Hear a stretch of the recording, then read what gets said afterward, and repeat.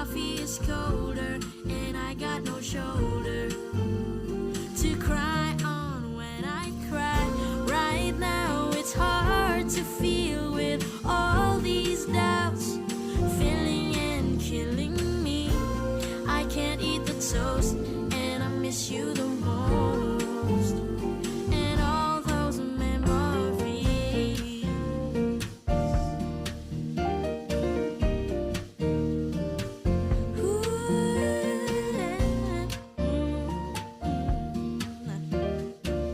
Oh no.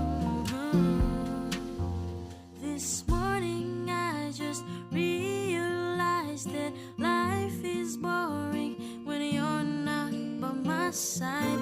My coffee is colder, and I got no shoulder to cry on when I cry.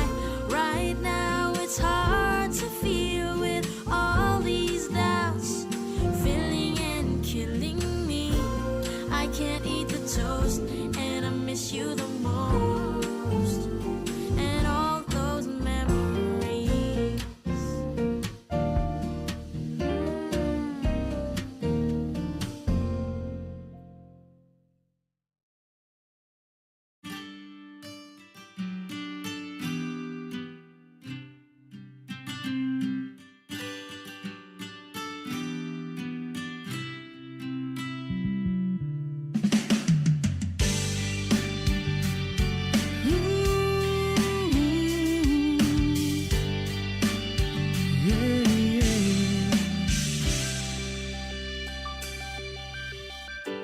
Pag pinagmamasdan ang iyong kagandahan, tuwang nararamdaman di mapantayan. Sa daming nanliligaw sa'yo, akong siyang napili mo. Sadyang pinagpalang magkaroon ng tulad mo. Oo, nasa'yo na ang lahat. Sa totoo lang, higit masasapat. Sige na, sige na, sige na. Oo na, wala nang iba pang papatibok ng puso ko, katulad ng ginagawa mo. Hindi na dapat pang mangamba, puso ko ay nabihag mo na. Walang ibang mahal kundi ikaw, o aking prinsesa.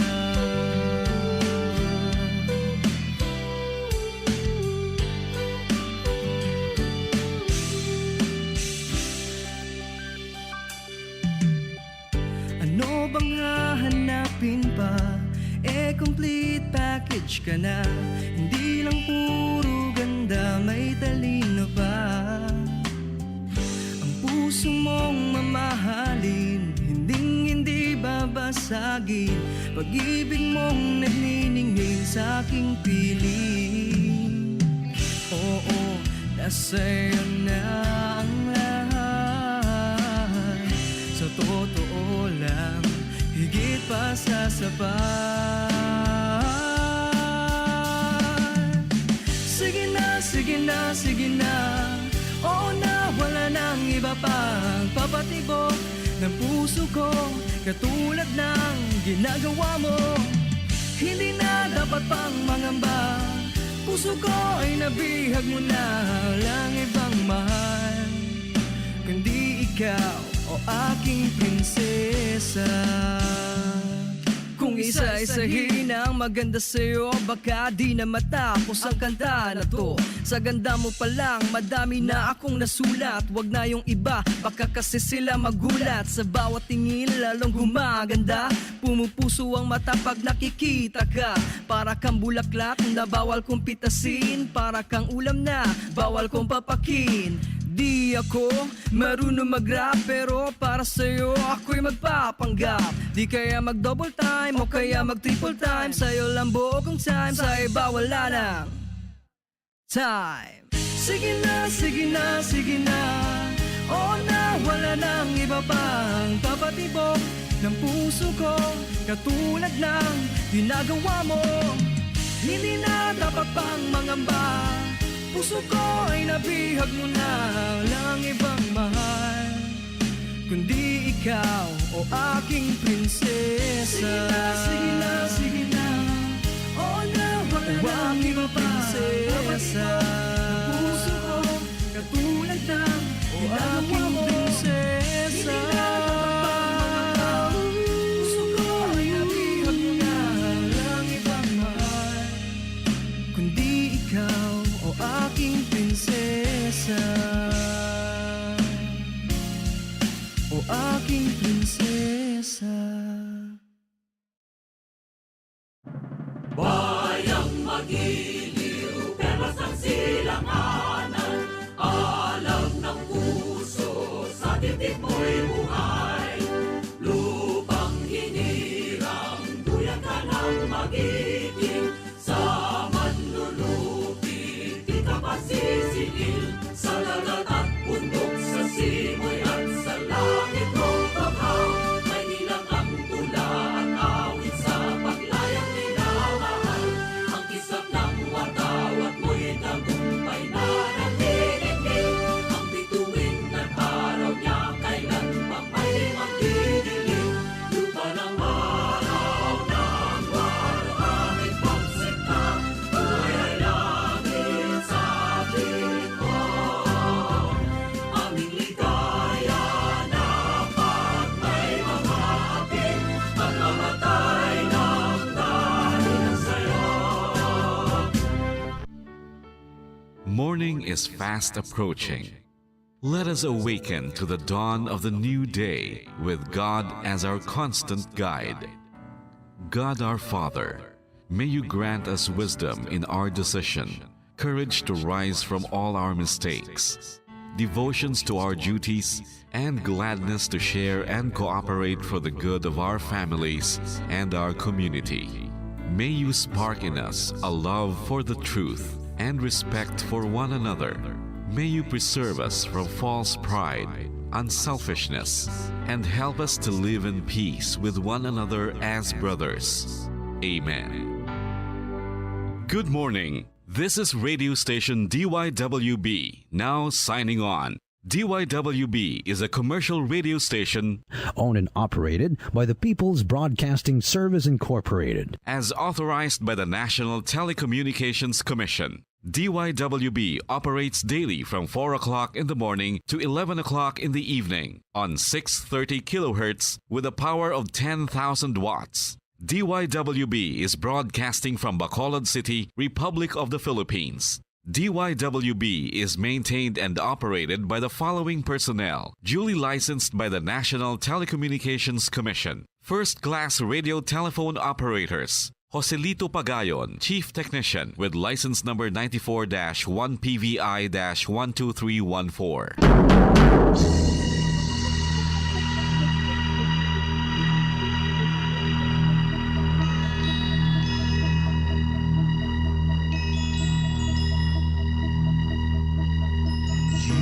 Are the reason why this network is on. We're standing together, so loud and so clear. And on your radio, we aim not just fun. We're here for you with our great big helping hand.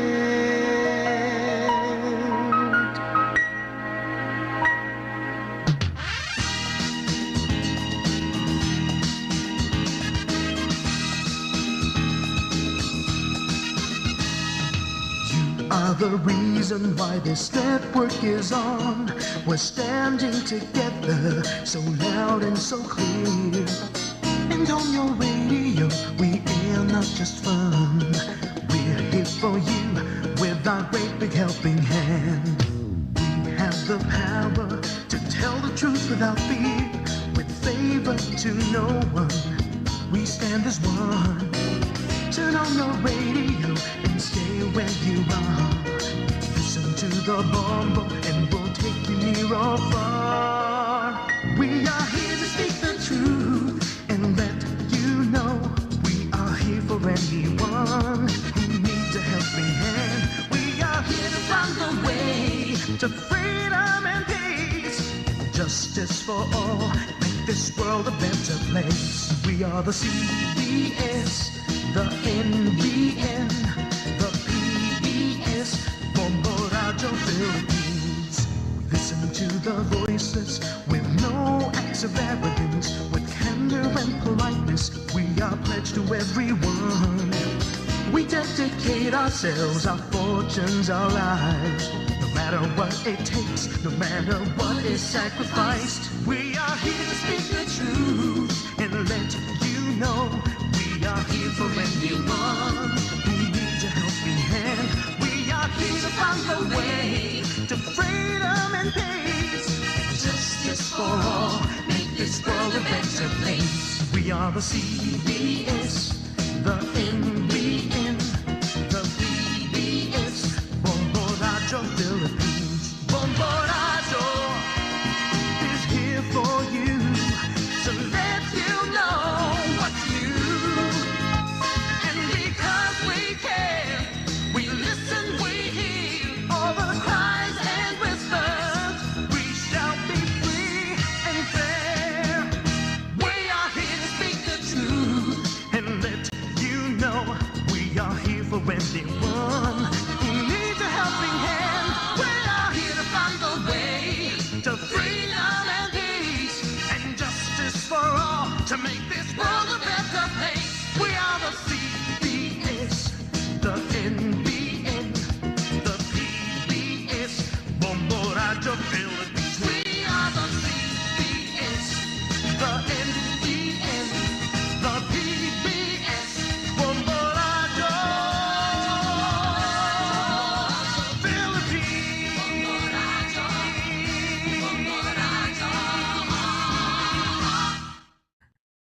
Bombo Radio Bacolod.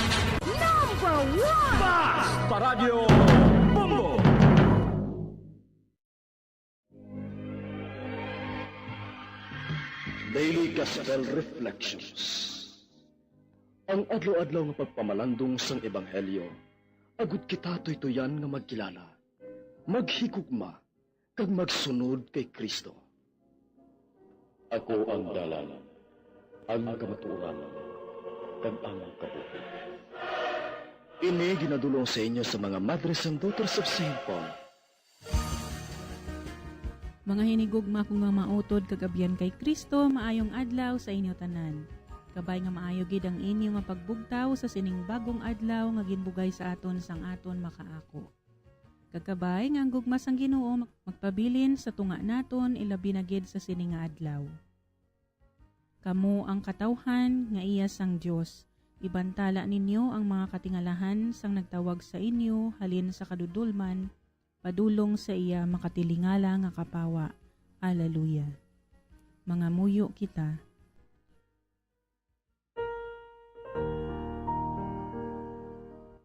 O Ginoo, dihuna ang amon mga panghuna-huna sa pagpangita sang maayo, kag ipahamtang ang amon tagipusoon sa langit nun nga mga butang. Agud magtinguha kami sa pagtipig sang misteryo Pascual sa bugos namon nga kabuhi. Ginapangayo namon ini sa imo pagi kay Kristo imo anak kag amon Ginoo nga nagakabuhi kag nagahari upod sa imo sa kaisahan sang Espiritu Santo, Dios sa tanan nga mga tuig sang mga katuigan. Amen. Ang Ebanghelyo suno kay San Juan kapitulo 16 versikulo 23 tubtob 28.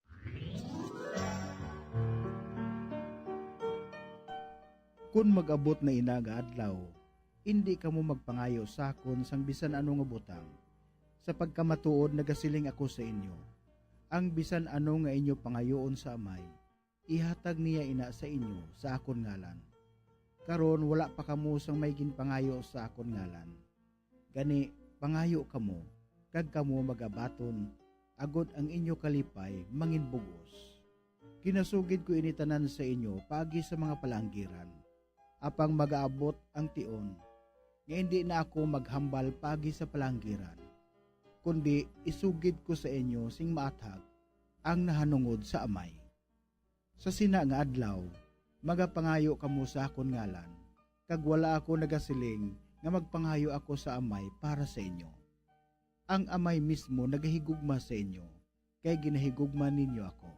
Kag nagatuo kamo nga nagikan ako sa amay. Nagikan ako sa amay, kag nagkari sa kalibutan. Karon magabiya ako sa kalibutan, kag magabalik sa amay.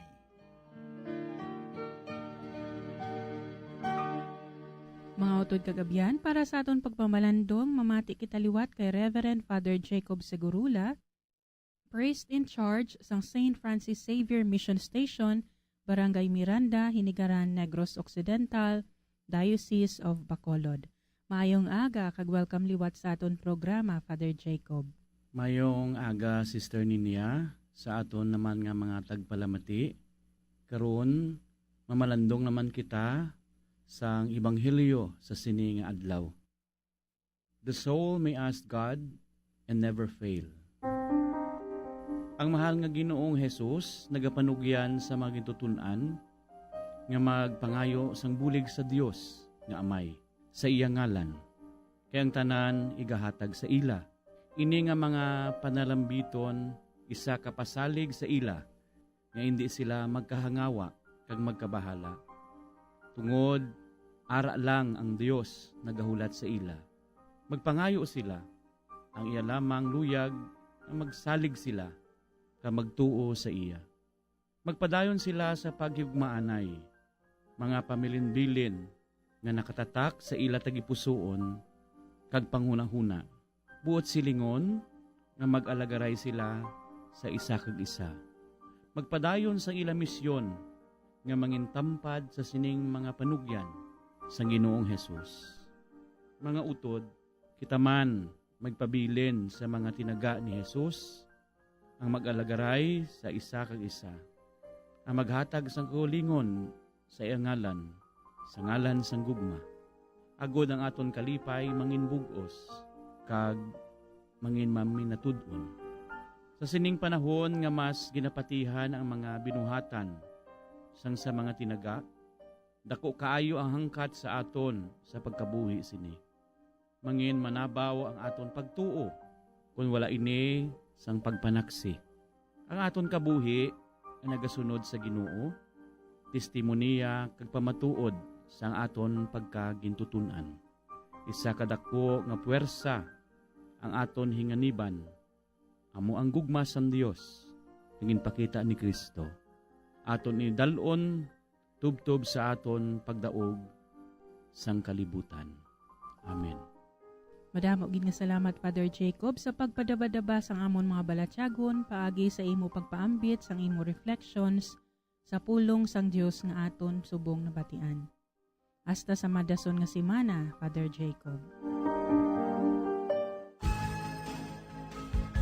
Mga abyan, tubtob na lang anay kita diri. Akon gid kinapasalamatan ang tanan nga mga Pauline cooperators, collaborators, benefactors, kag tagdumalahan sang sini nga istasyon. Kung gusto ninyo iupod ang inyong mga intensyon sa amon pagpangamuyo, ipadala lang ninyo ini sa Pauline's Media Center, Bacolod. Daughters of St. Paul, 29 Corner Hernaez Streets, 6100 Bacolod City. Daughters of St. Paul, Iloilo, 425 E. Lopez Street, 5000 Haro, Iloilo City. Telephone number 320-9487 o mag-text sa 0943-5410-771. Sa ngalan sa mga madres ang Daughters of St. Paul, ini si Sister Ninia Lurilia. Kabay nga ang paghidait ni Kristo nga amo ang dalan, kamatuuran kag kabuhi, magpabilin sa inyo tanan.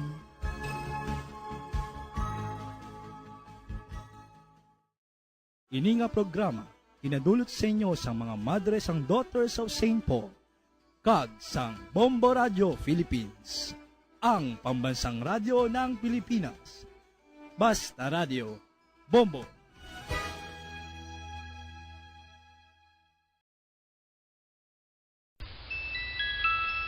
Sa tuman ka kapoy, pag-abot sa balay, kung kaisa nagkakatulugan na lang ang isa ka persona. Apang sa babayi antes magdulog, may mga ritual pa nga dapat himuon kaya nga isang paghukas sang makeup, Ano ini ka importante? Ang pagkakas sang make-up kag pagpanghilam o sang guya antes magtulog ang maayo para sa panit bangod ginakakasini ang mga cosmetics, impurities kag higko sa surface ng skin nga makatugas ang iritasyon o kung pagpadasig sang pagtigulang sini kung hindi mahimo. Ginabuhinan man sini ang risgo sa pagdevelop sang pimples, pagpula sang guya, blackheads kay iban pa nga sign sang blemishes. Naga-promote man ini sang cellular renewal paagi sa paghukas sang dead skin.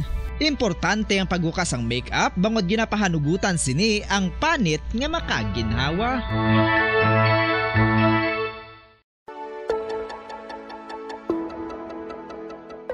Luyag mo bala nga buligan ang imong guya nga magmangin mahining ukon makaangkon sang top of the line highlighter nga pwede lamang maangkon na sa sulod sang balay. Huo mga kabombo!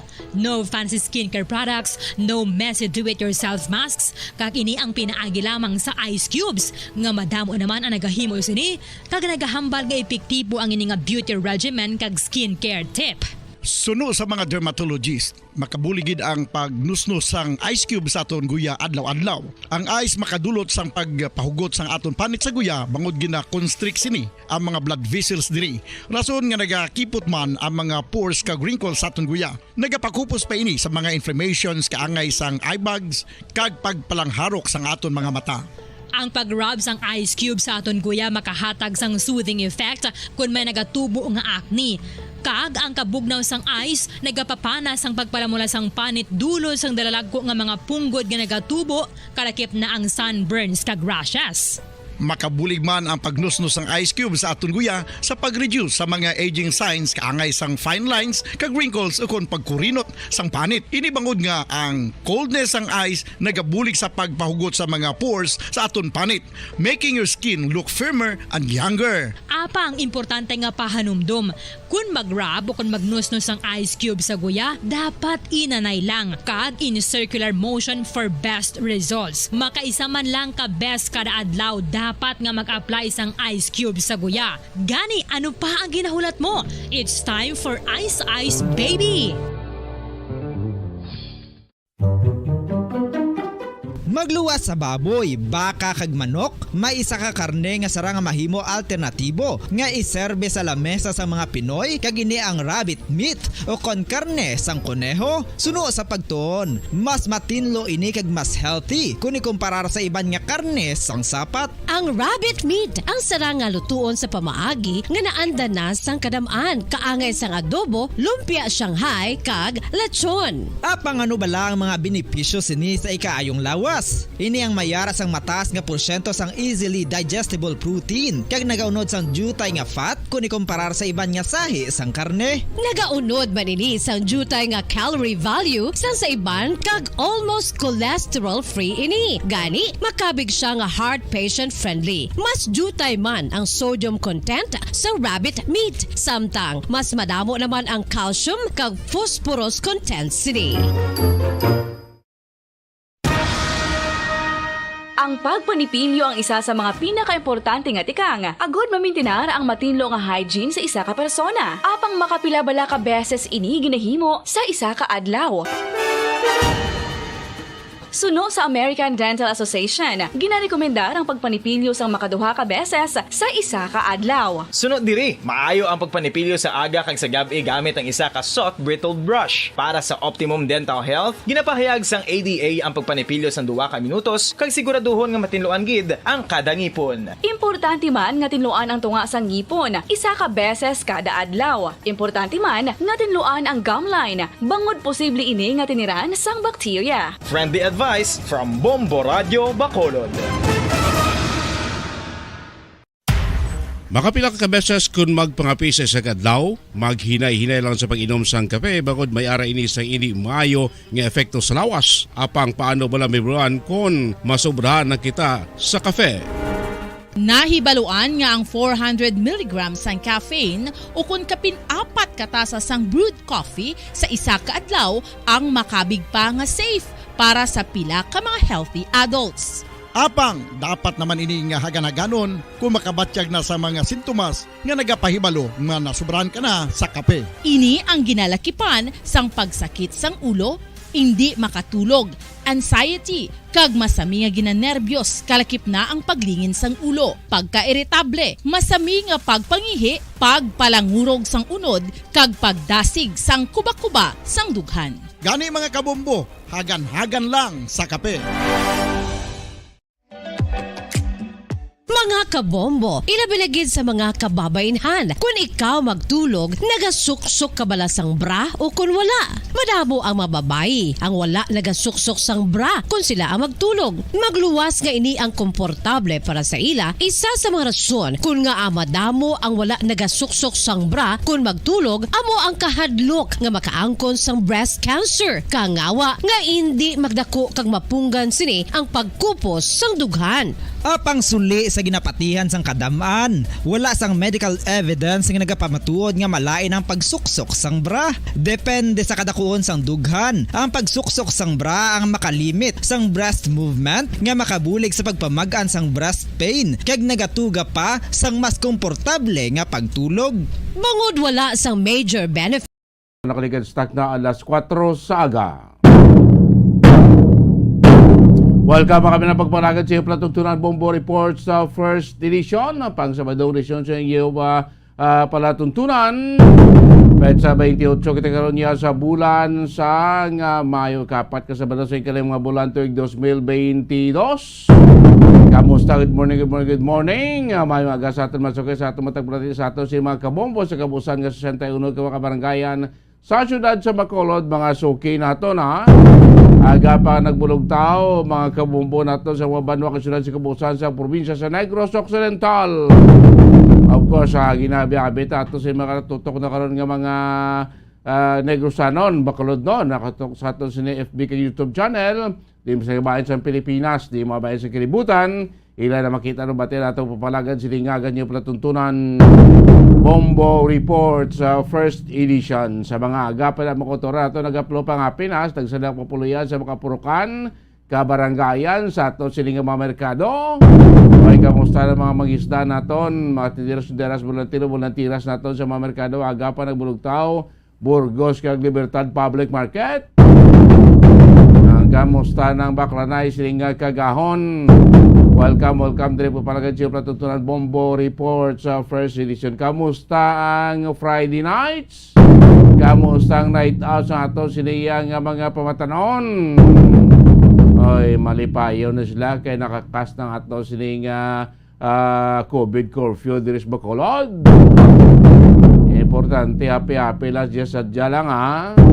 Of course, sa ato ko mga driver nga aga pa man nagabulog tao, gihimo sa man prepara ko na. Balik biyahe, balik pasada, balik banat buto siniya nga Sabado nga adlaw. Abisar nga wala kita sa trabaho sa pinaton ko mga pribado kung buyan kag mga talatapan sa gobyerno. Ay mga guard nato ng duty dira nga ara pa karon sagsan na kami area of responsibility mga guard nato sa mga pribado kag pampublikong ospital. Mga kapulisan nato, no, yung mga BIPAT members nato barangay Tanod. Kaya nag-uulaligmat pa karon sila tagsa ka mga area of responsibility. Ari naman kami sa inyo, aga pa magdulong sa mga balita, mga mainit nga mga balita kay isyo aton may bolon silingaga. Pagpangalagan sa inyo Platuntunan Bombo Report sa first edition mga kabilang. Kao po yung tagsa dili ka sa bolon silingaga, Bombo Dennis Rubica. Anong mga balita nga aton kagpatamo doon na kita sa mga nagapawra nato niya nga mga balita lokal, asawa, ginbuno sa iya sini Bana. Ang Bana nga suspetsado, nagbuno man sa iya sini Kaugalingon. Pero masubo kay asawa patay dito iya sa may Banoa sang Manhuyod, Negros Oriental. Santa lima man kay mga suspeko nagkalatiklo kahapon sa gain patagayon drug bypass operation sang Pelea sa may Barangay 2. Masobra 100,000 pesos nga valorya sang shabu na tagayon nga ma-recover sa mga otoridad. Kag blanto karon mga balita man sa patrola, mga naituway man nga mga police report ginhold up dito sa may siyudad San Carlos.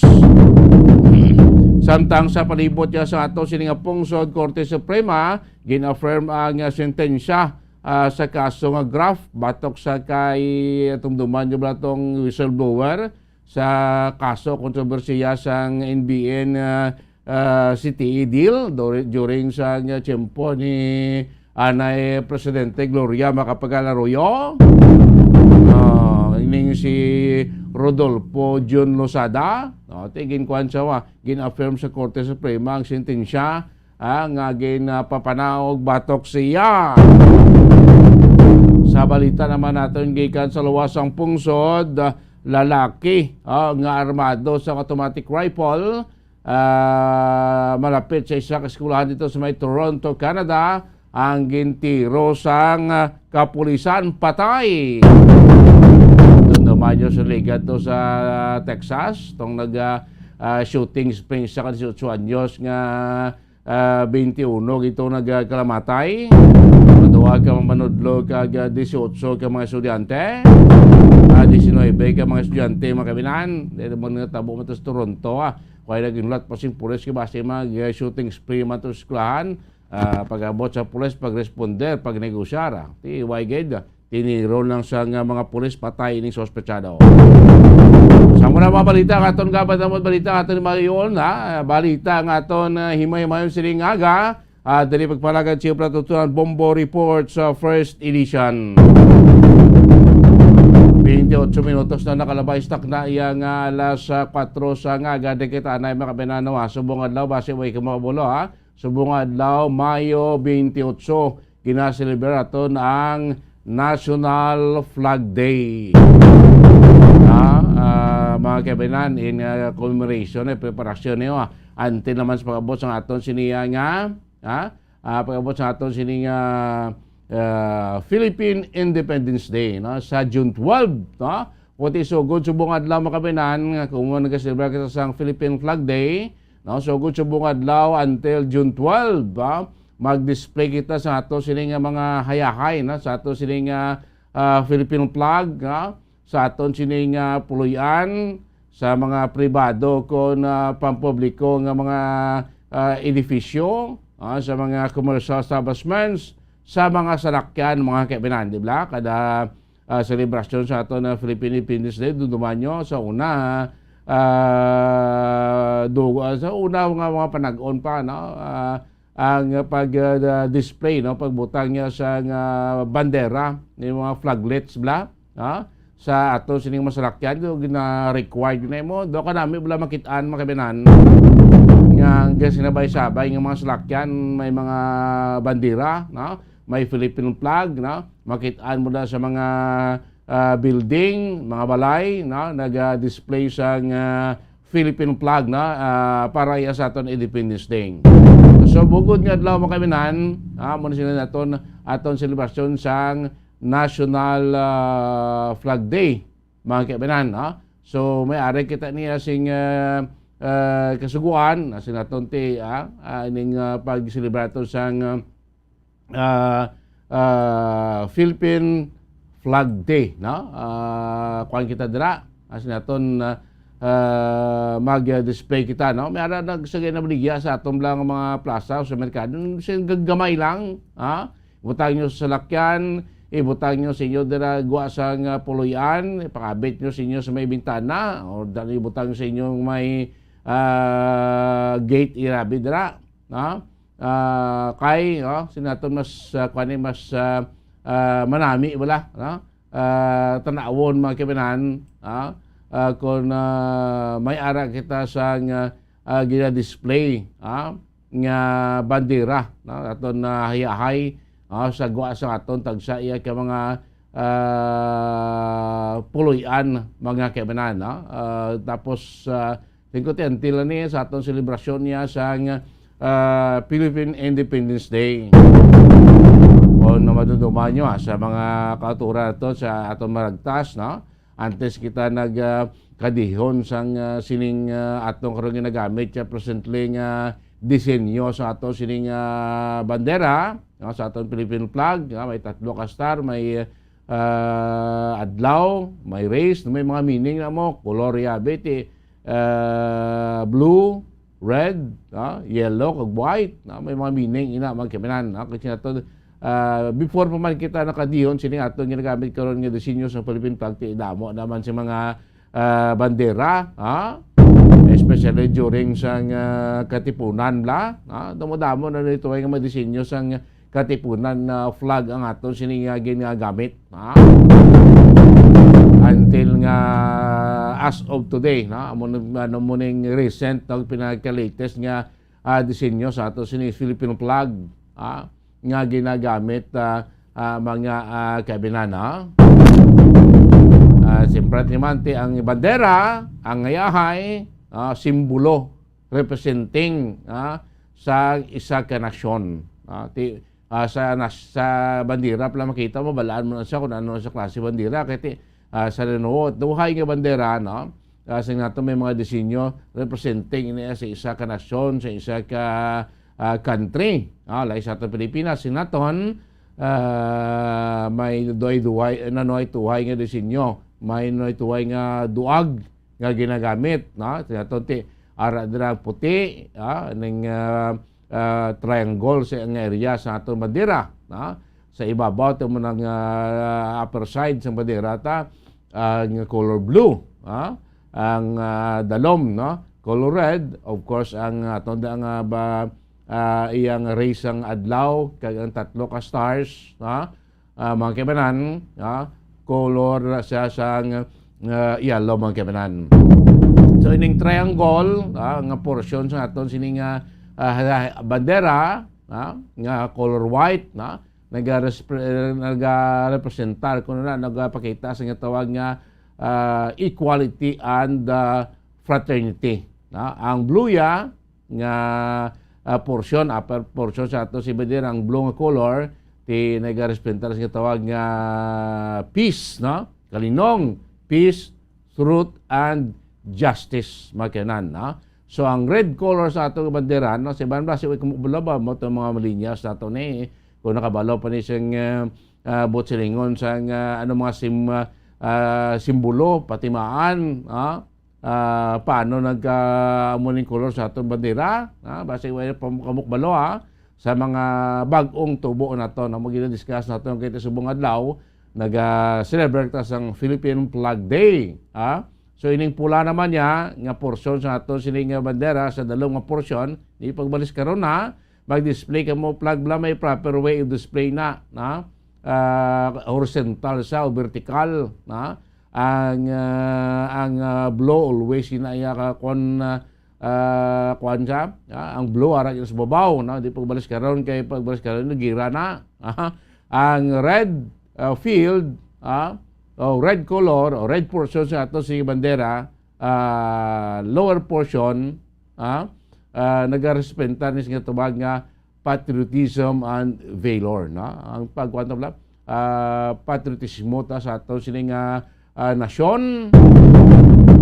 Ano naman yung bot sa lingon sang walo ka race o konsilak bla sang adlaw na spraybot sang adlaw daw kita nyo may saan kita daras tunga sang triangle, white color sang flag ta, tapos sa tatlo ka corner sang triangle may adlaw, may star, ang adlaw nga may ara na siya sing walo ka race kundo silak bla ko tay mag-drawing ka kun sa mga drawing ka sana mo na adlaw tay dubuta mo sa race silak para balaan mo, ang race ng adlaw kun silak sa adlaw patimaan sa first 8 provinces nga colonize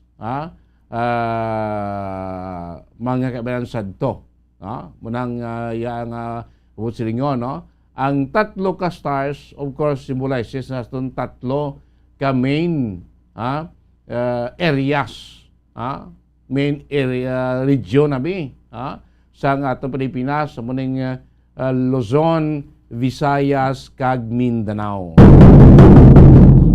Amo nang ako nga may tatlo da kadlaw, tatlo ka stars, kag may adlaw dira nga nag blue, red, white and yellow ng colors na may mga kwan sa naton may meaning, so sa man sa naton amo nang simbolo sa ato silinasyon, so kung makita mo sa naton kada nasyon may nituhay nga disenyo sa ila bandera representing sang ila siniya nga nasyon.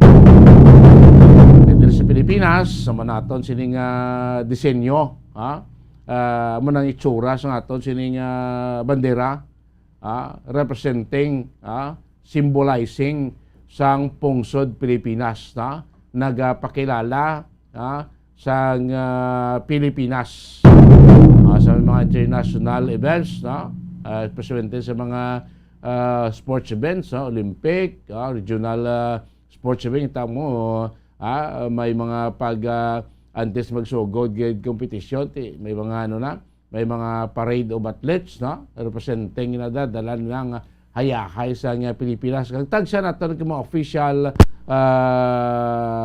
program, official activities, kita mo ginaamba ginayang aton national anthem, aton pambansang awit mga kaminan, di ba? So, may mga programa sa mga pribado man o gobyerno ng mga sa isang programa, sa eskwela kita, sang ara pa kita sa wala pa ta pandemic, face to face pang klase. Ako nag-plug ceremony kita tag second daw, sa una yung tiyempo ang plug ceremony adlaw mo. Abot si Bumukim nakabot na. Sinyalik din lang yun, Monday na lang yung plug ceremony. Diba? Sa mga public kag private schools, during sa amon yung tiyempo every day, every morning, plug ceremony niya. Antes sugod, magsulod ka mo yung kwarto, tag sa kaga. Pag abot yung eskulante, buta mo itong imong bag sa eskulahan to. Pagka bell na dira, 7 o'clock, ma-form na ka muna ito linya. Kay 7:15, ma-plug ceremony. Tapos plug ceremony mapanatang mga kabayan ka. May gamay nga exercise. Tapos sulod sa kwarto, magsugod sa klase. Sumong nga, every Monday na lang kuno ang flag ceremony. Hindi ko dito na ma-install ang patriotism sa ato sa mga makabataan. Kaya so na ito na everyday mo. Subong nga, every Monday na lang. Kasi maabot tiyempo, blaway na flag ceremony ako. So munas na ito yung importante sa nga tawag natin nga hiyahay. Symbolizing ang bandera, symbolizing sang aton sining nasyon, mga kabanana. Muna ko may aragin dito tawag nga sa may programa kita sa unabot, subong sige pa ng United Nation Day. Dumdaman nyo. Magselebra kita na sa una sa eskulahan. May mga program kita na. Kada estudyante na tiga-enroll o kada year abi o ikaw si Miss mo kani o dala ka bandera sa mo mo yung bandera o symbolizing sa mga nasyon sa bugos sa kalibutan. Nga membro sa United Nation. So sa Pilipinas naton mo na bandera kita ya manang kolor sa bandera sa mga makakilala pagkita lang mo ng bandera anak Pilipinas mo ginang bandera sa Pilipinas na bandera sa Pilipino. So may mga lahi kita sa kung paano kita mag-display sang aton sining bandera. Dito na pwede magamit nga pawala lang. Dito nga pwede kagamit sing biste. Panapton tang kwan gidya kaangay gid sang aton sining bandera. May mga protocol na inaiya kita ginasunod kung paano tayo tratar, paano ta gamiton, diin ta gamiton ang aton sining bandera mga kabayan officially. So subong naton kay kung nag-celebrate kita sa National Flag Day, so sugod subong adlaw until sa aton celebration sa Independence Day, mag-display kita sa aton sining bandera lingko sa aton kapuluyan, sa mga opisina naton pribado man kag publiko, mas naging sa mga public offices naton, sa mga commercial establishments, sa mga public places naton public plaza, sebagai subong public plaza do unay naman lang ganid ang bandera, sa mga kabanuan na kag check din nyo sining public plaza kung may bandera nga gina-display. kag sa mga panagiya sa salakyan butangan tabi sing bandera nang gagmay lang kita nabaligya na sa plaza tadio sa mga merkado nga may stick lang siya nga kuwayan itapik na sa ato masalakyan kay do kanami tanawon lang samtang kadalagan imo salakyan palid-palid darang gamay nga bandera sa Pilipinas kaya makitaan mo sa kadamuon sa salakyan naton mga public vehicle naton private vehicle nga nagalibot sa aton sa syudad makita mo da may bandera kaya do kanami blasting feeling mo sa inyo da karon bintana may nagawagayway man da nga bandera sa Pilipinas so pagpakita na sa ato sini patriotismo pagpalangga sa aton sini nga nasyon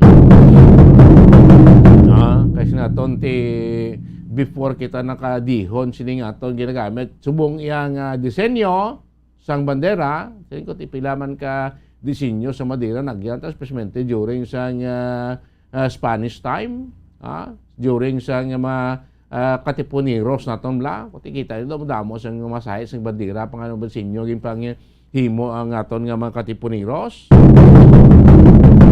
para lang niya mag-representar magpakilala sa aton sining pungsod pag-representar sa aton sining lahi magkamanan lahing Pilipino ano sinaton lahing Pilipino mga kabinan ang pinaka-importante bandera symbolizing ako representing sang isa iya ka nasyon. Di ka mera ang mga bandera nga ginatago-tago dabi ko nanay pwede nyo pa namin hagaw laban mamalap man ang gusbong kay daw init man after pagmalada i-display nyo sa inyo sinitagsak ka mga puluyan mga kabinan siling ko may proper way niya sa pag-display sa inyo siling bandera whether vertical mo sa pag-display nyo or horizontal mga kabanan kung patindog siya dapat ang pula nga color ang blue nga color sa ibabaw gina hindi nyo pag-ibaris karon na ato siling bandera kung pahigda naman siya mga kabanan like ma-display nyo blada o kung pakwa naman siya ng up and down na tapik na blas dingding kung ay ka mo na sing stick on pole kung itapik yung sa dingding may proper way man na siya nga paano nyo ang right side ang blue color dora na sa right side siyang observer ang blue bla kung ikaw katanaw sang bandera ikaw ang observer so dapat na sa right side siyang observer ang blue nga color mga kamanana pwede nyo man na search subong niya kung natadaan may internet na tayo kasi naman informasyon so pwede ka mo daw mag-search kung paano pag-display sa aton sining Philippine flag sa mga lamaron base daw ay nakamosing tawag patriotismo pagpalangga sa aton sining nasyon hindi bla kung may mapatay nga mga soldado may mapatay nga government employee especially mga soldado naton kita mo ilang coffin na kunlungon ginabutangan si babaw sa ato sining Philippine flag during sang burial na gina-fold na may proper folding sang flag naton kag ginahatag na sa immediate member of the family kita niya sa mga seremonya so may may proper protocol may protocol kung paano magpiod sa madira paano magtago sa madira kailan di na siya magsangyad sa duta aran na kumpleto na dala makano sa aton nga flag law dito search tawag nga flag law naton paano kita magamit sa hayahay mga do's and don'ts sa aton sini paggamit sa aton sini Philippine flag mga kamanana so naton naginganyo naton kag dapat gid nga tanan kita mag-display sang bandera sang Pilipinas, no, sa ato tagsakpuluyan starting today, sa ato sinipag celebrar, no, sang Philippine Flag Day, mga kaibigan. Sa ibang nga sa unaya sa mabalay, nagdagko ibla ng lagpad gid, nang ginagamit ba sa mga eskulahan, nga normal size na mag flag racing. Kita mo ginag display na sa ila balaya. Ito ko namin, mamlas, pesmente sa gwa sa imo dabing bintana. Nga kung maghangin, nagapalid-palid ang bandera. Doon ka namin bilang isang Pilipino mo. Makuano bala? Ma-symbolize mo, ma-imagine mo ang imo sining lahi, bilang isang Pilipino. At ang aton na ang konsumong nga kahilwayan, sa kamot sa madumuluong, especially during sa Spanish era, Spanish time, pila ka siglo kinapidalom sila until nga nakaangkot sa independensya, pila man kagatos klibo ka mga lahi nato non Pilipino nagkalamatay, mga katiponiros naton, mga soldado, mga ultimo nga mga Pilipino nga nagsakripisyo para maangko nato ang ato sining kahilwayan, ato sining kinagaulingon, nga wala kita ginagamhan sa iban nga lahi. Kita mismo nga mga Pilipino ang magadumala sa ato siniya nga panghimanwa. Sinato na may mga seremonyas bonga, himuon sa ato siniselebrasyon niya sa Philippine Flag Day. So kung mayroon ka muna sa lakyan, bakal na ka mo flaglets, butang sa lakyan, kung daw may dawa-dawa, bakal na sing dako bandiraw, ipakabit na sa inyo sining puluyan. Sa gate nyo, pwede nyo butang, o butang nyo na sang pool, butang nyo sa inyo sining bintana, wagaywa nyo na, pag-symbolizing, pagkita sa ato pagka-Pilipino, pakita sa ato sining lahi, pagpakilala, pag-symbolize sa ato sining nasyon, bilang isa iya ka Pilipino. Mahulat naman until June 12 sa ato celebration sa Philippine Independence Day. Oras ang Bombo Radio Bacolod Philippine Standard Time 50 minutos na nakalabay stock na nga alas 4 sa nga Gadis Time. Kung na mga balita, mga report nga natipo ni Bombo Carla may defensor. Aga pa naglago-lago. Aga pa naglambiyong sa kabusan niya sa syudad sa nga Bacolod. Madawa-dawa chimpo naton subong nga Sabado. Para naton kahapon aga pa sang Banwa. Terribly ng bunog sa ulan. Mga ganun kay paguladlaw, nagtahaw-tahaw siya. Kahit ko namoto ka damol-damol sa ulan ka naglabid. Basta basta may mga bati o naman mga kaibanan. Sa ariwa, pila ka mga balita, may hold up sa San Carlos, may mga dakop sa Dagbay Bus. Of course, ang pahayag man sa ato si Chief of Police dire sa Maysunan sa Bacolod, angot sa gyapon pagpadayon sa kampanya batok sa illegal nga droga. Bisan sino man niya mapungko nga presidente, ti ginadoso gani nga si Vice President Sara Duterte, amo ang mangin drug czar. Ti may man kay ti si tataya subong si Presidente Rodrigo Duterte mo ginagpauna sa masandukot kag maduguon nga kampanya batok sa illegal nga droga. Sa resepek linya mga balita ni Bombo Carla may defensor sa patrol. Bombo Carla, good morning. Come in. Sa Bombo Dennis mayong aga, no? So maayos subong aton sininga panyempo subong nga aga Bombo Dennis.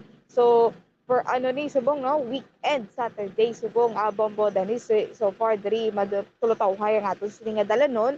At ikalabanan sa atin sining mga kauturan niya Bombo Danis is rest day nila subong, no? pahuway nila sa subong nga adlaw tido medyo matawal-tawhay ang ating sininga dalanon diri sa syudad sa Bacolod subong nga kaagahon diri sa may downtown area at mansig-mansig na plastar ang mga nagabaligya diri mga sidewalk vendors nagamansig-mansig na ini sila plastar sang ila sininga mga baligya kay weekend bomodanis ti expectar na gid ini nga madamo ang padulong diri nga mga pumuluyo sa syudad sa Bacolod para maglagaw-lagaw ang bomodanis ti aga pakita nakakita man sa nagapanilhig palibot diri sa plaza kag sa downtown na Bomodanis ti kagapon wala ini sila kagagid panilig bangod nga Gabing ulan? nagbubo sa Bomodanis no halin na siguro kagahon gid no at 12 midnight nga pag ulan-ulan hasta nga nag-aga na gid ang Bomodanis nagabubo sa gihapon ang ulan so maayo lang kay pagkahapon nagtulotawhay o kun wala na nag-ulan Bomodanis. Okay, so pareha subong daw namin na tiyempo na Bombo Carla. Yes, so far sa subong ati maayo subong nga aton sininga panyempo kaya mo maning rason kung matinlo na diri subong no ang aton sininga palibot diri sa public plaza kag downtown Bomodanis kay ti aga pa ini sila nakapanilhig Bomodanis. Pwede nakapreparar jogging, cycling, zumba, walking aton mo katuran kay daw namin tiyempo tagidsbong. Yes, sakto kay da Bomodanis no pwede gid ini sila maka-jogging, walking Bomodanis kung ano pagida ang ila sini nga mga exercise kung aga kung wala sang ulan pwede gid nila mahimo kay tungod nga manami ang aton sini nga panyempo subong nga kaagahon Bomodanis. Kada nag-enjoy na gid subong kita Bombo Carla no ang aton nga curfew sa Bacolod COVID curfew naton lifted na sang sinsang Martes pa sa bilog nga probinsya so good sa dyan, June 1 no i-lift naman ang COVID curfew naton balik ko do patimaan na gini sa nga matama tagin naton niya pagbalik sa new normal kulang Bombo Carla kung magdinaguso ang estudyante ta balik kuro sa eskwelahan mo ning kita bala kadaga baw nang during sing pandemic kuti pagkagaya bulyumana sing paseryo bulyumana sing estudyante do halos makitaan mo ang pasahero sa mga jeep nato niya pro estudyante kiti pagkadto sa eskwelahan mo awok sa daw mo ng mga senaryo na makunagi nga daw ma-miss tablas niko basi mabalik ta na ang mga senaryo nga pag mo ni orasyo ba kung estudyante ka ginapuka ko na Bombo Carla alas 5 na alas 7 may klase ka na at igagulos naman no gagisubong niya ti way pa man no limited pa man lang face to face nato ti dayutay pa man lang Bombo Carla. Yes, sakto gina Bomodanis no amo gid ina ang ginahulat sa tanan Bomodanis ang pagbalik sa klase no o kon ang mag-abri ang klase makapadulong o kon mag face to face na gid Bomodanis no mo maning ginahulat sa ating sininga estudyante Bomodanis I think iban diri pares ba sa mga kinder Bomodanis mga nursery makibot gid ini sila yan no kung mag face to face na kay first time gid nila nga padulong sa school Bomodanis unlike before nga wala pa sa pandemic pwede ini sila yung maka-sit-in Bomodanis no hindi na sila ma-shock o kung makibot kung magpadulong nga ini sila sa eskwelahan sa subong nga ti makibot gid ini sila bangod nga madugay man no duha man ka tuig kag ang mga bagong o kung na eskwela pa lang excited na gid ini sila sa pagpadulong sa eskwelahan Bomodanis so sa una ti June gid no gasugod ang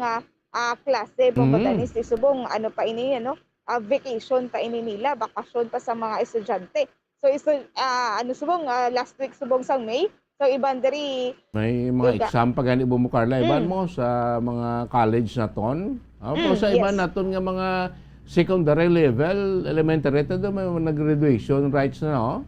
Yes, Bomodanis no. Amo man na ang nanamian sa mga ginikanan pagid Bomodanis bangod nga may mga graduation rights man no. Ti duha man ka tuig nga wala nakapatigayon sang graduation. Sa subong ti ang mga nag-graduate subong nga tuig 2022 maka-experience siya gid sang graduation Bomodanis. So madamo na no nga mga nagpadayon sang ila o nagpatigayon sa ila sini nga mga graduation rights Bomodanis. Pati iban tayo nga way kasaka sa stage nag-graduate lang abi bukod sa pandemya. Daw sing ano ba sa liga to interview ko kay Sir Ian Arnaiz ng ato sining PO sang DepEd Negros. Lingkod tayo iba niya sir nga during pandemic kaway ka-experience sang pagsaka sa stage graduation daw mamiss ginila ginatawag nga kwanla ito na actual nga senaryo di ba mo ikaw nakaagi pag-graduate mo sa elementary pag-graduate mo sa high school wala yung feeling sa graduation day makasaka ka sa stage ako pod mabing parents mo sinodang malapit si mo nga kabuhi nga pag may sabitan ka medal dara or may honor ka do ka laing gid sang feeling subong niya tod bisan honor roll ka at top ka sa klase mo ting it's ligad to pandemic virtual ang graduation do laing gid na Bukarla. Yes, sakto ginaabong mo danis, no? Okay lang iniya ang mga nagpatigayon sang virtual. Mayra iban bombo danis nga wala na lang gid ini sila yung nagpatigayon sa graduation rites bisan pa nga virtual bombo danis ginapadala na lang sa mga ginikanan ang magakuha sa modules at ginapadala na lang ang ila sini nga mga diploma o kung ang ila sini nga mga awards bombo danis. So mas manami sa gihapon niya nga ikaw mismo malawagan ang imo sini nga pangalan nga mayra ka ng kwaon sang award kami mga medals kabi nga kwaon bombo danis. Doon naman ko sa unamot kung naman mo sa pandemic time gid isa ka private schools diri sa Bacolod nag-conduct ya graduation Bukarla ang ilay estudyante sakay sa auto mo doon ka. Yes, Bombo Dennis no. So isa diri ka private school diri sa syudad sa Bacolod nagpatigayon ini sila sang ila sini nga unique nga graduation rites sa Bombo Dennis kay tungod nga naga-observe pa sa minimum health protocol kada estudyante mayari inis nga ginasakyan nga salakyan kag amo na ang ila sini nga kumbaga Bombo Danis pasulod ini sila sa school then ihatag sa ilang ila sini nga mga diplomas Bombo Danis. Ate may na kay rich man na nag-eskwela mo salakyan ti ko kabi salakyan karon nya ti walking ka lang Pwede gid gani Bombo Danis no pero kasi at least para Bombo Danis napatigayon nila ila sini graduation rights and then unique pa kun lang tawon Bombo Danis. Sige, ano mga balita na mo Bukarla? Yes, Bombo Danis sa gihapon na suportado ako na conduct sa gihapon sa mga operasyon nakatapos sa kapulisan sa Bacolod City Police Office Bombo Danis regarding sa ila sini kapag bato no so war on drugs Bombo Danis. So sige sa gihapon ang ila sini nga pagsuporta kag pagpagdakop sa mga drug personality Bombo Danis kay ti amugid ini no ang pagpuko ni President Duterte Bombo Danis amo gid ang iya sini nga gusto nga within 6 months Bombo Danis maatap na akon magkaladakpan madula ang illegal nga droga sa pungsod Pilipinas Bombo Danis pero wala ina na tigayon gid nga matapos pero sa gihapon Bombo Danis ang development bala sa nga aton sini sa mga pagpatigayon sa mga operation sa kapulisan Bombo Danis nagahibong man no may may makita man kita nga ang mga nagaduso sa mga illegal nga droga nagakaladakpan sige-sige ang ila sini nga operasyon Bombo Danis. Subong naman nga bag-o nga administrasyon sa kaya Presidenta elect Bongbong Marcos Bombo Danis Jr. So pagpatigayonon sa gihapon ang war on drugs diri sa pungsod Pilipinas. So ang ato sini nga katapos sa kapulisan sa BCPO magpatigayon pagsuportahan sa gihapon ang war on drugs Bombo Danis. So Bombo Danis pamatian nato na pahayag gikan kay Police Colonel Thomas Joseph Martir. We still continue our intensified campaign against illegal drugs now kay mandate na isang PNP. We in Bacolod City Police Office will always campaign on that. We will double our effort in curbing illegal drug problem here. Sa gyapon sir suportado sa gyapon sang presidente ang ining war on drugs sir. Yes, at least nabasa ko man sa news our incoming president is very supportive of the illegal drug campaign. Okay. Then, so mo ito ng payagikan kay Police Colonel Thomas Joseph Martir Bombo Danis. So mo giniyan no ang proyekto sa aton sini nga mga kapulisan ang pagtapna, pagdakop sa mga drug personality Bombo Danis. Mabalaan tayo Bombo Carla kiti kung si outgoing President Rodrigo Duterte terrible bisan kita sa media no terrible makitaan taman no ang iyang mandate sang awa against illegal nga droga maduguon ang mga nagluluntad nga mga enkwentro in between sa ato na mga otoridad, sining mga drug personality, drug syndicate, mga individual, isa subong kung madayon gid man kag si President kung Vice President elect Sara Duterte, ang bata ni Presidente Duterte amangin drug czar sa pungsod, balantay kung do ano siya ka efektibo, do ano naman nga sahi sa strategiya nga imuon ni Vice President Sara Duterte sa kampanya kay si Pablo sa 6 ka tuig nga pagpungko ni Presidente Rodrigo Duterte. Balaan ta naman, terrible ka init, terrible ka hugot, terrible ka supog sa nga kampanya sa illegal nga droga. Doon gani matapos-tapos until now. Ang 6 months siya itong ginhatag nga limit, matapos ng 6 years nga term, ara gapan droga. Pero nakitanta, may alibyo, Bombo Carla, may epekto gitman. Yes. Hindi maging siling guro madula sa 100%, pero kung tanawon ta, 80%, at least nakaganar-ganar kita kay number 1 diri brasan balasyan bubukala kung ganang effective gin man na masling tabi nga effective ang war on drugs sa Duterte administration, ang pagdubo sa krimen kaysa before iya sa Duterte administration, in fairness sa kay Presidente sa Duterte administration, di grabe tong crime rate, Yes. Mostly sa mga kriminal, Bombo Carla, mga drug dependent mo, mga snatcher, hold-upper, akyat bahay, Yes. mga suspect labit sa droga, isang masupog ikapan niya, kita mo ang crime rate natin, Bombo Carla, nagnubo. Sakto gid Bombo Dennis, no? So while abot sa crime rate nga nagnubo Bombo Dennis, ang mga grupo ni isang mga kawatan Bombo Dennis na ini sila, no? Natublag o kung Napang-neutralize na. O na-neutralize na Bombo Dennis, pati pagid ang mga grupo sa mga drugista Bombo Dennis, ni mga pila naman lang ini sila, pero sa gihapon ginamonitor ini sang mga kapulisan Bombo Dennis. Susubong hindi pa matag sa aton sini nga mga kapulisan kung pila ka mga grupo sa mga drugista ang ginamonitor nila, kung ano ini nga mga grupo. Pero at least bala Bombo Dennis, makita naton ang ilas nga ginapatigayon nga mga drug buy-bust operations Bombo Dennis. Kag sa Duterte administration, Bombo Carla, makita naman ginapang flash na sa ato singa kwa niya.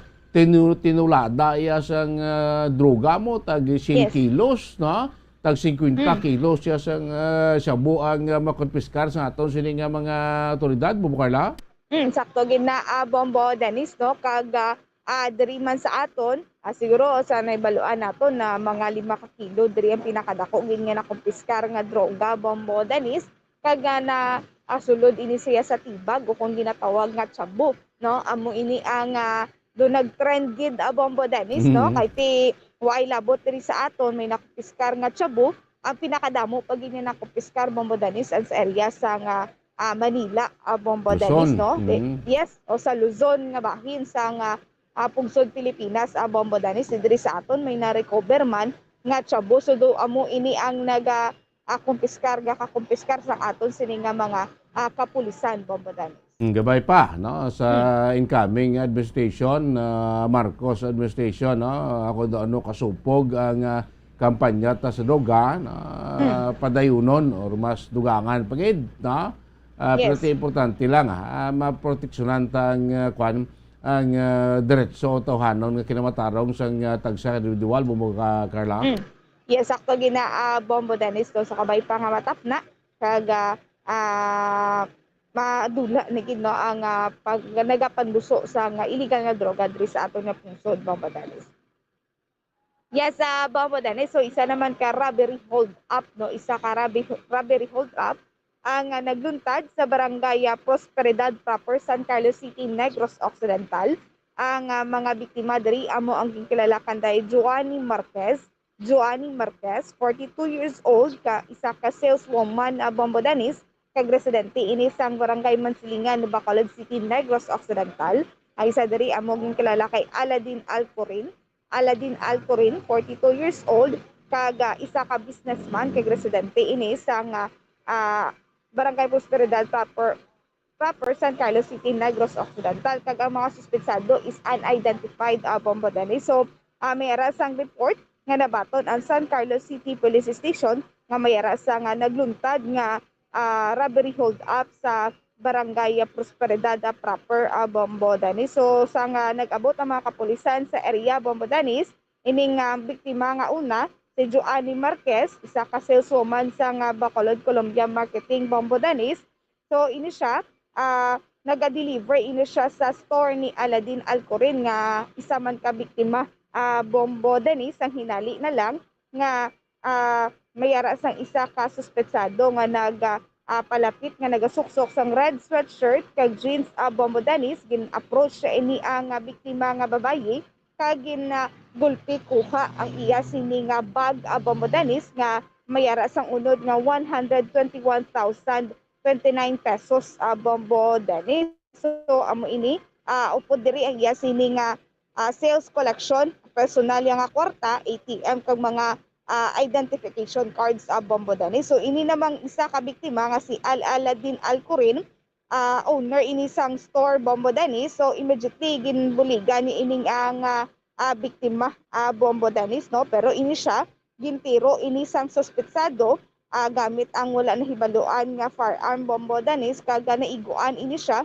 sa left portion sang iya sini nga tiyan kag nakaangkon ini siya sang minor nga injury Bombo Dennis. So ang suspetsado at ini siya nagpalagyo Bombo Dennis sakay sa isa ka single nga motor nga ginadala man sang isa ka unidentified man na suspetsado Bombo Dennis nga nagasuksok sang color orange t-shirt kag kag nagpadulong ini sila sa area sang Barangay Quezon Road Bombo Dennis. So hindi patigayon sa gihapon ang pagpangita o kunhat ang pagpangita sa mga suspetsado Bombo Dennis. Carla, ay ining duha ka mga nagasakay sa motorsiklo, sing pa siya mo na hold up man to sa sa liaison officer sang INOTF, di ba duwa mo to laki yung sakay mo to sa motor tong nakuhaan sang kapin 600,000 pesos, Carla?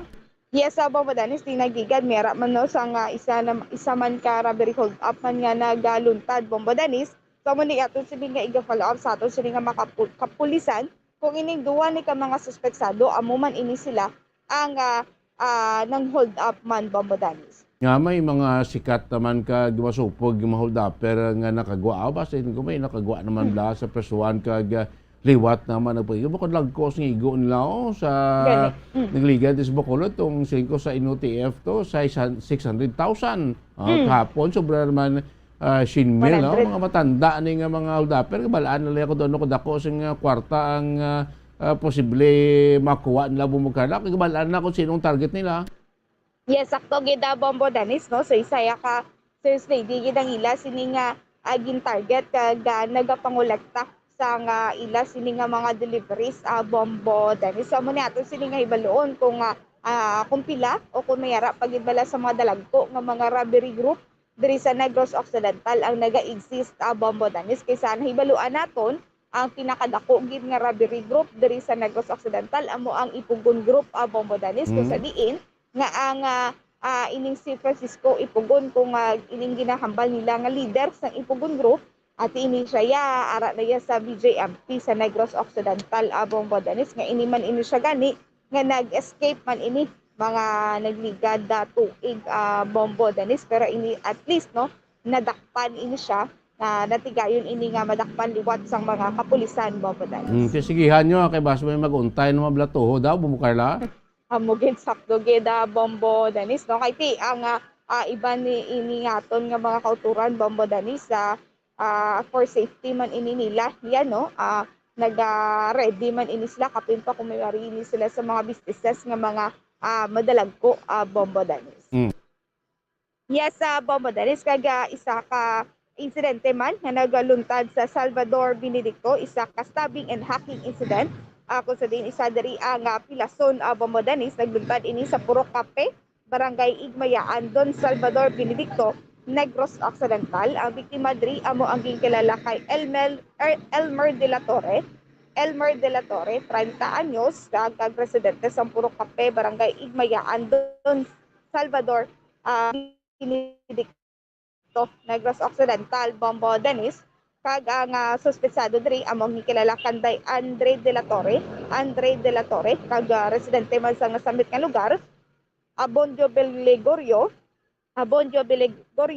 kag residente sang Purok Super L, Barangay Pandanon, Don Salvador, Benedicto, Bombo Dennis. So sa inisyal nga investigasyon sang mga kapulisan Bombo Dennis, ang ining biktima kag ining mga suspetsado may-ari ini sila sa drinking session Bombo Dennis. Ang hinali na lang may nagluntad nga pag nilalisay. So ini biktima naging stab o kung ginbuno kag ginlabo ini sa iya sini nga kilid Bombo Dennis sang sharp bladed weapon o kung sunda Bombo Dennis. So ang biktima iskapo ini o kung nakapalagyo ini kag pero nayara na ini siya sa pilas Bombo Dennis. So ini ini siya nagpangayo bulig sa iya sini nga kaingod kag gindala ini siya sa Corazon Locsin na diri sa syudad sa Bacolod para matagaan sa nagkakaigo nga pagbulong Bombo Dennis. So matapos ang insidente, ang duha ka mga suspetsado palagyo sa wala nahibaluan nga direksyon Bombo Dennis. Okay? Yes, Bombo Dennis, sa mo'y nag-report gikan sa patrol, ini si Bumbo Carla May Defensor para sa Pambansang Radyo ng Pilipinas, consistent overall number 1 sa Bacolod, Basta Radyo. Bumbo! Damo salamat pong Carla May Defensor. Mga balita natin po sa patrol sining kagapagpalagad sa Platutunan Bombo Reports first edition. Sigihan nyo na pang-hold up na may mga may mga bagong gawas naman la. Bagong gwa naman lang grupo sa mga o mga individual nga engage sa mga kaangay sining mga pagpa-hold up nga nagpang-igo naman dumdumay sa ligad dako to layason o sa sang INOTF nakuha sa 600,000 kapon to pahinte naman nakuha naman sang 121,000 suspect duha ka lalaki nga nagasakay sa motorsiklo hindi ko ba siya mo na sila nagapang igo naman kiti duha man to nag-igo diri sa sa INOTF kasakay mas motor. Ang isa nagapamot kay nag-hold up. Ang isa mo ng driver sa motorsiklo. Tiko kaya nga ko ba si liwat naman sila magpang-igo diri sa probinsya. Tiara naman niya. Depende naman sa kapulisan aton sa pagsulbar sa tutok sining sunod-sunod dalagko nga mga pagpa-hold up. Dahil sa Bacolod kag syudad sa San Carlos nga nagkuha sa dalagko man nga mga kantidad mga kebenan. Oras ang Bombo Radio Bacolod Philippine Standard Time 15 minutos so nakaligan stack na alas 5 sa ganyo Platutunan Bombo Reports first edition. Magapan na balik makadigan lamang pala kay importante nga mga pahanumdom. Mga carcinogenic foods o kuntigi nga mga pagkaon mangintunaan sang cancer. Nakahibalo bala kamo nga ang mga tigi o konsunog nga parte sang pagkaon kaangay sang barbecue kag inasal makabig nga carcinogenic o kon mangintunaan sang pagtubo sang cancer sa aton lawas. Kung naghambal kita carcinogen o kung carcinogenic, amoy ni ang substance, radionuclide o kung radiation nga nagapapromote sang carcinogenesis o kung pagporma sang cancer. Madamo ang mga carcinogenic foods nga naging paborito naton. Kaangay sa mga processed meat, overcooked foods, kag mga fried foods like french fries. Abaw! Ang paborito ta nga pork barbecue kag chicken inasal. Nga gina-request tagid nga well done ang pagluto o kung ginapatigi-tigi tagid. Makabig nga carcinogenic, processed meat, overcooked foods, and fried foods may increase risk of some types of cancer. Ang mga chemical nga ginausal sa processed kag cured meat, kaangay sang nitrates nga isa ka food preservatives para sa bacon, subong man sausages kag ham, mahimo makaproduce man sang carcinogens. Wala labot sa mga carcinogenic foods, mayara man nga ginatawag non-radioactive carcinogens nga mangintunaan man sang cancer. Kaangay sang paghaklo naton sang asbestos kag aso sang sigarilyo. Gani, likawan gid ang pagkaon sang batok o konsunog nga pagkaon. Makapila ka beses kung magpangapi sa isa kadlaw, maghinay-hinay lang sa pag-inom sang kape bagod may ara ini sang ini maayo nga epekto sa lawas. Apang paano bala may buruan kung masobrahan na kita sa kape. Nahibaluan nga ang 400 mg sang caffeine o kung kapin-4 katasa sang brewed coffee sa isa ka adlaw ang makabig pa nga safe para sa pila ka mga healthy adults. Apang, dapat naman ini nga haganaganon kung makabatyag na sa mga sintomas nga nagapahibalo nga nasubrahan ka na sa kape. Ini ang ginalakipan sang pagsakit sang ulo, hindi makatulog, anxiety, kag masami nga ginanerbyos, kalakip na ang paglingin sang ulo, pagka-irritable, masami nga pagpangihi, pagpalangurog sang unod, kag pagdasig sang kuba-kuba sang dughan. Gani mga kabombo, hagan-hagan lang sa kape. Pamangkot, sino sa inyo ang may tanom nga saging nga saba sa inyo balay o kun uma? Kagkaangay sang halos kalabanan, paborito man bala ninyo ang saba nga saging? Nga wala labot pwede makaon kon fresh, luto o kon bisan hilaw, pinaagi sa pagtanok sini. Paborito ini naton nga snacks kun himuon nga banana Q, banana chips, crisp banana fritters o kun turon, namit man ini prituhon, plus ginahimo man ini bilang ketchup, banana ketchup. Kag ang luto nga saba, ginalulod ini sa mga potahe kaangay sang pochero. Yum yum. Well, sa mga utod naton dira nga hindi kumpleto ang ila adlaw kung hindi makakaon sang luto nga saging nga saba, good news! Bangod tuman kadamo gali ang makuha naton nga benepisyo sa pagkaon sang saba nga saging. Ang saging nga saba ang mahimo matawag Cardava banana. Gina-classify ini botanically bilang Musa acuminata ex balbisiana, isa ini ka hybrid cultivar nga native diri sa Pilipinas. Ginatawag man ang saba bilang praying hands, bangod daw kaangay sang mga kamot nga nagapangamuyo ang kortes ni. Yari ang pila ka mga surprising health benefits nga mahatag sang saba nga saging. Number 1, manggaranon sa potassium ang saging nga saba nga kinahanglan sa aton lawas para sa pag-function sa mga nerve cells kag muscle cells. Kalakip na diri ang aton nga korason. Mas sa minaton mabatian nga kung daw malupog ang isa ka tawo, bangod nagapalang luya ang iyang nga mga tiil kag tuhod, ginapakaon ini sang saba nga luto. Ang Cardava banana naghatag man ini sang mineral nga importante sa pag-regulate sa aton blood pressure, fluid balance kag makapaayo man sa aton nerve and muscle function. Uy, agud nga mapaiway ang pagbatsyag sang muscle cramps kada tapos exercise, magkaon sang saging nga saba to avoid cramps. Manggaranon man ang saging sang vitamin C kag B6. Kalakip na ang magnesium, potassium kag magnesium rich nga saba banana makabulig sa aton lawas to regulate healthy heart rate besides lowering blood pressure. Ang isa ka tawo nga palakaon sang saba nga saging naganubo ang risgo nga magkabalatian sa korason. Sa karon nga may pandemic, mapuslanon gid ang pagkaon sang saba nga saging bangod napamatud-an nga makapaboost ini sang immunity bangod sang ginaangkon nga high concentration sang vitamin C. Sa pagpamahaw kun aga upod ang pagkaon sang saging, makapa-kickstart ini sa aton nga immune system kag makaamlig sa aton nga lawas batok sa mga infections. Balik din pagmalakit sa Platuntunan Bombo Report sa first edition. 22 minutos na kaligan sa taktan nga alas 5 sa aga. Kita mga tatlo po ito sa pinaton niya ka mga talakaya. Dito sa may Banwa sa Manuyo Negros Oriental, may isa dito ka krimen nga nagluntan mga kabilang bulbado ang mag-asawa. Ginbuno sang bana ang iya sining asawa. Nga ginto na ang iya sining kamatayon. Ang biktima hinago lang sa kapulisan sa mundo ng ngalan, giningalan sa certain Analita, 36 years old. Ang suspect nga bana amo si certain Lindo. Based sa investigasyon sa Manhuyod PNP, ining mag-asawa nag-away kapon singaga, mismo sila sinipuluyan. May hatara sa tawag nga heated argument. Resulta nga ining asawa, ining biktima nga si Analita, nagpanghimos, kati malaya siya. Nagpangmutos siya sa iya sining biste, kay mapuli sa di kuno sa kwan, mapadulong diri sa may syudad sa Kabagalan sa Negros Occidental. Dalao niya iya sini nga isa ka minor de edad nga bata na lalaki.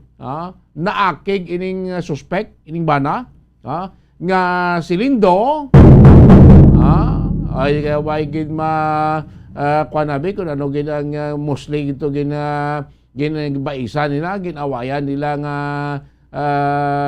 topiko, nga nagmugini kainit sa ila sini nga argumento, nagkuha sang kutsilyo, ining hunting knife bla, ang suspect kagin buno niya sa mga pila ka beses ining iyang asawa nga si Inalita, nga gintunaan sang gilayon sini nga kamatayon. Ining suspect nga si Lindo nagbuno man sa iyak gulingon, ginbuno iya man iya sini nga tiyan mga binan kung sa Japanes pa nagharakiri man siya, maghikog man siya, o galing ining si Lindo ya natabangan, nadala sa ospital kag nakasurvive. Arin siya karon gindala, kuna siya karon naka-confine sa Maybai City Hospital. Guardiado. Nabantayan sa kapulisan kaya suspect ini siya sa pagpatay, pagbuno sa iyaman niya nga asawa mga kapinan. Triple no, sa di sa aton di pila man nakabises da nga mga angay sing insidente, nga mag-asawa nag-inaway no, sa tripling rason, dumduman nyo din ito sa may nung ito kabanwa, itong gintiro mam lang yung live-in partner nga kaya nga duwa ito ka mga minor nga kabataan, kaya nga suspekto nagtiro man sa gilingon niya, napatay gid sila tanan. Triplete may makangay sila, niya na tabo ni Kapon dito sa may Banwa sa Manhuyod, sa may Negros Oriental. Sinato ang suspect around confine, bakod man sa pila sa iatihan pagbuno yaman, nag-attempt sa maghikog, prote natabangan siya kay nadala sa ospital sa mga tupad balay Manila dira, nakasurvive yan ng summit nga lalaki.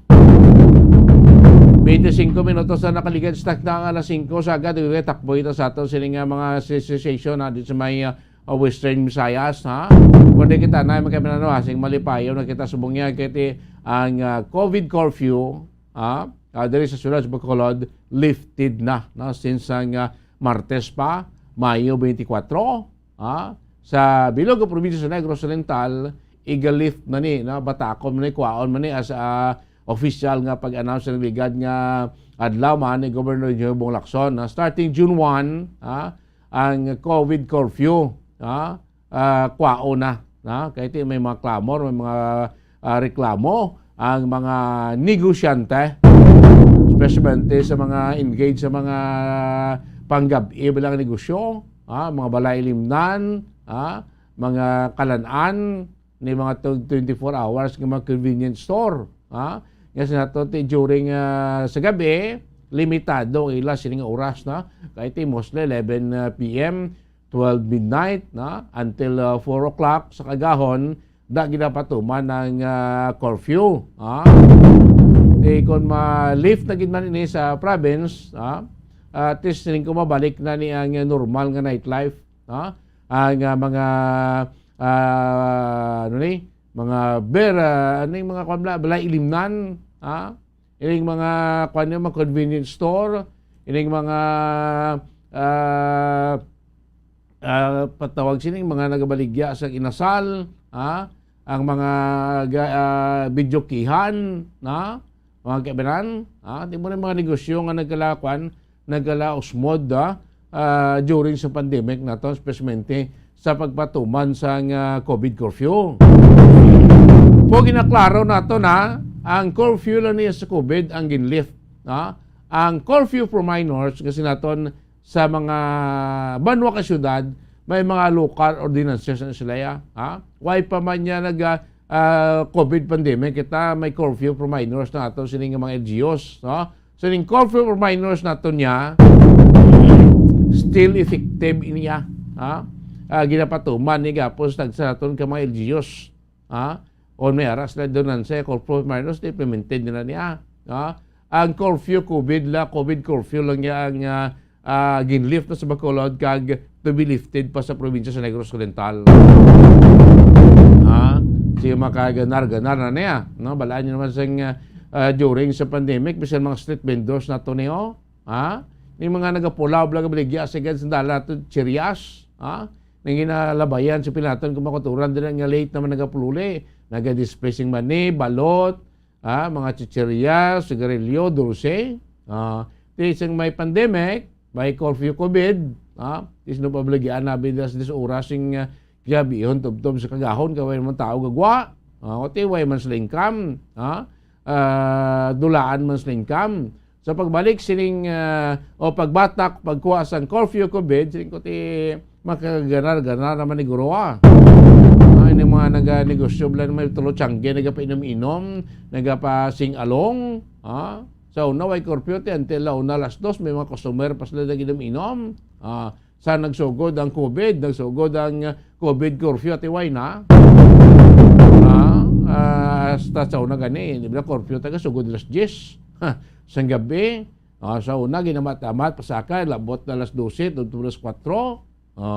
Subong yati, di sa Bacolod, wala na sang curfew sa COVID, mga kaibigan. Okay, starting madugay-dugay naman nga nag-COVID alert level 1 na Bacolod sa province, COVID alert level 2 pa, pero may mga LGUs naman kita yung ara naman sa COVID alert level number 1. So starting June 1 to 15, ang City of Bacolod still gapon magpabilin sa COVID alert level 1. Ang probinsya sa Negros Occidental probably magpabili magyapon sa COVID alert level 2. Ang the rest yung may LGUs nga sa COVID alert level number 1, siguro mag-maintain man sa ila sining COVID status depende pa na yan. Kaya hulaton ta niyang official gid nga IO sa aton sining alkalde, kag sa aton si gobernador regarding sa aton sini pagpatumang yapon sa COVID status. Practice, nagkuha kita, nagamat-amat, nagmita, balik na sa tawag nga new normal after masobra na duwak tuwag mga kaibigan, nagdinaguso na gani kita sa kampanyahan na isang politiko, nagdinaguso na gani kita sa rally, nagdinaguso na gani sa libot sa aton sini nga mga politiko isa sa palibot, nag-eleksyon ang kita gani. Tinga hindi pa tayo kabalik sa normalaw. Kung pwede naman kita makatipon-tipon, importante lang guro, mapatuman tagapon, masunod tagapon, pinaka-basic health protocol, wearing of face mask. Kaling kita mo na okay naman mag-tripon-tipon, okay naman kuanabi, magsilinta mag-happy-happy ka natin, hindi maguro giniguro malikawan nga ma-implementar tigil sa gusto yung itawag nga physical distancing. So, unati, limitadong pasero. Limitado ang pulungkuan. Dapat may gap gid. Tisubong ko sa hindi mo naman yung makuha.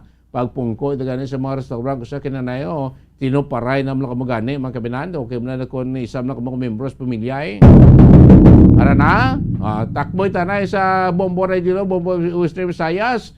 Bombo Doni, good morning. Welcome ka, good morning, gin Bombo Dennis, Bombo Radio Bacolod. Good morning, ari mga balita namon diri sa Negros Oriental kag syudad iya sa Bacolod, na masubo-subo ding balita diri kay kahapon dito sa may Banwa sa Manhuyod sa Negros Oriental. May stabbing incident, involvado diri mag-asawa, masubo kay ang asawa, ginbuno sang bana, ti patay gad ang asawa matapos nga nagbaisay, ining mag-asawa, no? Ining biktima nga kilala, ginago sa kapulisan, gikilala lang sa kay certain Analita, 36 anyos, sa kangkon sa multiple stab wounds, matapos ngin buno sang iya sinibana nga si Lindo. No? Ini mag-asawa nag-inaway, may heated altercation o heated argument sa ila sinipulian. Tob-tob kay ning asawa nagpanghimos so ati malaya siya kay nag-aaway sila simbana niya. O dalon sing asawa ining minor di edad dila nga bata nga lalaki ay dito pag inaakig ining si Lindo ining bana kumuha sang kutsilyo binuno sa makapila ka bisis ang iya sining asawa nga gintunaan sang gilayon ng kamatayon. Siguro Bombodores na ay masmasan ining si Lindo nga nakita ito nga dugoon kagola nagagiyog iya sining asawa binuno yaman niya kuglingon o nagkilala ko pa nagharakiri man sa naghikog man sa binuno yaman niya siningatyan makabenan bumodori bumuwi si Visayas apang nakasurvive na siya gindala sa hospital kag ari na siya karon ginabulong apang nakapusa sa ginabatayan to sa mga katapos sa mga nuyod pinpi samtang confined niya sa Maybae City Hospital.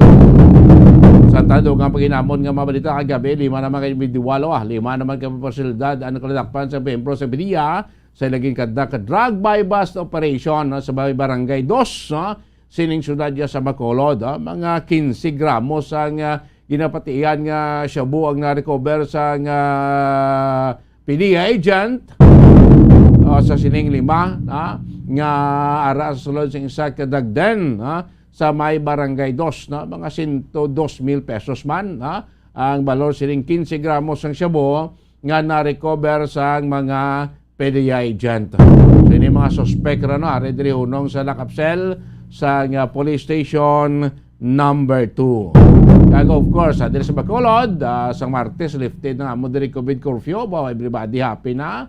Friday night sa amon di kagabi terrible ang outing sa amon sini nga mga lamaron kag sa bilog nga probinsya sa Negros Oriental starting June 1 i-lift naman ang ginapatuman nga COVID-19 curfew. Ikaw buhi na niya ang amon diri nga mga panggabi nga mga negosyante. Bombo Doni. Madamo gid nga salamat Bombo Dennis sa Bombo Radio Bacolod. Lantawon taning schedule ta kung saan kita dara makatabok sa inyo kaya daw ligwa na gid kamo da. Sakta naman ang Bombo Radio Rojas. Welcome ka. Good morning Rojas. Good morning kag welcome Bobondoni Bombo Radio Western Visayas ko po mong si Bombo rin aktivista sa matalupang doon among nga balita diri sa syudad sang Rojas kag bugos nga probinsya sang Capiz. Ining Criminal Investigation Detection Group ug CIDG Region 6 nagalaom ngati magadagsa ang mga magareklamo mga biktima sa ila talatapan matapos madakpan ining isa ka scammer dira sa bahin sang Iloilo pero tumandok sang barangay Dayaw sudad sang Rojas. Sunod sa amon nga pagpaigangot kay Police Major Jess Bailon sang Regional Chief Investigator sang CIDG Region 6 ginapayag nga tinagpatigayon ining ilang ahensya sang verification kag nagdugay sang 3 ka semana nga pag-monitor antes gin ka signing entrapment operation nga gin kadakpan sining 24 anyos nga babae nga residente sang barangay Dayaw Rojas City nga nagagamit sang pangalan nga sa kay Melvelin Daradar kay Maria Evelyn Daradar. Pang-scam ining nasambitan nga persona nagagamit sang pangalan sa isa ka real estate company apisar nga hindi ini konektado sa nasambitan nga kumpanya. So pag-checkar din namon sa mga police reports with regards sa iyang pangalan sunod sa aton nga kapulisan diri sa Rojas City PNP. Ati madamo man sang may nagpabalag diri sa ila with regards sa pagpang-scam ni Evelyn Daradar diri sa syudad sang Rojas apang lunsay gin pang refer sa Barangay Justice sa ilang barangay sa Barangay Dayaw Rojas City. Adi igo na lang na talupangdan, igo na lang na balaan nadakpan sa entrapment operation gin kalipay man sa pila ka mga biktima. May pila na sa karon nga naghatag sang ilang sentimento ngati maga-file sang kaso matapos madakpan ini sa entrapment operation dira sa bahin sang Iloilo ining nasambitan nga scammer. Sa dugang namon nga balita diri sa syudad sang Rojas, no, ang sang Guriang Palawigan, no, sang amon nga probinsya nagpabot siya nga ti dugangan ang sweldo sa mga empleyado sang Rojas Memorial Provincial Hospital. Ini matapos nga ti palaan taman magatakop na ning administrasyon ni incumbent Governor Esteban Evan Contreras kag madamo sa mga issues with regards sa mga empleyado kag mga ghost employees. Dugangan pa sining mga pasweldo sang RMPH employees nga ti tamaan ka delay, no, kagamay sang sweldo ti sunod sa Guriang Palalawigan, no, sa pagpagangot aton kay board member Jonathan Sanibesa nga ilang nga pagatutukan, no, pasanyugon pagdang operation sa RMPH kag pagadugangan ang sweldo sang mga empleyado. Samtang ang update dira sa shooting incident concerning ginkalutang patay ni Anay Kapitan Nelson Daloyos sang Barangay Bayuyan, Banwa sang President Rojas, magapatigayon sang separadong investigasyon ang NBI Capiz, no, with regards ning shooting incident nga ginkamatay, no, sa nasambitan nga kapitan or Anay Kapitan. Si President Rojas Mayor Celeste Escolina nagapati, no, nga pangayaw ining mga riding in tandem suspect nga naglutang patay nagtudas kay Anay Kapitan Nelson Daloyo. So far wala pa ni ma-identify ining mga duha ka mga sospetsado kag nagapadayon pa ni ang paglalip sa aton nga mga kapulisan. Tatlo ang mga anggulo sining ginalantaw: politika, away sa duta, kag ang natabo sang 2015 kung saan ginagkaimbulbaran sa nasambitan nga biktima. So far, madalagkuan aton nga balita diri sa sang Rojas kag probinsya sang Capiz. Balik sa imo, Bombo Doni. Maraming nga salamat, Bombo Rojas, Bombo Renante. Itsaktaman ang Bombo Radio Kalibo. Welcome ka. Good morning, Kalibo. Morning, Bombo Doni, Bombo Radio Western Visayas. Ang amon nga mabalita nga nagapanguna diri sa Banwasang Kalibo kag bilog na probinsya sang Aklan. Ang amon man diri nga Kalibo International Airport magbalik na sang ila international flight operation masugod sa buwan Hunyo. Sunod diri kay Engineer Eusebio Monserrate Jr., manager sang Civil Aviation Authority of the Philippines o CONCAP Aklan, nga duha ka mga airline companies nga puro maghalin sa South Korea ang magabalik sang ila operasyon sa nasambitan nga paluparan masugod sa Hunyo 17, Tubtob 22. Ini ang makangkon sa tigduha ka mga flights kada semana. Samtang ginpayag man sang ini nga kaapaklan nga hugot sa gihapon ang ila pagpatuman sang health and safety protocols kay man ari pa di ang palag sang COVID-19 kag ini nga ginabantayan man subong nga monkeypox virus.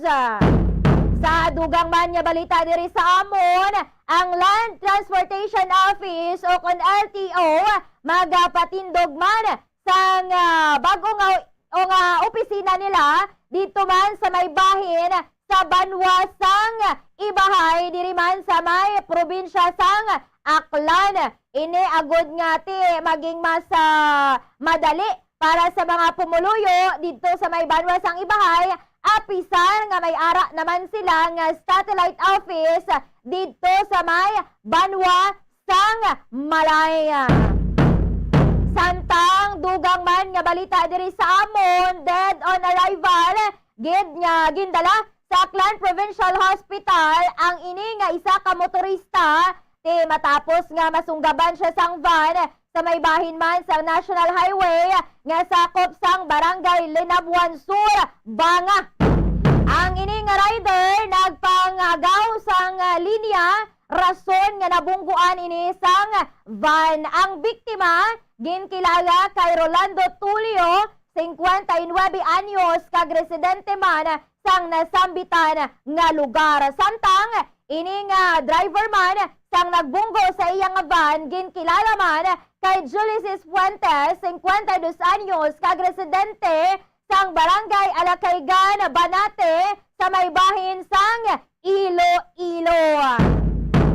Ini nga si Fuentes, ang driver sang van, padayon niya ginahold sa mga otoridad para man sa nagakaigo nga disposisyon. Samtang ang biktima ti binawian gid sang iya hulam nga kinabuhi. Amo lang ni so far ang amon nga mga balita diri sa Banwasang Kalibo kag bilog nga probinsya sang Aklan. Back to you, Bombo Donnie. Maraming nga salamat, Bombo April, Bombo Radio Kalibo. Sa mga balita naman sa amon diri sa mga syudad kag probinsya sang Iloilo kadungan ni bala sang mas pag-relax pagid sa aton sining mga protocol sa COVID-19 diri sa Western Visayas. Ang aton sining mga kapulisan sa riyon ng Police Regional Office 6 sa on the lookout man sa karon sa mahimo magtuhaw nga mga bag-o sining mga drug personalities or mga player sa industriya sang illegal nga droga diri sa aton sining rehiyon. Kaya ti na notice man sa aton sining mga kapulisan nga kung saan oto nag-relax ang aton nga mga quarantine restrictions. Halos alert level 1 na kita karon nya diri sa Western Visayas. Kagati dra sa inyo Bombo Radio Bacolod, Bombo Dennis nag-reopen naman kamo. Amo man yang pag ginawaan sa mga drug personalities nga nagatransaksyon sa tiga dalagko na balang volume sa illegal sining droga. Dalagko pero may mga operasyon sa ato nya sining mga otoridad abot sining unti kung saan oto naghalog man ang ato nya sining mga restrictions dito man kagintik advantage sining karon nga sitwasyon sa mga drug groups kag nagaamat-amat naman sila nga palapta sa ilaya sining karon nga mga baligya sining illegal nga droga.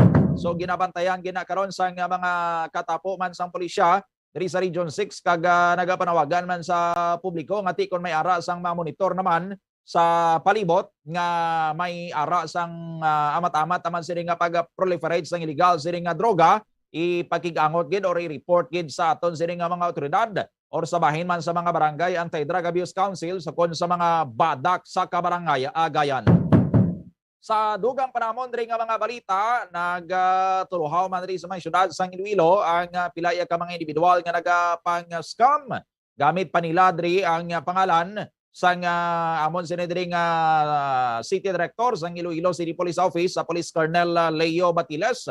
Nagapanawag-tawag ini kuno sa pilaya ka mga negosyante kag ti nagapakilala nga may ara sila sang koneksyon sa kay Colonel Batiles or may ara sang green light halin sa kay Colonel Batiles ang ilaya sining pag-transact sa sining pila ka mga negosyante kag mga individual nga naga-solicit sang kwarta. Iban sila ti naga-solicit ya kuno sang load. Pagkaabot sining mga informasyon sa ICPO ti nagapagwa man diri sang abiso ang Iloilo City Police Office nga be careful gid sa amon ya sinidiri nga mga pumuluyo nga basi may ara sa magpanawag nga ginagamit ang pangalan sang ICPO Director nga nagapangayo kayo sang kwarta, nagapangayo kayo sang load, hindi gid pag-entertaineron kay mga manugtonto ini sila. Sa dugang paginamon diri nga mga balita ang Land Transportation Franchising and Regulatory Board of LTFRB kagamon sila diri nga Public Safety Transportation Management Office kaupod sa mga management sa magatuway sini nga mga transport terminal diri sa may syudad kag probinsya sang Iloilo nagapatigayon sang pagsinapol.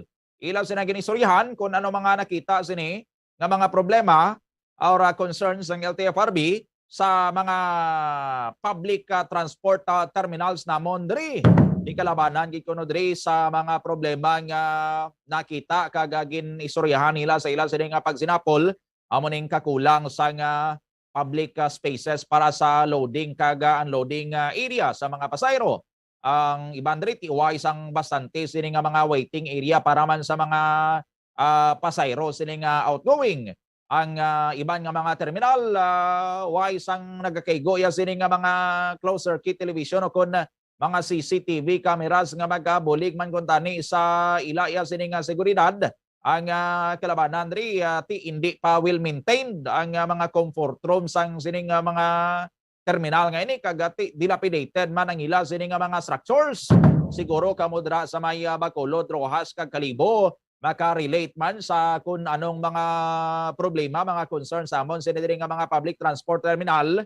Dra goro sa inyo ti amo-amo mani or basi mas tinlo ya gani gorong inyo dra nga terminal sang sa mga terminal namon diri nga daw hindi ya maayo tigayon sini nga ma-maintain sang amon sini nga or sa mga management sini diri nga mga terminal ang panugyan diri sang LTFRB nga dapat hitsohon ini nga problema sa mga transport na terminals kay nga daan gina-anticipate namon diri ang mahimo pagdaguso pagid sa mga pasayro sa mga perimeter boundary ordinance or terminals namon kay maga-take effect na sa palubuton sini nga bulan sang Hunyo ang ining local public transport route plan diri sa syudad sang Iloilo sa diin.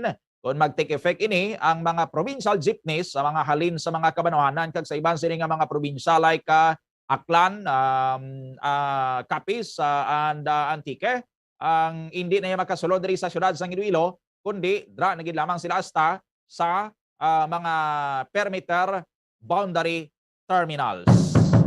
Dra sa inyo sa Bacolod, Bombo Dennis, ano na kamo dra ka relax pagabot sa inyo sini nga mga restrictions kagati anong inyo sina dra ya karon nga mga expectations man matapos nga daw kuan na gini daw ligwa na gid kamo daw kaginhawa na gid kamo ni isang dalom sa pag-lift na sang mga curfew dra sa inyo kagati pag kuan na pagbalik sang nightlife karon niya sa may Bacolod City. Bombo Dennis, Kung siling kahil, why kag relax na daw, relax gid kami kay isang Martes pa niya sa sunod sa Bacolod sang May 24 piya gin-lift ang COVID curfew namon re. Sa bagay ti Bombo Donay, Bombo Visayas, biyan why pa man ma-lift ang COVID curfew ya daw ang mga minor namon de kon weekend, especially Friday night, Saturday night sa gadi naguso man sa mga ilimnan gapon. Galing kay bintahan ng diya Bombo doon ay Bombo Visayas kung officially na nga lifted ng COVID curfew at least ni mga convenience store, mga negosyante panggabi, mga nagbaligya inasal, gabaligya pagkaon, ang mga street vendors at least makalabig-labig na gadya sing ila sini pag negosyo kung gabi. At least importante lang bisya naghalog na kita no ang pinaka-basic gyapon nga health protocol ato na gyapon nga ipatuman kay silingko ti kon makaluligwa na gid man amat-amat man abi ni bumudo ni Western Visayas balik sa ginatawag nga new normal. Importante lang everybody happy kag everybody healthy. Bumudo ni kung sa bagay, Bombo Dennis sa Bacolod, Bombo Radio Western Visayas, ining mga lifting bala ni sa mga protocol nga may kantanan sa aton sining COVID-19 management, daw formalidad na lang gani nimo. Kay waay pa man niya malift, ti daw lifted na niya sa paminsaron sa nga mga pumuluyo sa nga publiko, ti exhibit A sinadra ang nagkalahinabo during sang campaign period. Nakadumdum bala, nakabatsag bala ang publiko nga may COVID-19 pandemic pa sang panahon sang kampanya. Bombo Rinante. Kani Bombo Tony, no? Ati ang amon diri nga mga pumuluyo sa probinsya sang Capiz ginaalma manina although nga ti ayara na kami sa alert level 1 pila na kasunod-sunod nga gin paidalom sa quarantine alert level 1 classification na probinsya sang Capiz, no? Sige ang pagpatigayon sang face-to-face campaign, no? Sang tinalikdan nga eleksyon apang amon nga face-to-face graduation di ginaistoryahan sa gyapon, no? Ining paghaluga sang restrictions nga ginambal mo Bombo Doni muni madason ginalantaw nga rason sa amon nga mga kapulisan para magtuluhaw madason ang mga kriminalidad diri sa amon nga syudad. Atong pang hold up diri ang aliwat naman nga nagtuhaw diri sa amon nga syudad ginalantaw sa amon nga mga kapulisan kay tungod nagluga ng restrictions diri sa amon nga syudad muna naman dason nga ti nagguluwa, no? Nagtuluhaw naman ining nasambitan nga mga kriminalidad. Bombo Doni. Speaking sang kriminalidad, Bombo Rinante, Bombo Radio Rojas, i-clarify ko lang liwat, sakto to kay na nabatian ko nga sang ginareklamo nagali ang ining scammer nga nadakpan diri kapon sa amo nagamit sang pangalan sang isa ka real estate company sang nagani-report ang mga biktima dra sa Rojas City Police Station. Gina-refer lang ya sa barangay. At diri gani gin-entrap gito ya sang CIDG dra ya sa inyo gina-refer lang sa barangay ang reklamo sa mga biktima sang sining suspect. Bombo Rinante. muna gani Bombodoni no sa mga pag-follow up diri sa Rosary PNP may pila sila kanabaton nga reklamo no apang ginbalik sa level sang barangay no may pila karon ka complain nga ining lola anduta sang lola sining nasambitan nga suspect ang iyaman nga ginprenda rason nga dira na sa dason nagpalagyo ulo istar sa bahin sang Iloilo ginka-kibot na lang sa mga himata sini kag although nga tibalaan man sang iyang mga himata diri sa Barangay Dayaw, Roa City, Bombodoni nga muni ang iyang daw sakit na bala no nga do muni ang iyang pag-operate pagpang tunto pagpangayo kayo sang kwarta or pagbaligya sa pila ka mga real estate apang kung mabayaran hindi na dason magsipot sa imo ay ginakakibot man ini samon nga mga kapulisan nga nadakpan dira sa isa entrapment operation ining nasambitan nga sospechado Bombodoni. So anong mga pulis tada sa Roja City sa kapis hindi kabalo mag-appreciate sang gravity sang isaya ka krimen?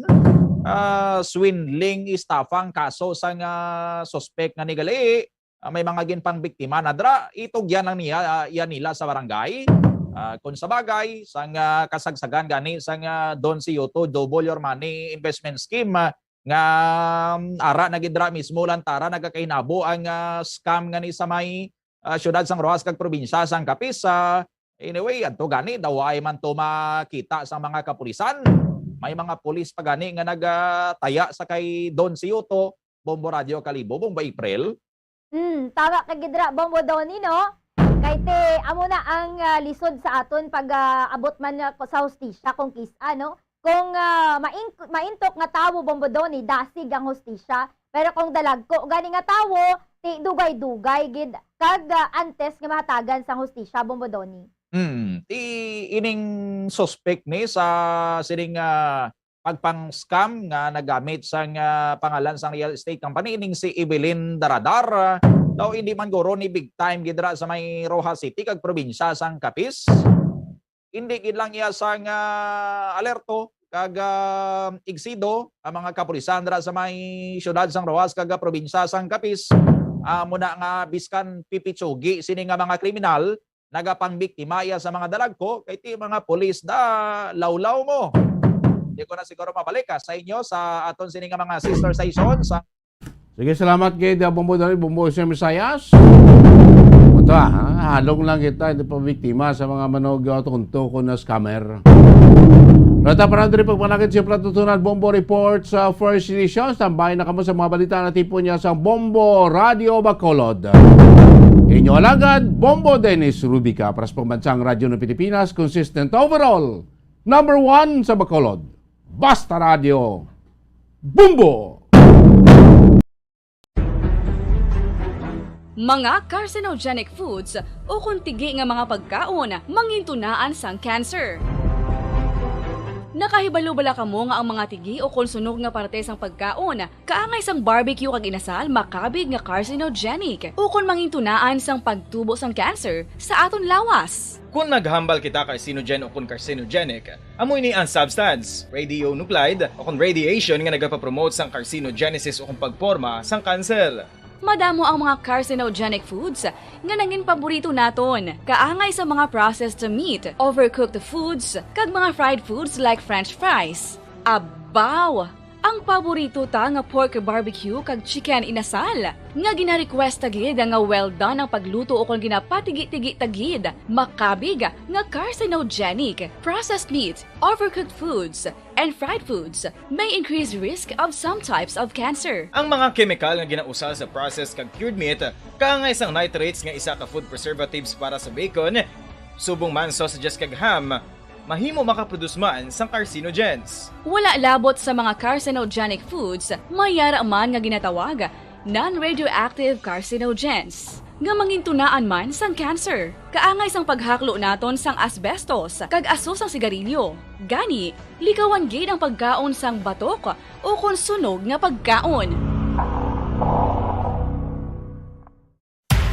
Makapila ka beses kung magpangapi sa kadlaw, maghinay-hinay lang sa pag-inom sang kape bagod may ara ini sang hindi maayo nga epekto sa lawas. Apang paano bala may buruan kung masobrahan na kita sa kape.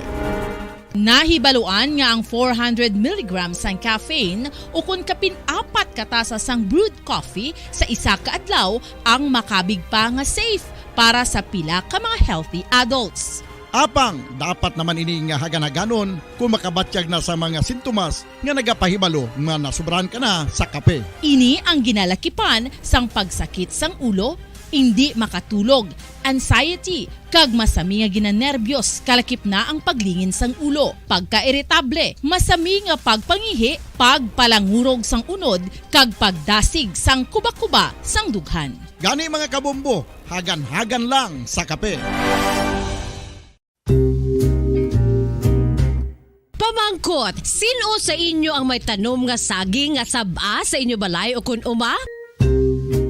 Kagkaangay sang halos kalabanan, paborito man bala ninyo ang saba nga saging? Nga wala labot pwede makaon kon fresh, luto o kon bisan hilaw, pinaagi sa pagtanok sini. Paborito ini naton nga snacks kun himuon nga banana Q, banana chips, crisp banana fritters o kun turon, namit man ini prituhon, plus ginahimo man ini bilang ketchup, banana ketchup. Kag ang luto nga saba, ginalunod ini sa mga potahe kaangay sang pochero. Yum yum!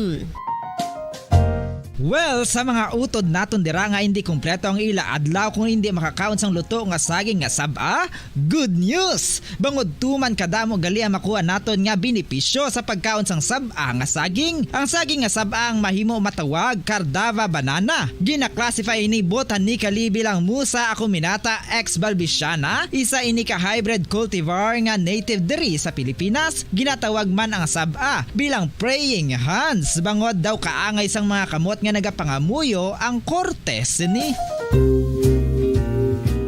Yari ang pila ka mga surprising health benefits nga mahatag sang saba nga saging. Number 1, manggaranon sa potassium ang saging nga saba nga kinahanglan sa aton lawas para sa pag-function sa mga nerve cells kag muscle cells. Kalakip na diri ang aton nga korason. Mas sami naton mabatian nga kun daw malupog ang isa ka tawo, bangod nagapalang luya ang iyang nga mga tiil kag tuhod, ginapakaon ini sang saba nga luto. Ang Cardava banana naghatag man ini sang mineral nga importante sa pag-regulate sa aton blood pressure, fluid balance kag makapaayo man sa aton nerve and muscle function. Uy, agud nga mapaiway ang pagbatsyag sang muscle cramps kada tapos exercise, magkaon sang saging nga saba to avoid cramps. Manggaranon man ang saging sang vitamin C kag B6. Kalakip na ang magnesium, potassium kag magnesium rich nga saba banana makabulig sa aton lawas to regulate healthy heart rate besides lowering blood pressure. Ang isa ka tawo nga palakaon sang saba nga saging naganubo ang risgo nga magkabalatian sa korason. Sa karon nga may pandemic, mapuslanon gid ang pagkaon sang saba nga saging bangod napamatud-an nga makapaboost ini sang immunity bangod sang ginaangkon nga high concentration sang vitamin C. Sa pagpamahaw kun aga upod ang pagkaon sang saging, makapa-kickstart ini sang aton nga immune system kag makaamlig sang aton nga lawas batok sa mga infections, dala na ang pagpabakod sang antioxidant sa aton nga lawas. Gani wala labot sang apple, mahimo man mahambal. A banana a day keeps the doctor away and does your body a bunch of good.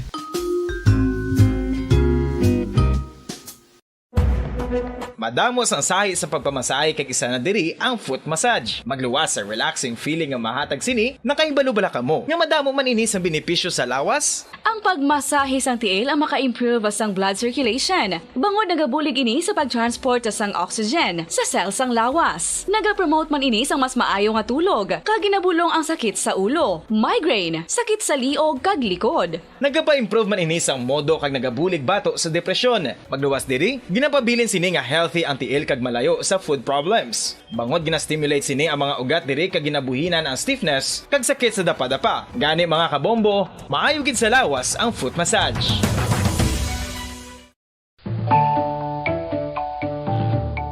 Mga kabombo, paborito mo man bala ang tambo? Aton hibaluon kung paano ang nutrisyon nga aton makuha sa paborito naton nga tambo. Ang tambo o kon ang bamboo 1 minuto na nakalipas sa Tacloban 6 Saga. Mayong aga syudad sang Bacolod, kabugusan nga probinsya sa Negros Occidental, bugos nga Pilipinas kag bugos sa kalibutan. Iyan din naman ang pagdulong namon sa inyo sa madalalako bag-o. Mainit-init pa nga mga balita diri sa Bombo News and Views Morning Edition. Subong adlaw Sabado, thank God it's Saturday, TGIS. Petsa 28 sa bulan sang Mayo 2022.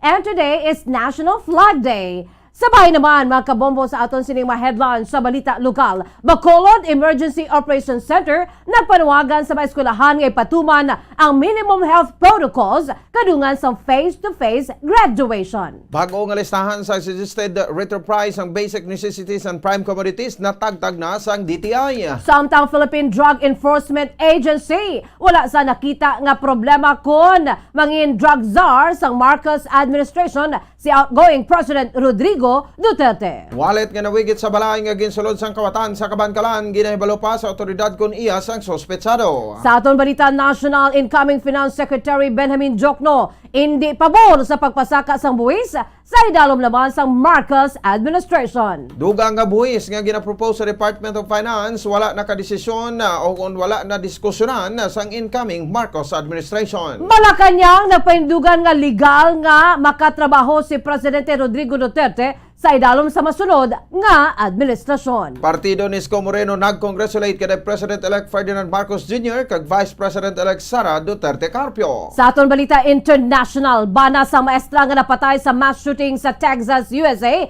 nagtaliwan man bangod sang kasubo. Panawagan sang UN Security Council nga bawion ang tuman kahugot nga restrictions batok sa Afghan women ginbasura sang Taliban. Sa aton balita sa negosyo, inbound fully vaccinated travelers nga magapadulong sa Pilipinas hindi na magpaidalom pa sa pre-departure COVID-19 test kung boosted na.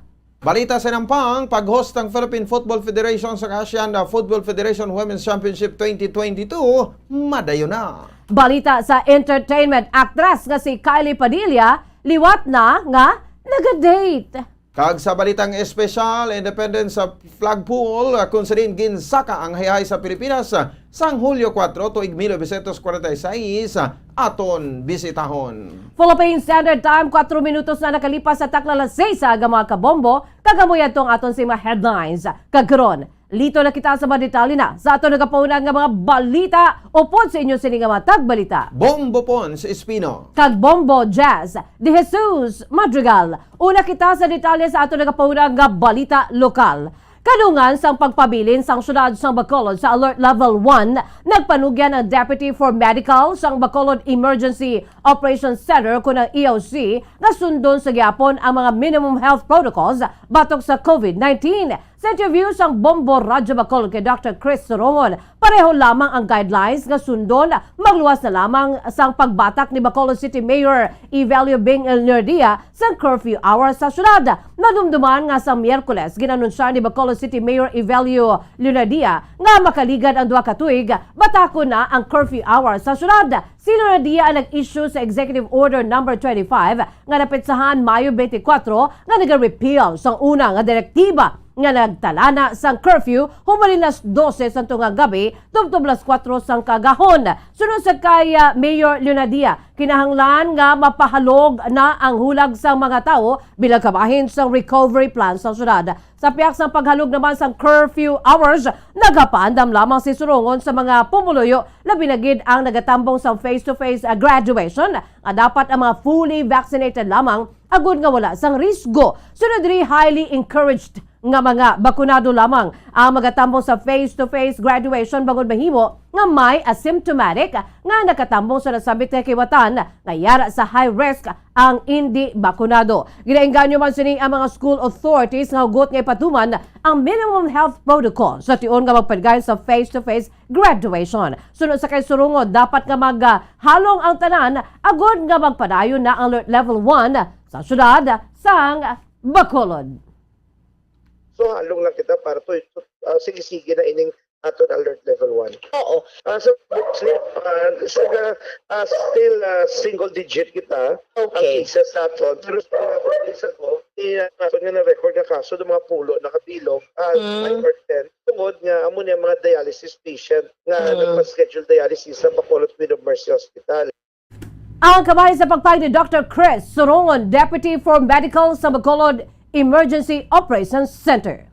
Nakahanda na ang abang lingkod party list nga bagin author o co-author sa hagda nga bagatunga sa Bacolod sa duwa ka legislative district apang may isa lang ka alkalde. Sa interview sa Bombo Radio kay Representative Joseph Stephen Paduano, nagpasalamat ini sa mga taga Bacolod kag Negros Occidental sa pagpili sa abang lingkod sa sulod sang apat na kaeleksyon. Suno kay Paduano, nagfile sila ni Bacolod City Laundry si Congressman Greg Gasataya sang separado nga hagna sa 18th Congress angon sa redistricting sa Bacolod apang mapos lang ang pag-reconcile siniya. Hindi naman mapasar sa second reading ang hagna bangod. Wala nagatag sa endorsement ang sangguniang lungsod kag wala man sang green light kay ginatag si Mayor Bing Leonardia. Sa karon nagaulat si Paduano kung anong desisyon sa incoming administration sa idalom ni Mayor-elect Albi Benitez. Sangguniang lungsod kag di Gasataya angot sa redistricting o kon reapportionment sa Bacolod kag wala ini sa problema para sa abang lingkod representative. Nagalaom naman si Paduano nga mas mapos ang pagpasar sa endorsement sa Bacolod City Council. Ang hagda sunod kay Paduano ay ga-file nila kon mayara sang green light nagikan sa City Mayor kaupod si Congressman Greg Gasataya. Ayun to. Basta nga sa akin nga, if ever we have a clearance or green light from the sitting mayor, we'll file once again. No? Kung ginanlan niya doon kami ni Congreg, search sa authorship, principal authorship, or kung siya na lang, then mag-author lang po. Wala din problema sa akin. So as long as that is the direction that this new administration will set para sa Bacolod nun, wala din problema sa akin. Ang kamay sa pagpahayag ni abang lingkod party list Representative Stephen Paduano. Samtang napalagtag na sa Department of Trade and Industry kung DTI ang bagong suggested retail prices kung SRPs para sa basic necessities and prime commodities matapos nga na-publish sang Mayo 11. Sunod sa kay DTI Negros Occidental Provincial Director Rachel Nofable, nagsaka na ang presyo sang nagapanguna nga Balaklon. Una diri ginaprubahan sa DTI ang minimum increase para sa 82 ka basic necessities and prime commodities. Iniagilakipan sang tinapay, sardinas, potable water in bottles and containers, processed milk, locally manufactured instant noodles, kape, asin, habon, panglaba, detergent, kandila, harina, processed and canned pork, processed and canned beef, langgao, fish sauce o kon patis, soy sauce, habon pampaligo kag batteries. Sunod sa kay Trade Secretary Ramon Lopez, gin-evaluate sa DTI sa maayo ang request para sa price adjustments nagikan naman sa mga manufacturers dahil sa idalom sa jurisdiction sa ahensya. Naghingyo naman ang mga manufacturers sa pasagan ng presyo sa ilang produkto bangod sa pagmahal sang raw materials kapag mahal man sang produktong petrolyo. Wala sang nakita nga problema ang pinuno sa Philippine Drug Enforcement Agency, PDEA Regional Office 6 nga mga drug czar sa Marcos administration si outgoing President Rodrigo Duterte. Sa interview sa Bombo Radio kay Alex Tablate, wala sila sa problema nga mga drug czar si Duterte bagod makapabakod pa ini sa kampanya batok sa illegal nga droga. Gimpahig man sini nga nangin maayo man ang kampanya batok sa illegal nga droga sa Duterte administration. Suro kay Tablate, mapadayon pa ang pagpasanyog o kon kag mapasanyog ang kampanya batok sa illegal nga droga sa Pilipinas sa tion nga bagpungko nga drug czar si Duterte. Aminado man ang Regional Director sa PDEA 6 nga dako ang nangin pagbago sa sitwasyon sa illegal nga droga komparar sa nakaligad nga 3 ka tuig kag 87% na ang drug cleared sa Western Visayas. Manuduman nga bukas naman si President-elect Ferdinand Bongbong Marcos kung luyag ni Duterte nga magpungko bilang drug czar sang pungsod. So, ang laki po ng difference 3 years ago or so, nasaan yung ano natin yung drug situation dito sa Western Visayas masyadong mababa. At ngayon, at least nasa around 87% na tayo as far as drug clearing is concerned dito sa IOR natin. Kabay sa pagpahag ni PDEA Region 6 Director Alex Tablate.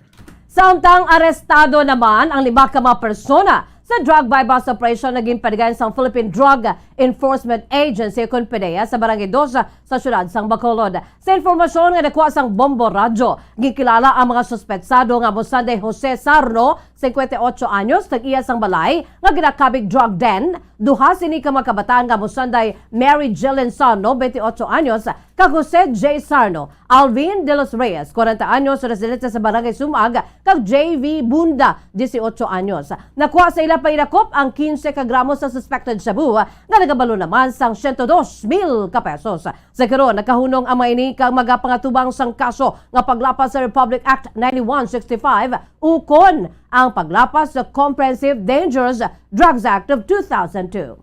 Sa ato sa katapusan nga balita lokal, ginaibalo pa sang kapulisan kung ginapanagyahan sang kabataan ang wallet nga nabilin sa nabilin sini sa balay nga ginsudlan sa Villa Consa subdivision sa Barangay Hilamunan, Cabancalan City, Huwebes ang aga. Sa TV sa Bombo Radio kay Police Lieutenant Jomel Salarda, ang Deputy Chief of Police ng Cabancalan City Police Station, pasado alas 4 sang kagahon natabo nga insidente kung sariin nagakatulog sa ilapulian ang biktima nga si Sharin Perez Verdeflor, 46 anyos, kaupo na bata nga lalaki sang nakitaan sini nga may tawo sa sulod sa ila kwarto kag may ginapangita sa ila shelf. Saro kay Salarda, nagbutungay pa ang sospetsado kay si Verdeflor apang nakapalagyo inidala ang iPhone 7 Plus sang biktima nga nagabalor sang 50,000 pesos. Nabalaan nga nakasulod ang sospetsado kung wala lang anay nga gininghadan paagi sa pagbukas sa bintana sa kwarto sa biktima. Nabili naman ang okon sang suspect ang isa ka wallet nga may unod nga ma-identification cards.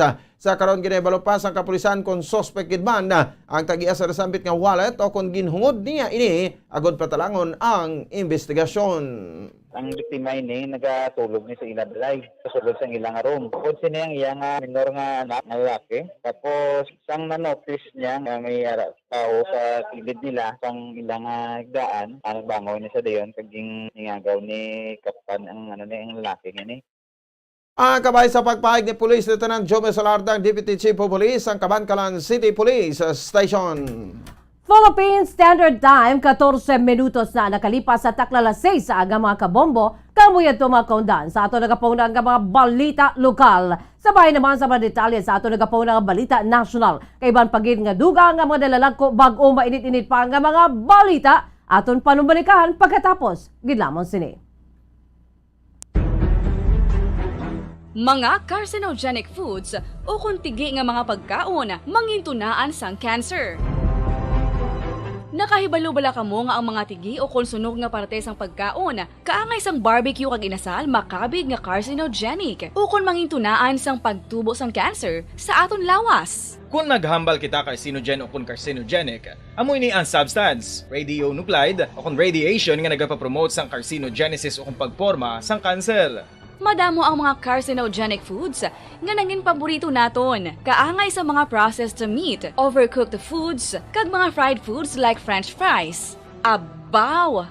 Ang paborito ta nga pork barbecue kag chicken inasal. Nga gina-request tagid nga well done ang pagluto o kung ginapatigi-tigi tagid. Makabig nga carcinogenic, processed meat, overcooked foods, and fried foods may increase risk of some types of cancer. Ang mga chemical nga ginausal sa processed kag cured meat, kaangay sang nitrates nga isa ka food preservatives para sa bacon, subong man sausages kag ham, mahimo makaproduce man sang carcinogens. Wala labot sa mga carcinogenic foods, mayara man nga ginatawag non-radioactive carcinogens nga mangintunaan man sang cancer. Kaangay sang paghaklo naton sang asbestos kag aso sang sigarilyo. Gani, likawan gid ang pagkaon sang batok o kon sunog nga pagkaon.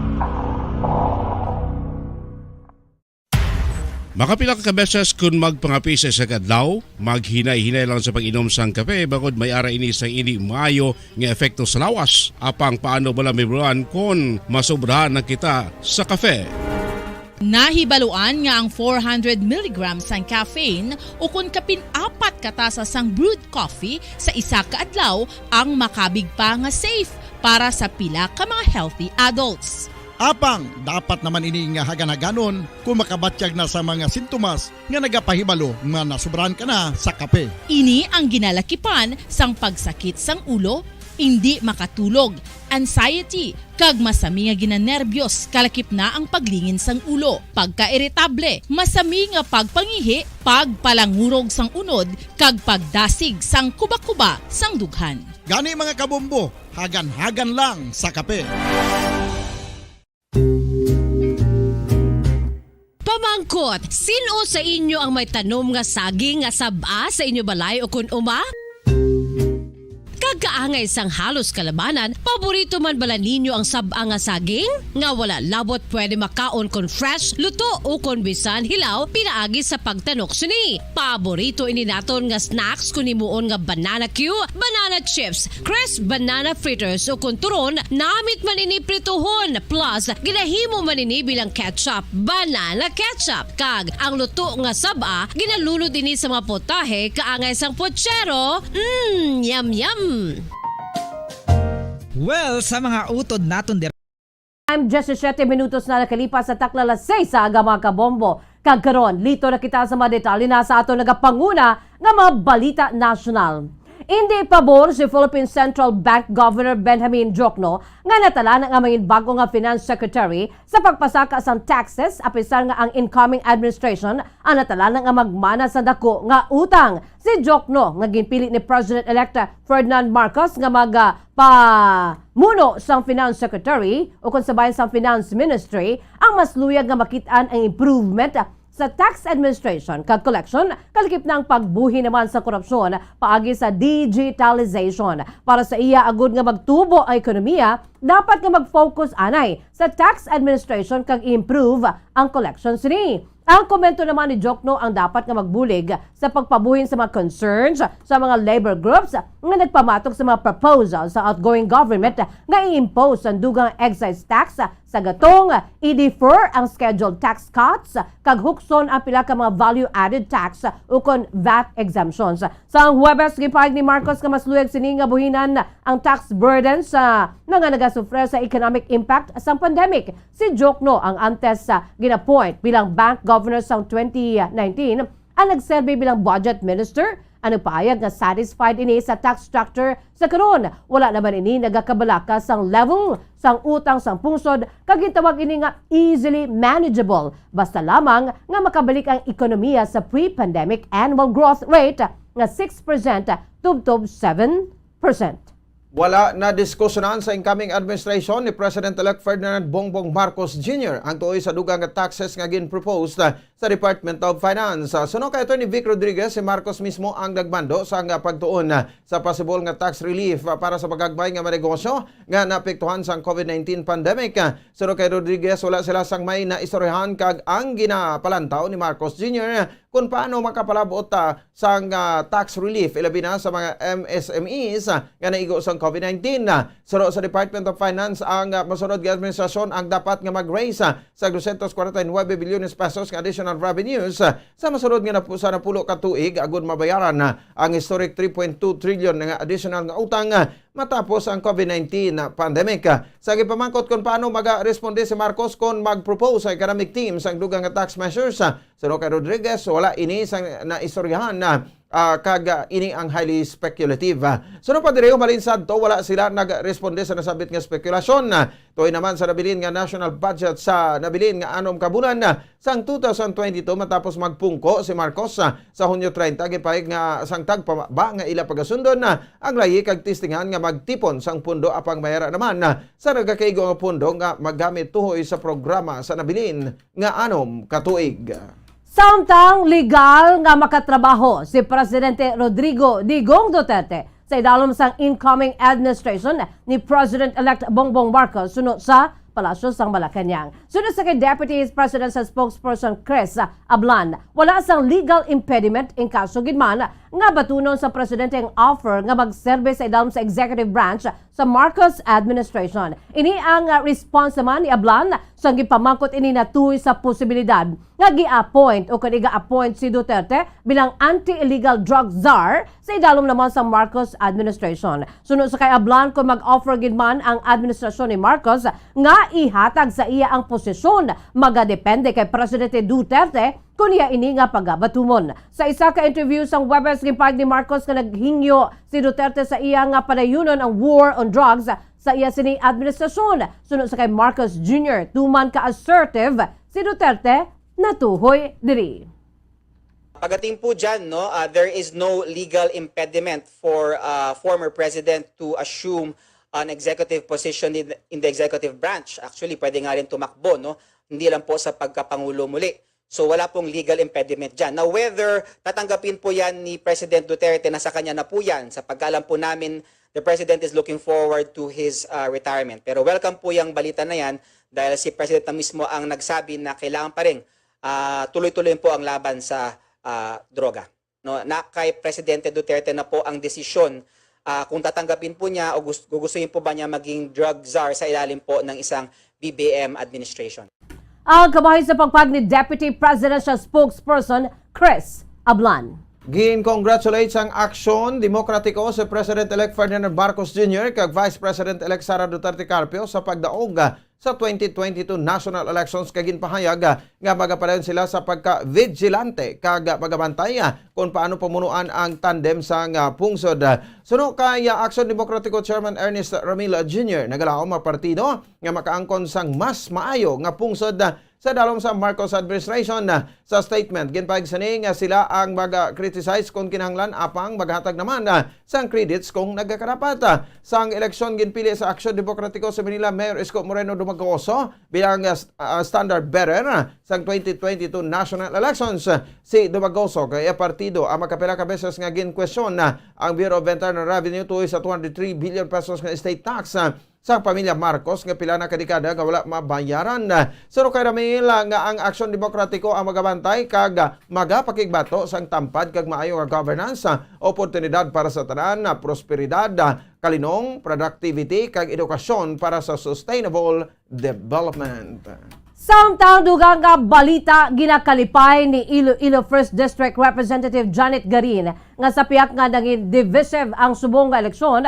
Natapos gileon ang canvassing kag naproklamara na Senate President-elect Ferdinand Bongbong Marcos Jr. kag Vice President-elect Davao City Mayor Sara Duterte bilang tagdaog sa nakaligad nga eleksyon. Sa interview naman sa Bombo Radio Bacolod kay Garin, wala naman sa rason nga padugayon pa ang pag-canvass ng boto sa presidente kag vice-presidente bago na mapumuluyo ang nagpahayag nga sang ila sini nga luyag nga mamuno sa pungsod. Sunod sa kay Garin, maayo man nga matapos na ini kag maka-move on na ang tanan sa tilikdan nga eleksyon. Sunod diri ang Senado ang empowered sa pagsunundan sa lagi nga ilaman nga gingamit sa pagpadagan sang canvassing sang boto kaupod ang mga mamalida sa Kamara. Aminado naman ini nga active supporter sang BBM Sara Tandem. Sunod pa sa kongresista ang resulta sa eleksyon ang nagapakita lamang nga nakapuy na ang mga pumulo sang patut sa dahanay sa politika. Gani ang mas ginpili ang kalmado kag nagaluso sang paghugpong para sa pag-uswag sang pungsod. Samtang ginalantaw naman ni Garin nga mas maayong ang nasambit nga mga kandidato ang nagdaog bangod nga madamo ang problema nga ginapangatubang sang pungsod labi na gid nga yara pa kita sa tunga-tunga sang pandemya kung sa diin nagakinahanglan pa sang pag-isa sa pagsulbar sini.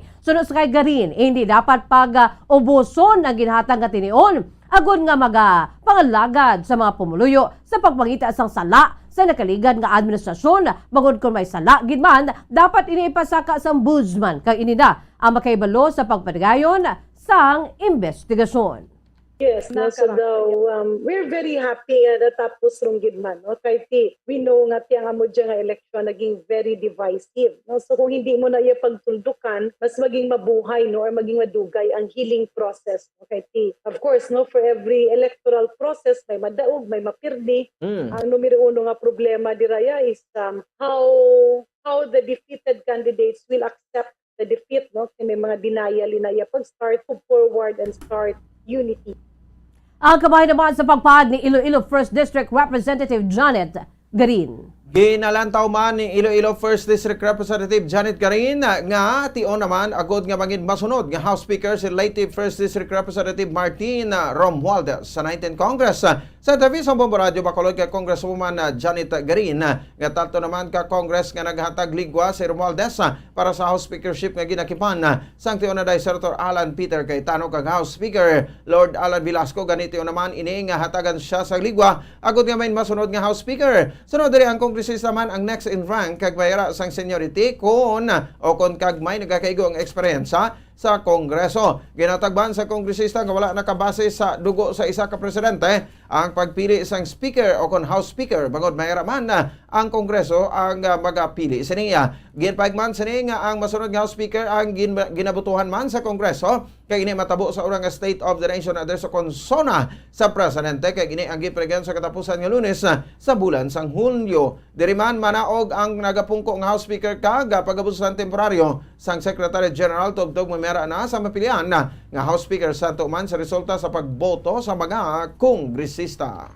Ipaathag ko lang, no? Yes. Ang choice of getting Martin Romualdez as the possible speaker of the incoming Congress, hindi na yabas sino sa pakaisa siya or hindi niya suno sa dugo. No? Kaysa matutuod lang, tatlo ron ka kongreso nga permi lang niya nga daw giveaway lang sana. In fact, sa previous Congress, it was already, he had the numbers. Anagid niya ang may mayorya nga numero.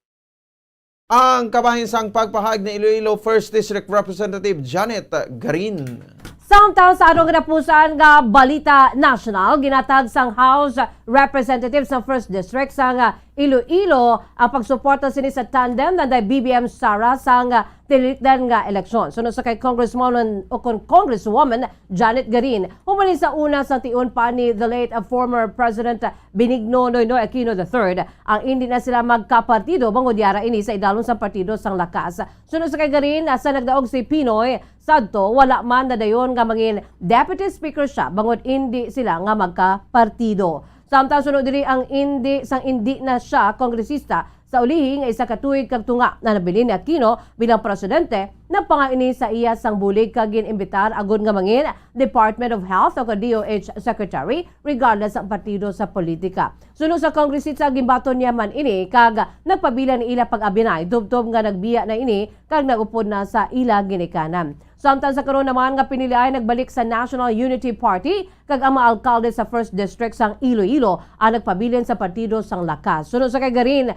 tuman man ka popular si Vice President Leni Robredo sa Iloilo sadto apang ang popularity ang hindi man basihan sa pagpili sa pagasuportahan. Sunod diri wala nila nakitaan sa team sang Vice Presidente ang pagduso sang paghugpong. Sunod pa kay Garin, nakita nila sa BBM Sara tandem ang pagduso sang pag-isa kon unity bago dinhi ang kinahanglan sang pungsod. Kaga sunod diri ang unity ang kinahanglan sa pagpanghimanwa kung ikumpara sa pag-fault finding sa mga nagliligan nga nagpungko sa administrasyon. Sunod pa sa kongresista nakita sini nga hardworking kag dedicated official ang President-elect bangod ini ang nagdako man sa Leyte. Sunod diri madugay naman ini nga nakaupod sa pagtrabaho si BBM so ini ang sa Senado kag siya ang sa Kongreso. Nakit-an man sini nga grabe man ang pagpanghangkat sa subong administrasyon bangod kinahanglan ipakita nga sala ang mga fake news kag mga intriga nga ginahaboy sa ila.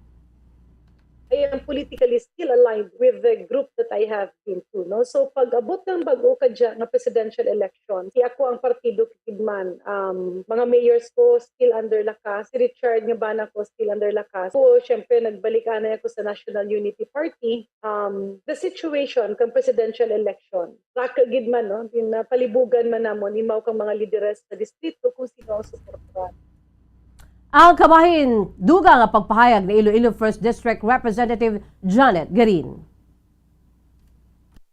Philippine Standard Time, 29 minutos na nakalipas sa taklalas 6 sa aga mga kabombo. Kagkaroon, liton kita sa mga detalye na sa ato nagapanguna nga balita international.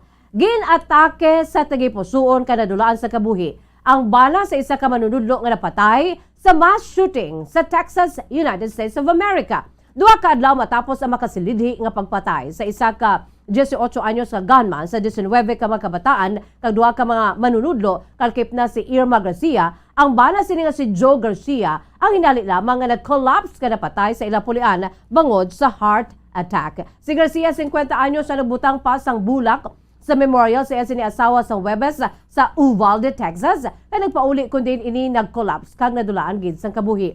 Ang mag-asawang 24 katuig na nakasal kamay 4 ka mga kabataan.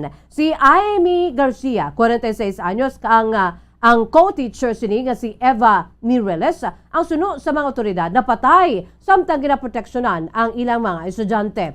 Suno sa inablo si Joe nga si John Martinez na budlayan ng ilang pamilya nga panumdumon nga samtang ilang kamagulangan nga bata nga lalaki ang nag-train para sa Marine Corps ang yailoy ang ginutang patay. Sa karon nagapabilin nga mga unknown na motibo sa massacre nga ginakabig pinaka makamamatay umalin sa 2012 nga attack sa Newtown, Connecticut. Ang 18 anyos nga suspetsado ginkilala kay Salvador Ramos wala sang criminal o kon mental health history.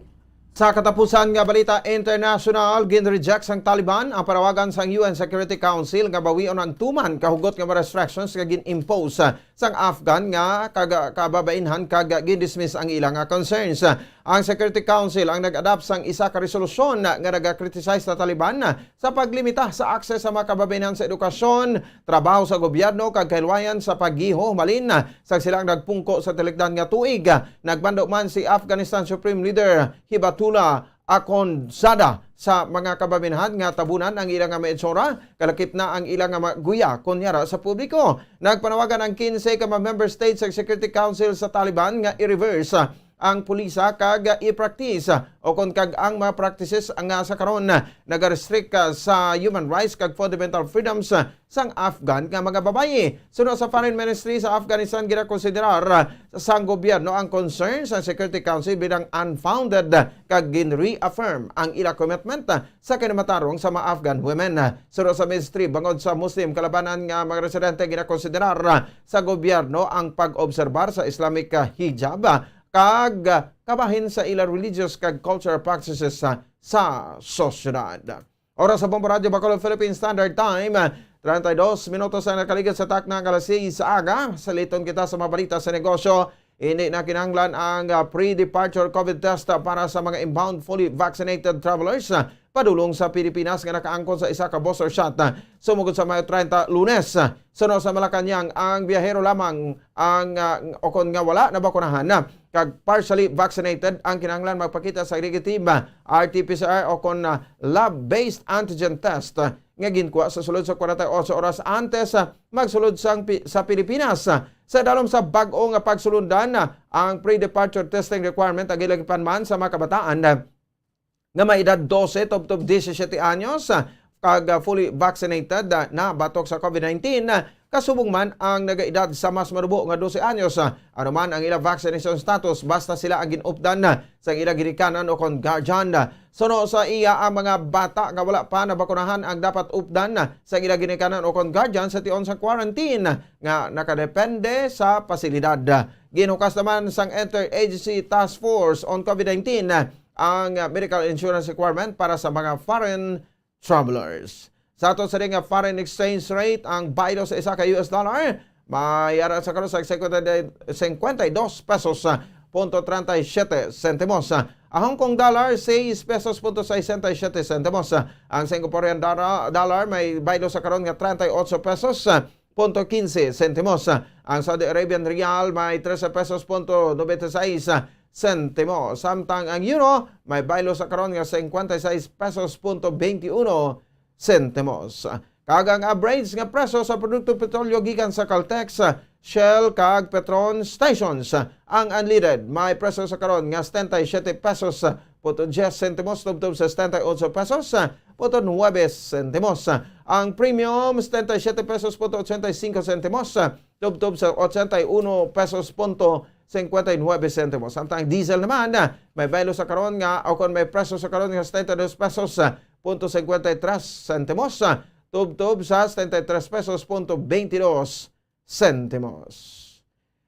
Kag saylon makita sa mabalita sa patag sang hinampang gin-confirmar sa Philippine Football Federation nga badayon na ang pag-host sini sa Asian Football Federation AFF Women's Championship 2022. Agora opisyal nga suguran ang kompetisyon pati ganoon ang draw ceremony sa Sabado, Mayo 28 kung subong adlaw, samtang ang tournament ang natalana sa Hulyo.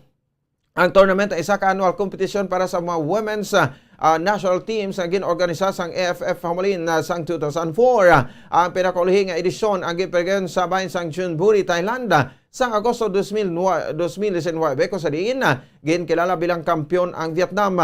Ang PFF ang mag-host ko din sa event sang 2020 apang ini ang wala na dayon bagod sa COVID-19 pandemic.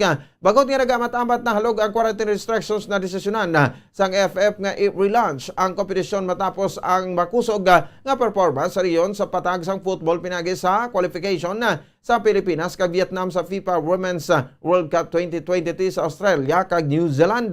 ay ka-12 edisyon sa kompetisyon ang mag-divide sa napulo ka mga miyembro sang ASEAN sa duha ka grupo nga pagapangunahan sang mga defending champions nga Vietnam kag runners-up kag 4-time winners Thailand sa Part 1. Ang Pilipinas ang hira naman sa Part 2 kaupod ang Myanmar, ang Indonesia kag Timor-Leste ang gingrupo sa Part 3 samtang Singapore kag Cambodia ang hira sa Part 4. Ang Australia kag Laos ang hira sa Part 5. Samtang sa aton balita entertainment, ginkonfirma ni Kylie Padilla nga liwat sini nga ginbuksan ang iya sini nga heart. Tagipusuon para sa paghigugma. Sa isa ka interview, gimpag ni Kylie nga siya ang may ginadate na baya. No? Sa karon, apang hindi pa sini nga paghambalon kung si sino. Sa nga tilikdan nga tuig nagwa sa publiko ang pagbulagay nila, siya sini nga husband nga si Aljur Abrenica. Ang amay sini nga si Robin Padilla nagbuyagyag nga nagbulagay na ang duha. Sila ang gikasal sang 2018 kag may duha na kuntani ka mga kabataan. Ang Sunday Axel kag Alas. Gina-welcome naman sa aktres ang idea sang blended family. Kaupod si Aljur kag sa ilang mga kabataan. Pangipag sini nga malayo pa antes siya nga kaslon liwat kag gina-enjoy na pakaron kung ano ang mayara sa iya bilang isa ka libre nga iloy. Tag sa ato sa nga Bombo Health News, sa tensyon, may mga persona nga nanamian magpaligo sa mainit nga tubig. Samtang iba naman, mas luyag ang refreshing kag matugnaw nga shower. Hot man o kon cold na kay balobala ka mo nga may tagsa-tagsa ka mabenepisyo ang papaligo sa mainit kag matugnaw nga tubig. Ang hot shower ang nagabulig sa pagbuhin sang kakapoy sa lawas. Ini ang nagareduce man sa pagsakit sa ulo, nagaparelax ang muscles kag nagare-relieve sang nasal congestion. Ang mainit naman nga tubig ay nagabukas sang pores sa panit, gani ini ang nagakatinuan.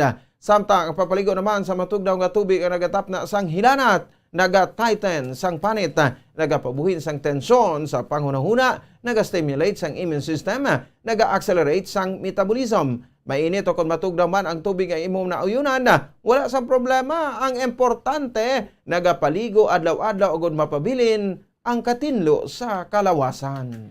Samtang sa aton balitang espesyal naman, ang Independence Flagpole, no? Ang lugar kung sa diin gipasaka ang hayahay sa Pilipinas ang Hulyo 4 sa tuig 1946 sa makuha ang bugos sa kiluway na gikan sa Estados Unidos. Kay today is National Flag Day, no?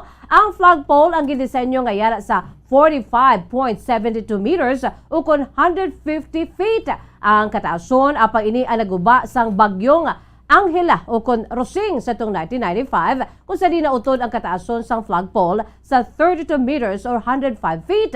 Ang mga plano nga renovation sa original nga kataason sang flagpole ang gisuggest naman sa itong 2011 sa National Parks Development Committee o kon NPDC sa Department of Tourism. Ang renovation project ay isa sa mga commemorative projects sang government body para sa ika-150 nga anibersaryo sang kaadlawan ni Jose Rizal. Nagpangayo sang NPDC sang pundo kag bulig nagikan naman sa Department of Public Works and Highways o kon DPWH para sa mga project sa ulihi ang nagpaidaw sa public bidding nga nagabalor sang 7,865,425.30. Ang integridad sa estruktura sang flagpole ang mas ginpabakod kay isa ka mechanized pulley bilang kabaylo sang manumano nga pulley ang ginbutang kaupod ang marmol nga base sini. Gipatulma naman sa bahin sa renovation project sa DPWH Manila South Engineering District samtang ang project contractor amo ang AKH Construction. Ang materyales nga ginagamit para sa bagong flagpole amo ang Q345 steel. Samtang ang salon kan duha ka cranes ang flagpole ang pareho nga gin-import nagikan sa Hong Kong. Ang pagtukod sa flagpole ang wala na isahan ka bulan natapos sa itong Setyembre 2013. Ang bago naman nga flagpole ang natunga sa 3 ka segment. Ang daan nga flagpole ang gisaylo sa Aguinaldo Shrine sa Kawit, Cavite. Ang mga detalye sa project nga pag-renovate sa flagpole ang naging viral ka naging tupiko sa mga kontrobersiya bangod sa presyo sini nga nakitaan sa mga kritiko nga tuman gid kamahal, no? Gin-criticize man sa mga ini ang integridad sa estruktura sa bag-o nga flagpole. Ginpakigbato naman sa DPWH Ang ini nga project nga nagapakita sa maragtason nga importansya sang hayahay kag ipasiguro sa publiko nga nagpadagan sang pagtsekyara sa structure. Ginpanudugan naman sa ini nga ang renovation project nga ginplano sang 2011 ang nagpaidalom sa proseso sang pagbid kag ginpahayag nga nasabit nga gingasto ang nagpanami sadto sang flagpole. Sang Pebrero 2016, ginumpisahan na iban pa nga pagkayo sa flagpole. Ang marble-based ang ginguba kag ang bag-o nga suga ang ginbutang sa base sang flagpole. Ang contractor amo ang GF Fabian Construction kag ang balor sang proyekto ang nagdangat sa 0.3 million pesos. Philippine Standard Time, 41 minutos na nakalipas sa takna alas 6 sa aga mga kabombo. Kang sabay naman sa aton sining weather update, ang southwest monsoon ang nag-apekto sa nakatungdan nga bahin sa pungsod ang Metro Manila, Calabarzon, Mimarupa, Bicol Region, Western Visayas kag Zamboanga Peninsula ang maka-eksperyensya sang magalumon nga kalangitan nga may lapta-lapta nga pagulan kapag naguob tuga naman sang southwest monsoon. Ang nabilin nga bahin sa pungsod ang maka-eksperyensya sa magalumon nga kalangitan nga may pagulan kag pag naguob tuga naman sang localized thunderstorms. Ang nakatungdan nga bahin sa pungsod ang maka-eksperyensya sang mahinay tubtob kasarangan ng paguyop sang hangin sa bagatnan nakatungdan tubtob ng bagatnan. Ang nabilin nga bahin sa pungsod ang maka-eksperyensya naman sang mahinay tubtob kasarangan ng paguyop sang hangin sa bagatnan na sidangan tubtob na bagatnan. Sabay naman sa aton sila nga temperatura ang Metro Manila yara sa 26 to 32 degrees Celsius ang antad sa temperatura. 84% ang tsansa nga mag-ulan diri kag ang hangin yara sa Kabaskugon nga 0 km per hour, mostly cloudy. Sa Kawayan, 24 to 34 degrees Celsius ang antad sa temperatura, 3% ang tsansa sa pag-ulan. May kabaskugon sang hangin nga 2 km tag sa kaoras kag partly cloudy. Sa Iloilo naman, 25 to 31 degrees Celsius ang antad sa temperatura, 82% ang tsansa nga mag-ulan. Ang hangin yara sa kabaskugon nga 8 km per hour, mostly cloudy. Sa bahin naman sang Davao, 23 to 29 degrees Celsius ang antad sang temperatura, 17% ang tsansa sa pag-ulan. May kabaskugon sang hangin nga 3 km tag sa kaoras, partly cloudy.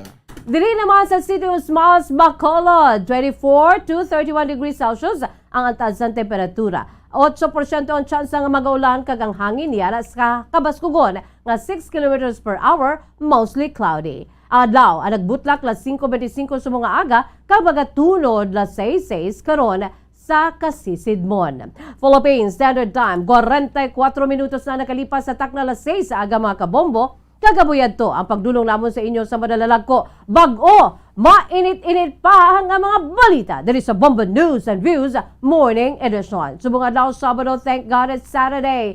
TGIS Petsa 28 na kita sa bulan sa Mayo 2022. And by the way, today is National Flag o National Flag Day. Sandway na kamo sa masunod nga programa ang Bombo Report 2nd Edition o po naman sa kay Bombo Erlin Bayanita. Kag sa gihapon, ini ang inyo nga mga tagbalita. Bombo Pons Espino. Kag Bombo Jazz de Jesus Madrigal. Para sa pambansang radyo ng Pilipinas, consistent overall, number 1 sa Bacolod, Basta Radyo, Bombo!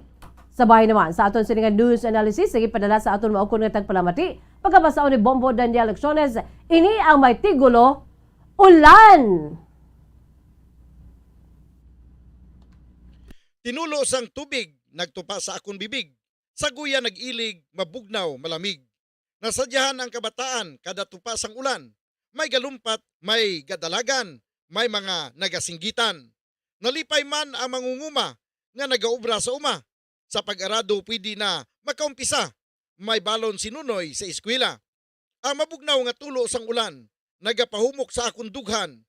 Ang nagliligad na dumduman, mapait kag matamis nga inagyan. May ara man sa ulan nagsumpaanay, sang ila gugma nga dalisay. Sinunoy na puno sang kalipay, sang siya ginsabat ni Inday. Si Inday nga ingod ko balay, bisa nagaulan nga kiay-kiay. Si Tuto ara sa dalan nga bantay, siya nagapangilay. Mga estudyante ga kalipay, kung ulan sa atop gaupasay. Sa radyo kag TV nagapanalaysay, kung ang klase ginapaiway. Sari-sari man ang rason, sang aton mga emosyon. Sa kada buhos sang ulan sa aton, hugasan ang balatyagon. Siya nga pagkanaw, bag-o nga pananaw, paglaom nagtuhaw sa dughan nga mabugnaw. Ang ini nga panguna-una ay pananaawan ang ginpadala ni Joseph Arnido, sang Pulupandan, Negros Occidental.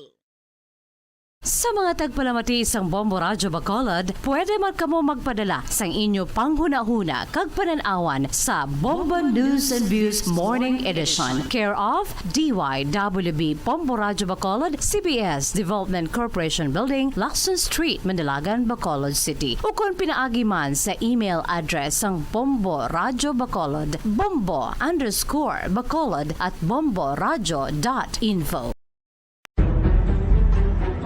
Mga carcinogenic foods o kung tigi nga mga pagkaon mangintunaan sang cancer. Nakahibalo bala kamo nga ang mga tigi o kung sunog nga parte sang pagkaon kaangay sang barbecue kag inasal makabig nga carcinogenic o kung mangintunaan sang pagtubo sang cancer sa aton lawas. Kung naghambal kita carcinogen o kung carcinogenic, amoy ni ang substance, radionuclide o kung radiation nga nagapapromote sang carcinogenesis o kung pagporma sang cancer.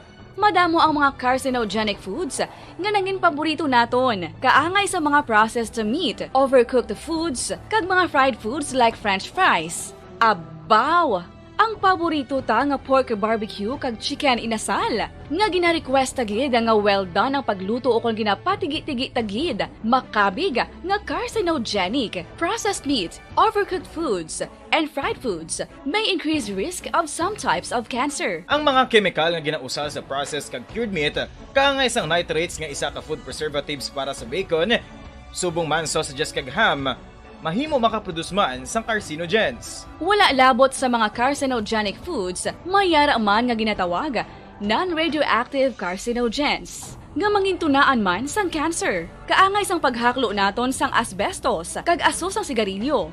Gani, likawan gid ang pagkaon sang batok o kung sunog nga pagkaon. Makapila ka beses kung magpangapi sa isa kadlaw, maghinay-hinay lang sa pag-inom sang kape bagod may ara ini sang hindi maayo nga epekto sa lawas. Apang paano bala mibruan kung masobrahan na kita sa kape. Nahibaluan nga ang 400 mg sang caffeine o kung kapin-4 katasa sang brewed coffee sa isa ka adlaw ang makabig pa nga safe para sa pila ka mga healthy adults. Apang dapat naman ini nga hagan-haganon kung makabatyag na sa mga sintomas nga nagapahibalo nga nasubrahan ka na sa kape. Ini ang ginalakipan sang pagsakit sang ulo, hindi makatulog, anxiety, kag masami nga ginanerbiyos, kalakip na ang paglingin sang ulo, pagka-irritable, masami nga pagpangihi, pagpalangurog sang unod, kag pagdasig sang kuba-kuba sang dughan. Gani mga kabombo, hagan-hagan lang sa kape. Pamangkot, sino sa inyo ang may tanom nga saging nga saba sa inyo balay o kun uma? Kagkaangay sang halos kalabanan, paborito man bala ninyo ang saba nga saging? Nga wala labot pwede makaon kon fresh, luto o kon bisan hilaw, pinaagi sa pagtanok sini. Paborito ini naton nga snacks kun himuon nga banana Q, banana chips, crisp banana fritters o kun turon, namit man ini prituhon, plus ginahimo man ini bilang ketchup, banana ketchup. Kag ang luto nga saba, ginalunod ini sa mga potahe kaangay sang pochero. Yum yum! Well, sa mga utod naton dira nga hindi kumpleto ang ila adlaw kung hindi makakaon sang luto nga saging nga saba, good news! Bangod tuman kadamo gali ang makuha naton nga benepisyo sa pagkaon sang saba nga saging. Ang saging nga saba ang mahimo matawag Cardava banana. Gina-classify ini botanically bilang Musa acuminata ex balbisiana, isa ini ka hybrid cultivar nga native diri sa Pilipinas. Ginatawag man ang saba bilang praying hands, bangod daw kaangay sang mga kamot nga nagapangamuyo ang kortes ni. Yari ang pila ka mga surprising health benefits nga mahatag sang saba nga saging. Number 1, manggaranon sa potassium ang saging nga saba nga kinahanglan gid sa aton lawas para sa pag-function sa mga nerve cells kag muscle cells. Kalakip na diri ang aton nga korason. Mas sa minaton mabatian nga kun daw malupog ang isa ka tawo, bangod nagapalang luya ang iyang nga mga tiil kag tuhod, ginapakaon ini sang saba nga luto, ang Cardava banana. Naghatag man ini sang mineral nga importante sa pag-regulate sa aton blood pressure, fluid balance kag makapaayo man sa aton nerve and muscle function. Uy, agud nga mapaiway ang pagbatsyag sang muscle cramps kada tapos exercise, magkaon sang saging nga saba to avoid cramps. Magaranon man ang saging sang vitamin C kag B6. Kalagip na ang magnesium, potassium kag magnesium rich nga saba banana makabulig sa aton lawas to regulate healthy heart rate besides lowering blood pressure. Ang isa ka tawo nga palakaon sang saba nga saging naganubo ang risgo nga magkabalatian sa korason. Sa karon nga may pandemic, mapuslanon gid ang pagkaon sang saba nga saging bangod napamatud-an nga makapaboost ini sang immunity bangod sang ginaangkon nga high concentration sang vitamin C sa pagpamahaw kun aga upod ang pagkaon sang saging makapa-kickstart ini sa Antas ang alas 7 sa aga. Welcome diri sa pagpangalaga di sang Bombo Report Second Edition adlaw sang Sabado petsa 28 na sa bulan na sang Mayo sa mga tiga 2022. Ginaselebrar sa Pilipinas sa buong nga adlaw Mayo 28 ang National Flag Day. Subong aga mangina kaupod ang inyong alagad si Bombo Erlin Bayonita. Kung kita hasta las 7 ang atak na subong aga. So dulong sa inyo sang dugang mga balita lokal. Mga nabalhaga sa aton mga police station sa diri sa Maya syudad sa Bacolod, kalagipan na sa Maya probinsya sa Negros Occidental. Maya pila naman ka mga alleged drug personalities nga naaresto Banwa pinaagi sa ginbatigay nga anti-drug operation o kon drug bypass operation sa aton nga mga otoridad dira sa Maya syudad sa Himamaylan and at the same time sa Maya Banwa sa Isabela, Lunsay sa sur nga bahin sa Negros Occidental. Sa Piyakalinya, Bombo Carla May Defensor sa report. Kamin.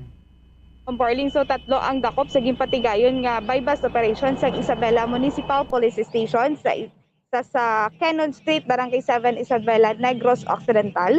Ang mga suspetsado diri amo ang gikilala kanday Andrew Mago alias Bonbon, 31 anyos, Nathaniel Magalion alias Natnat, kaga Michael Claver, kaga ini sila tanan na jobless Bombo Erling kag residente sa Cannon Street, Barangay 7, Isabela, Negros Occidental. Ang nakuha sa ilang pag ihinakop Bombo Danis, 9 ka transparent plastic sachets ang suspected shabu, including na diri ang buy-bust item, 1,000 peso bill, amo ini ang buy-bust money, tatlo ka mga several drug paraphernalia Bombo Danis, kasamtang ining si Michael nakuhaan siya nga mayara sa iya sining posisyon sa isa ka transparent plastic sachet sa suspected shabu. Ang kabukaton nga nakuha nga suspected shabu sa tatlo ka mga suspetsado nagabug-at 20 grams kang nagabalor ini 136,000 pesos Bombo Erlin. Sa subong yara na sa kustudiya sa Isabela Municipal Police Station ang mga suspetsado for proper disposition Bombo Danis. Samtang mayara ano man sa classification nila Bombo Carl? Bombo Danis. Bombo Arlene. Ang classification nila newly identified? Sa subong Bombo Danis amo pa na ang ginaybalo nato no sa kapulisan Bombo Danis, pero usually ini no ang mga gakaladakpan gid is mga newly identified nga mga suspetsado Bombo Arlene. Okay. So sa may Himamaylan mayara pagid no?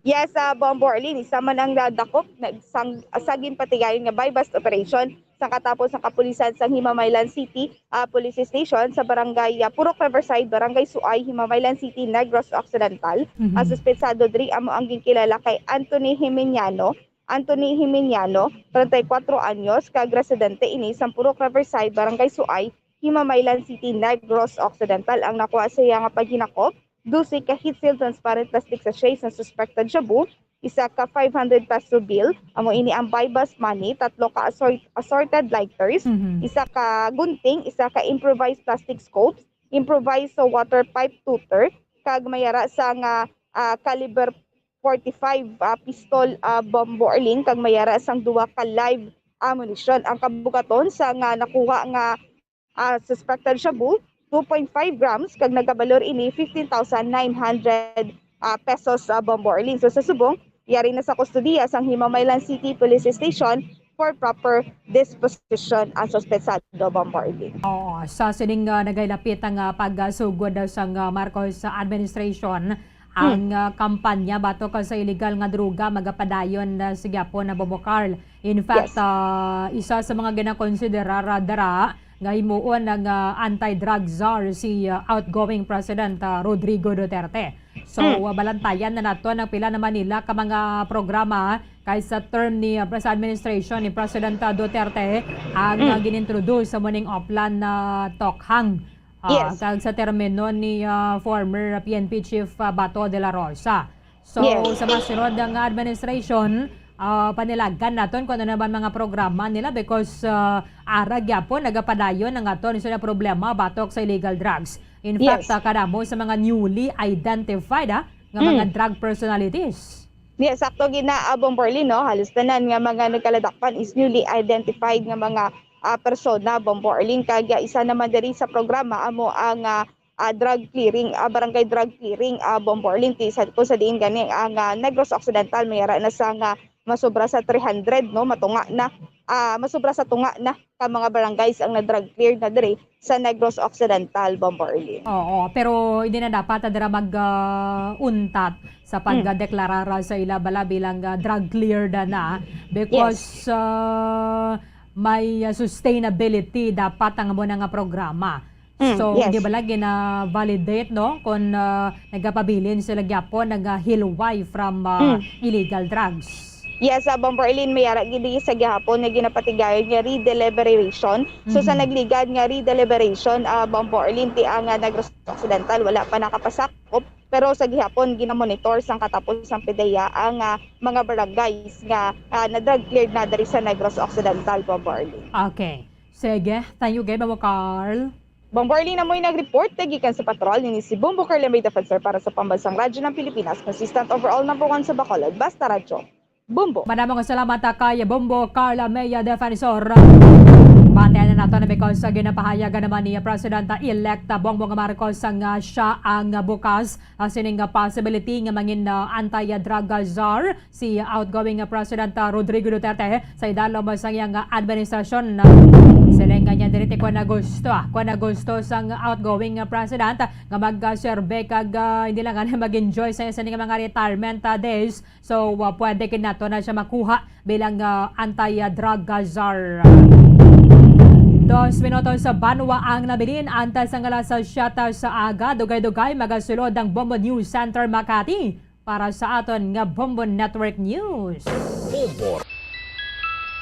Sa tuman kakapoy, pag-abot sa balay, kung kaisa nagkakatulugan na lang ang isa ka persona. Apang sa babayi antes magdulog, may mga ritual pa nga dapat himuon kaya nga isang paghukas sang makeup. Ano ini ka importante? Ang pagkakas sang makeup kag pagpanghilam o sangguya antes magtulog ang maayo para sa panit bangod ginakakasini ang mga cosmetics, impurities kag higko sa surface ng skin nga makatugas ang iritasyon o kung pagpadasig sang pagtigulang sini kung hindi mahimo. Ginabuhinan man sini ang risgo sa pagdevelop sang pimples, pagpula sang guya, blackheads kay iban pa nga size sang blemishes. Naga-promote man ini sang cellular renewal paagi sa paghukas sang dead skin.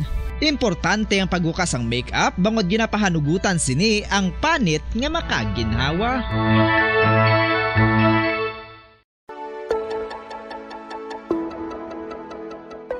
Luyag mo bala nga buligan ng imuguya nga magmangin mahining ukon makaangkon sang top of the line highlighter nga pwede lamang maangkon na sa sulod sang balay. Huo mga kabombo! No fancy skincare products, no messy do-it-yourself masks, kag ini ang pinaagi lamang sa ice cubes nga madamo naman ang nagahimo sini kag nagahambal nga epektibo ang ini nga beauty regimen kag skincare tip. Suno sa mga dermatologist, makabuligid ang pagnusnos sang ice cube sa aton guya adlaw-adlaw. Ang ice makadulot sang pagpahugot sang aton panit sa guya bangod gina-constrict. Ang Bombo Network News Morning Edition makasaysayang araw po ngayon dilan sa National Flag Day, Mayo 28, 2022 sa ulo ng ating mga balita. Mga bagong mukha na magsilbing kalihim sa lahat ng mga departamento ng gobyerno itatalaga ni Presidente o President-elect Marcos taliwas sa report na may mga Duterte secretaries ang kukunin. Puspusan na rin umano ang koordinasyon ng Malacanang sa paghahanda sa inaugurasyon ng susunod na bagong presidente. Samantala naman, Vice President-elect Sara Duterte abay dumalupa sa isang graduation ride sa kanyang supporter noong nakarang halalan doon naman sa may bahagi ng San Carlos City sa Pangasinan. Abangan din mamaya sa ating special report kaugnay sa National Flag Day, mga simbolo ng bansa mahalaga sa muling pagkakaisa matapos ang pagkakahati-hati sa nakalipas na eleksyon ayon yan sa ilang eksperto. At sa atin namang police report, big time scammer na nagbebenta raw ng ikta-iktaryang lupain doon sa Region 6 abay arestado na rin sa entrapment operation. At sa international news tutukan, si Russian President Vladimir Putin bumuelta na inakusahan ang Ukraine ng pananabotahe ng usapang pangkapayapaan. Sa sports naman, sa NBA, ang Boston Celtics desididong makuha mamaya ang Game 6 sa Eastern Conference laban naman sa Miami Heat para umusad na raw sila sa NBA Finals. At sa entertainment news naman, ang music icon na si Jim Paredes excited na inimbitahan ang lahat para makinig bukas sa nationwide program ng Star FM na Star Weekend Favorite featuring ang Apo Hiking Society. At live nationwide, worldwide, via satellite. Mula sa Bombo News Center, Makati, kami po ang inyong mga tagapaghatid balita. Ako si Bombo Everly Rico. Ako naman si Bombil Maracol at ngayon sa detalye ng ating mga balita.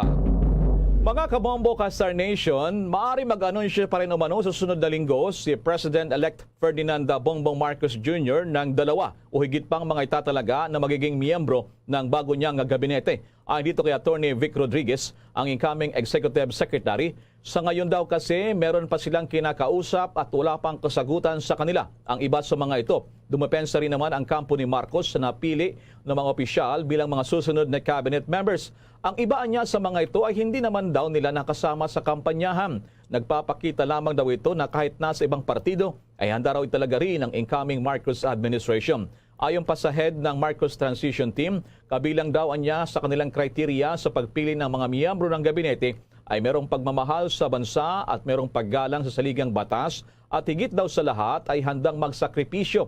Ukol naman sa report na walang pagbabago sa kalihim ng Departments of Agriculture at Department of Transportation, nilinaw ni Atty. Rodriguez na gusto raw na ni President-elect Marcos na magkaroon pa rin ng mga bagong mukha sa mga nangunang departamento sa gobyerno. Nais daw kasi ng President-elect na magkaroon siya ng sariling gobyerno at sarili naman na pamamahalaan. Samantala, puspusan na rin umano ang koordinasyon ng Malacanang sa paghahanda sa inaugurasyon ng bagong presidente nang wala pang pinal na anunsyo kung saang lugar gagawin ang naturang aktibidad. Ayon kay Acting Deputy Spokesman Chris Ablan, inalerto na raw ni Presidential Communications Office Secretary Martin Andanar ang mga teams kasama na ang PIA at ang Radio TV Malacanang. Sinabi pa ni Ablan na pinaplansya na rin daw ang koordinasyon sa Appointments Office ng Office of the President. Maging ang Presidential Security Group o PSG ay nakikipag-ugnayan na rin at sa kampo ni President-elect Ferdinand Marcos Jr. Kaugnay niyan, pakinggan natin ang payag ni Acting Deputy Spokesman Chris Ablan. Handang-handa na po ang Presidential Communications Operations Office para sa inauguration on 12 noon ng June 30. Inactivate na po ni Secretary Martin Andanar ang mga teams para sa inauguration. Kabilang na po dito ang RTVM o ang Radio Television Malacanang at ang Philippine Information Agency. So we are just coordinating with the Office of the President Appointments Office. Pangalawa naman po, kung doon po sa tanong kung papayagan na po ang ating mga media na pumasok kahit na wala pong negative RT-PCR test, we have to defend po sa PSG. No? Buhay po ng ating outgoing president at incoming president ang nakasalalay, so we will abide by the protocols of the Presidential Security Guards. Sa panig naman ng PCEOO, si Yusek Ablan ang tumatayong pinuno para naman sa transisyon ng bagong papasok na Press Secretary. Samantala, habang nag-aantay ng kanyang formal na pag-upo bilang Vice Presidente ng Pilipinas, abay itong si Vice President-elect Sara Duterte ay umiksena pa. Doon po naman sa graduation rites ng kanyang supporter, pinuntahan pa ng personal. Diyan po naman sa lalawigan ng Pangasinan. May nakong impormasyon dito ang Bombo Radyo Dagupan. Sara All. Ito ngayon ang reaksyon ng mga taga-suporta ni Vice President-elect Sara Duterte sa pagdalo niya mismo sa graduation rites ng isang mag-aaral sa lungsod ng San Carlos na nagabot sa kanya ng liham na nag-imbita na makadalo sa kanyang pag-akyat sa entablado sa kanyang pagtatapos sa sekundarya. Sa kanyang Facebook account, ibinahagi ni Vice President-elect Duterte ang mga larawan mula sa nasabing moving up ceremony kung saan tinupad nito ang kahilingan ng isang graduating student na si Angel May Tayaba na makasama si VP-elect Sara sa entablado nang dahil hindi niya makakasama ang kanyang ina na isang OFW. Si Angel May ay graduate with honors kaya naman si Duterte na rin mismo ang nagsabit sa kanya ng mga natanggap na medalya at maliban pa rito, sinamahan din ito ang naturang estudyante para kumain ng pananghalian. Lubos naman ang pasasalamat ni Angel May kay VP-elect Sara sa pagtupad ng kanyang kahilingan sa isa sa kanyang pinakamemorableng tagpo ng kanyang buhay. Sa isa namang FB post, lubos ang pasasalamat ng ina ng estudyante sa ibinigay na oras ni VP-elect Sara sa kanyang anak na hindi niya ngayon makasama dahil sa pagtatrabaho nito at sakripisyo sa ibang bansa.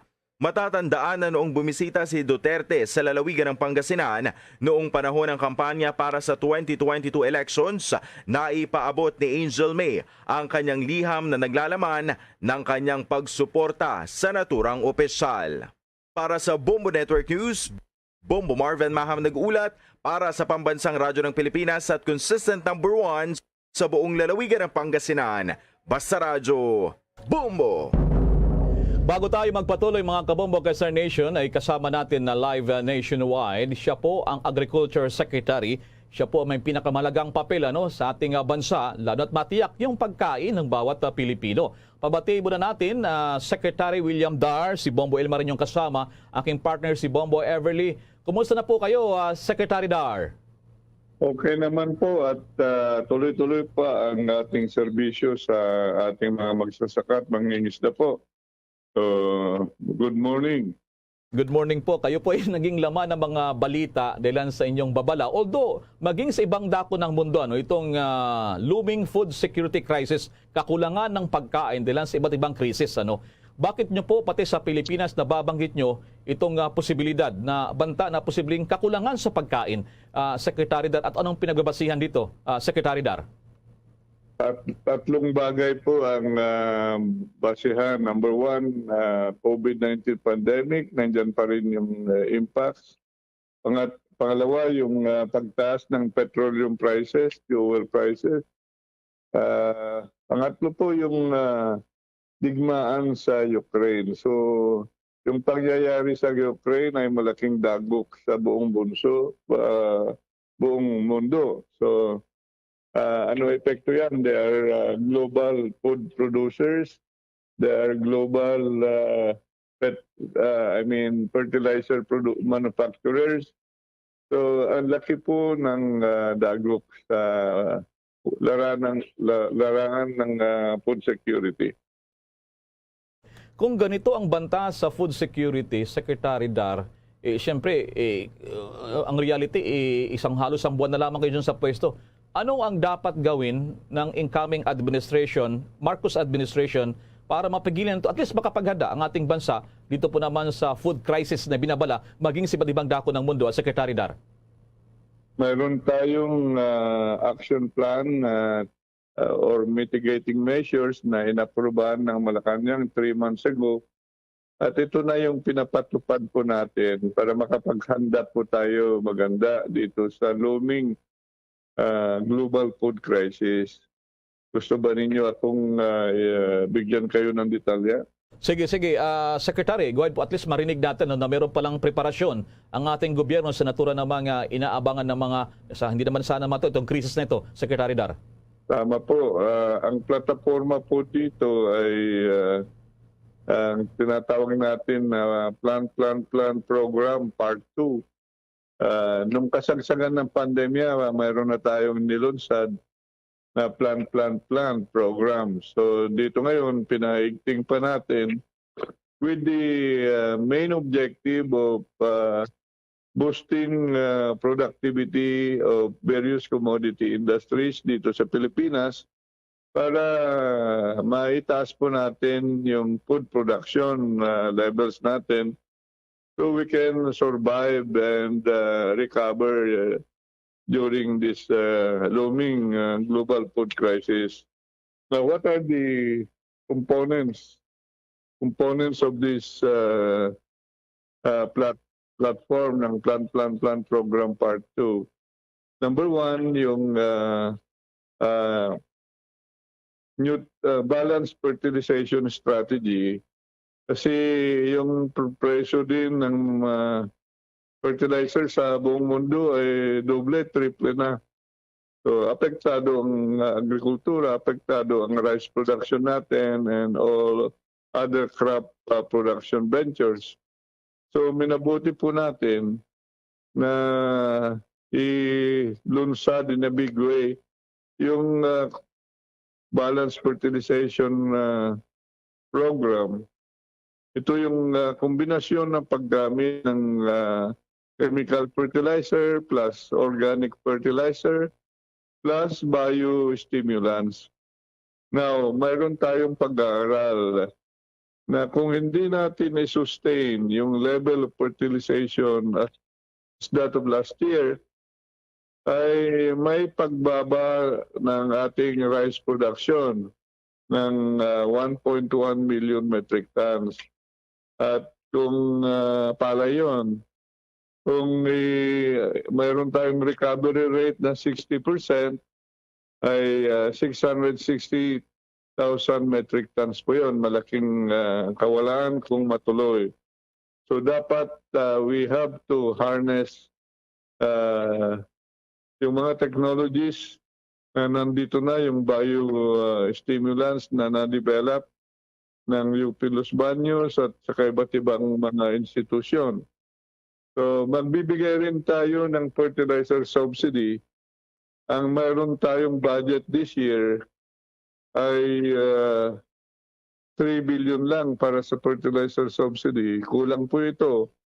So nagpanukala tayo noon sa Malacanang 3 months ago na dagdagan yung pondo para mas malaki na maibigay na fertilizer subsidy. So nag-request na tayo ng 6 billion pesos para doon sa fertilizer subsidy, pandagdag doon sa 3 billion na mayroon kami. So sana mabigyan ng priority para mayroon tayong maibigay na fertilizer subsidy itong wet season planting ng rice. So, yun ang isang component ng action plan natin. Number 2, yung alam ninyo yung mga raw materials para sa feeds natin ay galing din karamihan sa ibang bansa. Now we have to substitute that with what we have local raw materials. So, yung programa dito, ito yung local feeds formulation and production. So again, kung ano yung pwedeng mga protein sources, kasi karamihan ito yung kakulangang protein sources ng feeds para sa livestock, poultry, at saka sa aquaculture. So yan po, nagre-request tayo ng dagdag din na budget para mas marami tayong may sa katuparan. Now, the third component itong action plan ay itong urban and peri-urban agriculture program. Dapat paigtingin pa. Nailunsad na natin dati itong umpisa pa ng COVID-19 pandemic. This time around ay paigtingin pa yung implementasyon at hinihikayat po natin lahat maging plantita sa mga metro areas para mas maraming pagkain na hindi lang tayo nakadepende doon sa mga production ng ating mga farmers and fisher folk. Now, the fourth component, ito yung taigtingin pa yung aquaculture and mariculture fisheries. Kasi mas may handle tayo at mas may malaki na kontribusyon ng aquaculture and mariculture. So, nagpapadagdag din tayo ng pundo para yan.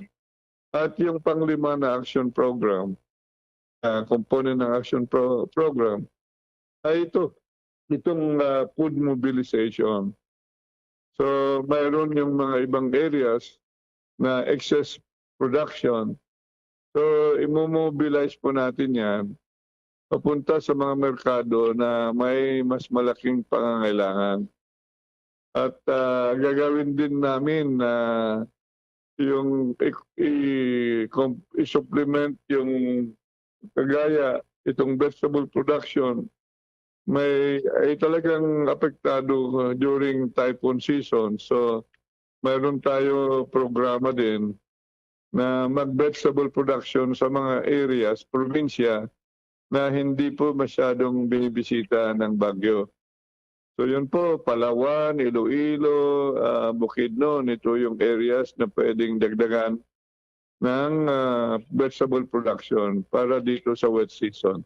Yun po ang kabuuan ng action plan natin. At least yung mga lugar na nabanggit nyo, nakikinig sa atin dyan sa mga probinsya na napakahalaga pala nito. Ang aking partner, Bombo Everly, may tanong ka kay Secretary Dar. Go ahead, Bombo Ever. Yes, good morning po sa inyo, Secretary Dar.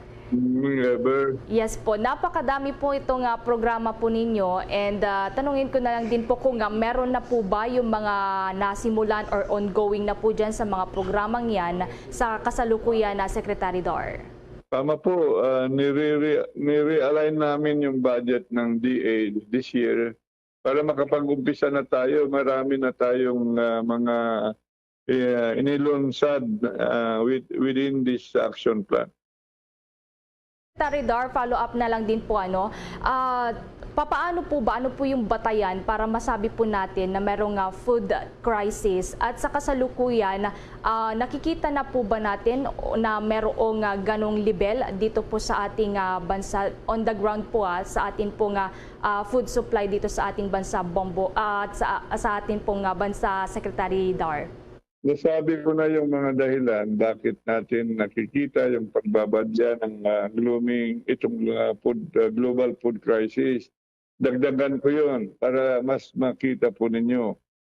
Yung manufacturing of fertilizers ay kasama, ay wala tayo dito sa bansa.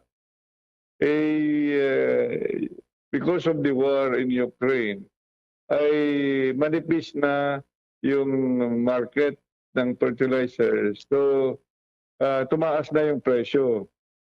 So, ito yung one big parameter na nakikita po natin. Yung mga malalaking countries sa mundo ay nag-i-stockpile na rin. At nakikita rin natin, may mga countries na hindi na binawalan na nila yung export ng kanya-kanyang export item para sa mundo. So may protectionism na nag-uumpisa. And that's why tayo ay lahat po magbalat buto, makisama dito po sa pagtaas po ng local food production natin. So dito sa bansa ay pwede pa natin, we have yet time to do that, prepare para hindi tayo apektado. Ito yung kahalagaan ng warning ito. Secretary, isang punto na lamang, transition going to the next administration. Hindi ka ba inimbitahan dyan? O kung wala pang imbitasyon sa'yo na manatili sa pwesto, anong paghahanda dyan sa next administration po, pag-turnover po, Secretary Dar? Ang transition report po ay handa na po kami.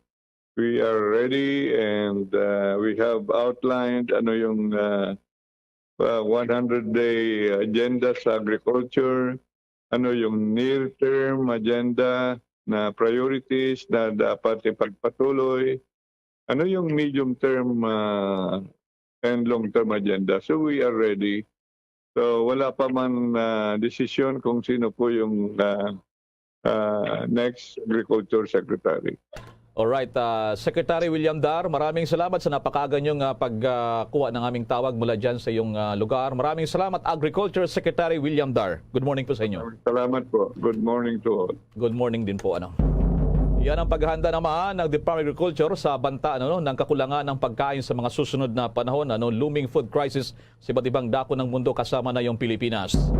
Samantala, bago tayo magpatuloy, kasama natin live nationwide, isa pong kilalang entrepreneur at siya po ang presidente ng Beatstop Corporation. Naka-base po siya doon po naman sa Singapore at naging distinguished alumni ng UP College of Business, gold medal awardee ng UP Cesar Virata School of Business Administration. At good morning. At ito, kilala rin to sa big data analysis. Itong si Mr. Wilson Chua. Good morning po sa iyo. Good to hear from you again, Sir Wilson. At kumusta na ang Singapore? Good morning, Sir Wilson. Si Bombo Elmar to, kasama ng partner si Bombo Everly. Good morning din po, Bombo Elmar and Bombo Beverly. Dito naman sa Singapore, mainit. Ganun ba? Buti na lang may aircon. Dito talagang matindi ang mga pag-ulan nitong kalipas ng gabi sa Metro Manila. By the way, balitang-balita kahapon lamang, inapruban kasi ng National Telecommunication itong NTC at maging itong DTI itong sinasabi na sikat na si Elon Musk yung kampanya na Starlink daw na magko-connect ng mas mura na itong internet. Ano pong ibig sabihin itong Starlink nitong billionaire na si Elon Musk na magkakaroon na dito sa Pilipinas para malaman ng taong bayan dito kung ano itong Starlink ni Elon Musk, Mr. Chua, sir?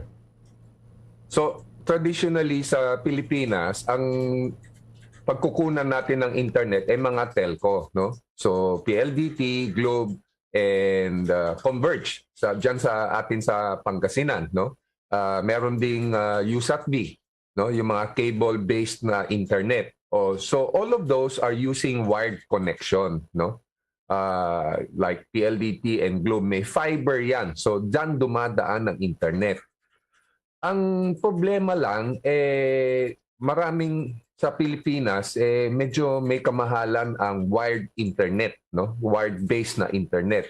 So, dito naman pumasok si Elon Musk, yung kanyang Starlink, na pag tumingala ka sa sky, ano bang sky sa Tagalog? Sa langit. Langit, no?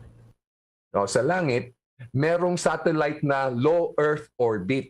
Medyo may kababaan, no, na nagko-cover sa Pilipinas. So maglalagay ka lang ng satellite dish, makukuha mo na yung signal ni Starlink, no? So Starlink offers three advantages that I can see to the Philippine internet environment, no? Number one, ang presyo niya napakamura. Kino-compute ko parang wala pa sa 50% ng presyo ng mga telco sa ngayon. So, ano ibig sabihin yan? Ang ibig sabihin yan, pag nag-operationalize na si Starlink sa Pilipinas, we are expecting the big telco and operators to lower their prices to match Starlink. Number two, ang mga wired internet kasi hindi nasa lahat ng lugar ng Pilipinas.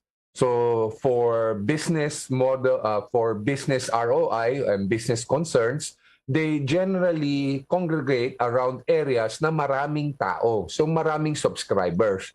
So problema mo sa rural areas na kung saan the population density is not that high, hindi sila nagro-roll out ng fiber doon kasi lugi sila. So yan ang economic constraint ng wired internet. Hindi ka pwedeng maglagay ng isang 10-kilometer fiber papunta sa isang bahay lang. Lugi ka doon. Dito papasok ang satellite. Ang footprint ng satellite may parang radius of around 475 kilometer ng isang satellite. So isang satellite lang, makukover na niya halos 80-90% ng Pilipinas. Pati na ang mga dagat. Wow. Coastal areas, no? So, in Dagupan, we look at yung mga outlying communities like Salapingaw, Pugaro, na baka matatagalan bago maglalagay ang mga operators ng wired internet doon.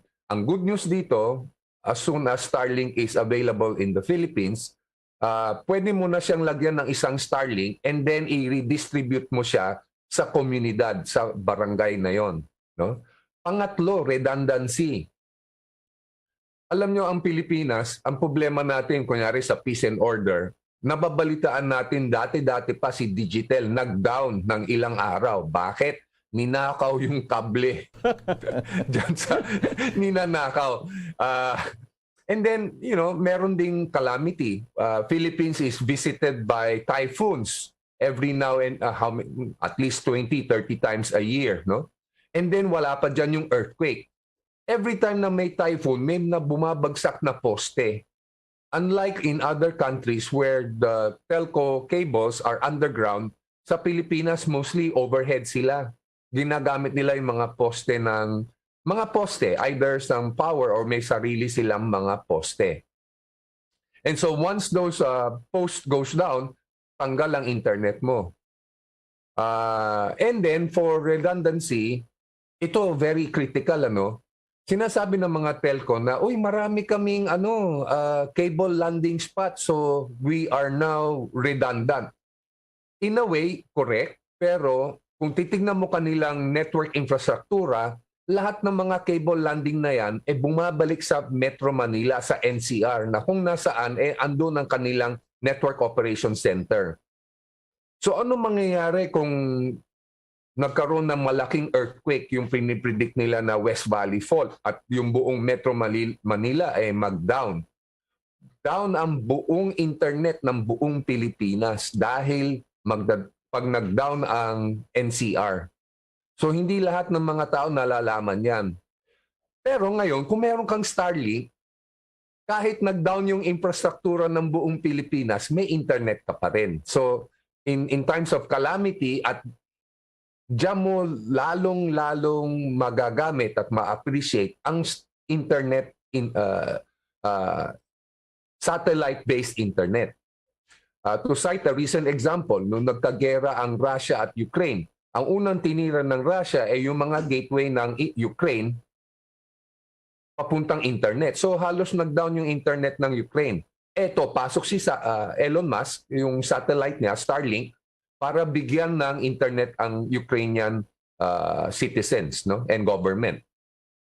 Pero then, with every advantage, there comes a disadvantage. So may mga bansa at meron ng paper na lumabas sa China. Kasi sa China, hindi basta-basta yung internet mo. Dumadaan yan sa firewall. Kontrolado ng gobyerno yan. Pero paano mo ngayon kokontrolin ang internet ng mga citizen mo sa China kung ang ginagamit nila ay satellite na hindi na dumadaan sa firewall mo? Kaya merong white paper na nilabas ng isang Chinese scientist kung paano pabagsakin ang Elon Musk na Starlink. Yun. So, yun ang mga main talking points ko na i-share ko sa ating mga nakikinig sa Bombo Radio ngayon.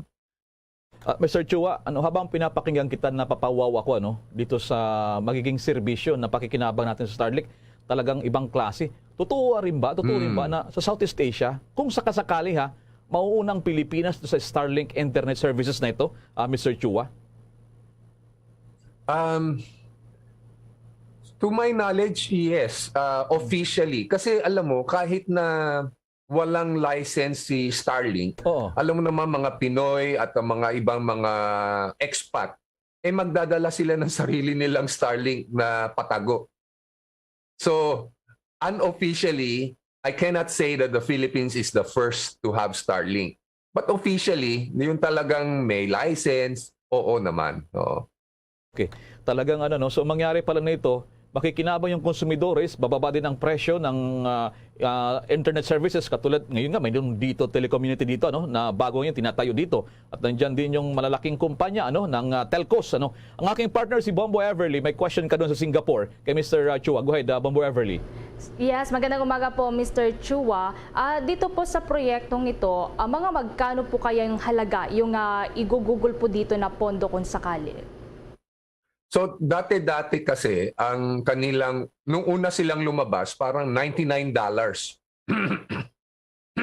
Sorry $99 a month for about 50 to 60 Mbps of bandwidth. So, mura na yon.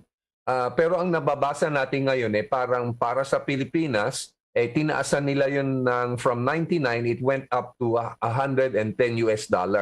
Around mga 6,000 pesos a month. Ngayon, hindi siya mura para sa average na household, pero tandaan mo, pwede yang gamitin ng mga wireless internet service provider. Dito sa Central Luzon, marami nang lumalaganap na ganong negosyo. Right now, kumukuha sila ng fiber sa PLDT and then i-redistribute nila via wireless sa community nila. So I am aware of several wireless ISP operators considering switching over to Starlink or adding Starlink as a second gateway. So isipin mo kunyari Pugaro o Salapingaw o kunyari Anda na sobrang layo, no? Manipis ang bandwidth ng mga telco sa mga lugar na yan, no? Pero pag naglagay ka ng Starlink, pwede mo ngayon i-share across the community. So, conceivably, pwede yung i-project ng mga bagong incoming mayor na, kukuha tayo ng Starlink, lalagay natin sa poblasyon, tapos i-distribute natin using wireless internet. Dito sa Bitstop, meron na kaming nasubukan na isang wireless internet router brand o radio na 1.2 kilometers ang range. So nilagay namin sa Bunuan, umabot hanggang sa dulo nung subdivision namin. Malakas talaga. So imagine mo meron kang 4-5 ganon, pwede nang i-share ng isang community at hati-hatiin mo na lang yung 6,000 pesos. Dahil 60 Mbps, pwede na rin na siguro mga 50 na household maki-share doon. So, o sabi mo 60 household. So, magkano lang per household? 100 pesos lang. Wow. Tama? So, ang laki ng once you divide it by the number of household, kaya yan. Mr. Chua, gaano kaya kabilis ang ino-offer ng Starlink? Kasi yung IT nga namin dito, nagrereklamo dito yung mga nag-offer mga telcos dito hanggang 20 Mbps lamang o kaya naman may mga household na ganun kababa. Kung sakasakali may Starlink, gaano bibilis ang download speed nitong internet ng Starlink? Ano sa palagay nyo, mga na-research nyo, Mr. Chua, sir? So ang kaya nung satellite nila is about 100 to 200 Mbps. And I think per satellite may nabasa ako na ang total bandwidth niya is 17 gigabits per second, no? That's 17,000 Mbps na hahati-hatiin sa mga subscribers. Ngayon, masasabi lang natin na 50 to 60 kasi yan yung nababasa natin na reaksyon or mga komento ng mga gumagamit na ng Starlink sa Canada, sa US na bumababa siguro 30 Mbps kung sabay-sabay gumagamit. Pero kadalasan nasa 50 hanggang 60 Mbps. No? Kung ikumpara natin sa mga telco, kasi tandaan natin ang telco, pag nagsabi siya ng 20 Mbps, hindi ibig sabihin na 20 minimum guaranteed speed. Ang ibig niyang sabihin, up to 20 Mbps. So, nasa kontrata pa rin sila. They're within the contract terms. If you were to say get 1 Mbps or 2 Mbps, kasi sinasabi nila up to. So, within the 24-hour time period, may mga panahon na walang ibang gumagamit. Solo ka lang, kaya mo makuha yung 20 Mbps. May tanong, so iba yung mga terminology. Yeah. Mr. Chua, kasi nabanggit mo kanina sa panahon ng kalamidad, no? Pilipinas, nabanggit mo na pronto sa mga bagyo. Yung tanong dito ng Bombo Radio Dagupan, doon sa lugar mo, Pangasinan, what about kung maulap, maulan, would that affect also doon sa internet? Kasi satellite-based to Mr. Chua, sir. That is a very good question. So far, hindi siya apektado ng ulap or ng ulan. Pero, apektado siya ng mga puno. So kung ang lugar mo napapaligiran ng mga puno at natatakpan ng puno or yung mga dahon ng puno, yung iyong receiver, magkakaproblema ka sa reception. Ganun ba? Nako, ang sabi kasi napakabilis ng pag-approve dito ng NTC ng DTI, di ba pa? Sa palagay nyo, kailan kaya ito mangyayari sa Pilipinas Kasi mayroong batas na rin tayo nito yung foreign ownership niluwagan na rin yan. So sa palagay nyo within this year ba makinabang na tayo sa itong programa ni Mr. Elon Musk, ang pinakamayaman billionaire sa buong mundo? Mr. Chua, ano palagay nyo po? Nag-reach out nga ako sa mga friends ko sa Converse kay I'm saying hi to Sir Dennis Uy and to Kuya Buboy Romero. Tinatanong ko siya, "Oy, nabasa ko kayo ang kapartner ng Starlink. Ano ba masasabi mo?" Sabi nila, naka-NDA kami. Pero pagka naka-NDA na, malapit-lapit na yan. Oo, ganun ba yun? May pirmahan na yan So for example, ito lang dahil hindi naman sila nagsasabi dahil sa NDA, pero ang tingin ko, si Converge, ang expertise niyan, mabilis siya magbaon ng fiber sa isang community. Mabilis, meron siya sarili nila yung kanilang fiber laying machinery. So, imbis na mag-connect sila ng isang community all the way back to their network, mas mabilis at mas mura siguro na mag-lay sila ng fiber sa isang community and then kukuha sila ng Starlink na magsaserve as their internet gateway. So, kunyari, meron ka mga sikat na mga tourist spot. Kunyari, Balisin o yung mga island na maraming turista pero hindi napupunta ng fiber. Kontratahin mo si Converge, ito aking pananaw lang dahil ayaw nila magsabi. Ang tingin ko, dun sa partnership na yan, gagamitin nila yung Starlink as the head end to a local community tapos sila maglilay ng fiber to that community. In exchange naman, malakas ang Converge sa may Clark area. So siguro sila na mag-operate ng ground station ni Starlink. And then si Starlink din, kailangan din niya ng mga fiber facility. Marami-rami na yung fiber facility ni Converge. So meron niyang win-win scenario. Ang siguro lang na matatamaan dito, yung mga, for sure matatamaan dito siguro sila PLDT and Globe. Oo, tama. Talaga, ngayon pala nakikita ko na maraming mangyayari dito sa mga negosyo at yung impact nito itong Starlink siguro naman si Mr. Elon Musk, hindi naman niya siguro papayang sarili niya na pabilisin yung serbisyo, internet service dito sa Pilipinas Mr. Chua. Okay. Siguro ang expectation natin dito kasi satellite internet is also a shared medium. So pag pinayagan ni Elon Musk na maging oversubscribe ang kanyang satellite bandwidth facing the Philippines, siyempre bababa ang kanyang medium bandwidth, for that matter, we invite all your readers, lahat ng mga nakikinig sa inyo, na i-download yung aming projectbus.org na speed test service. So yan, pag ginamit nyo yan, yung data na yan ay nakokolekta at sineshare po namin sa mga government agency. So DICT, NTC, na natin. Even for the last election, I believe nagtatanong yung PMP ng ano ba mga area ang mahina ng internet. So BUS came out with a chloropeth map to show na itong barangay na ito walang internet. Even for education, BUS is being used by Ilocos and Leyte provinces para ma-map nila saan ba pwede yung online education. And mabanggit yung online education. With Starlink satellite internet, hindi mo na problema yung liblib na lugar. Maglagay ka lang ng Starlink internet, lahat ng mga kabataan doon, ma-access na nila yung mga online courses ng DepEd. Di ba? Kung ikaw rin may pera, gusto mo sa liblib na lugar, pwede ka na mag-invest. Bibili mo na yung lupa doon sa liblib ng lugar, laglagyan mo ng Starlink, may internet ka na.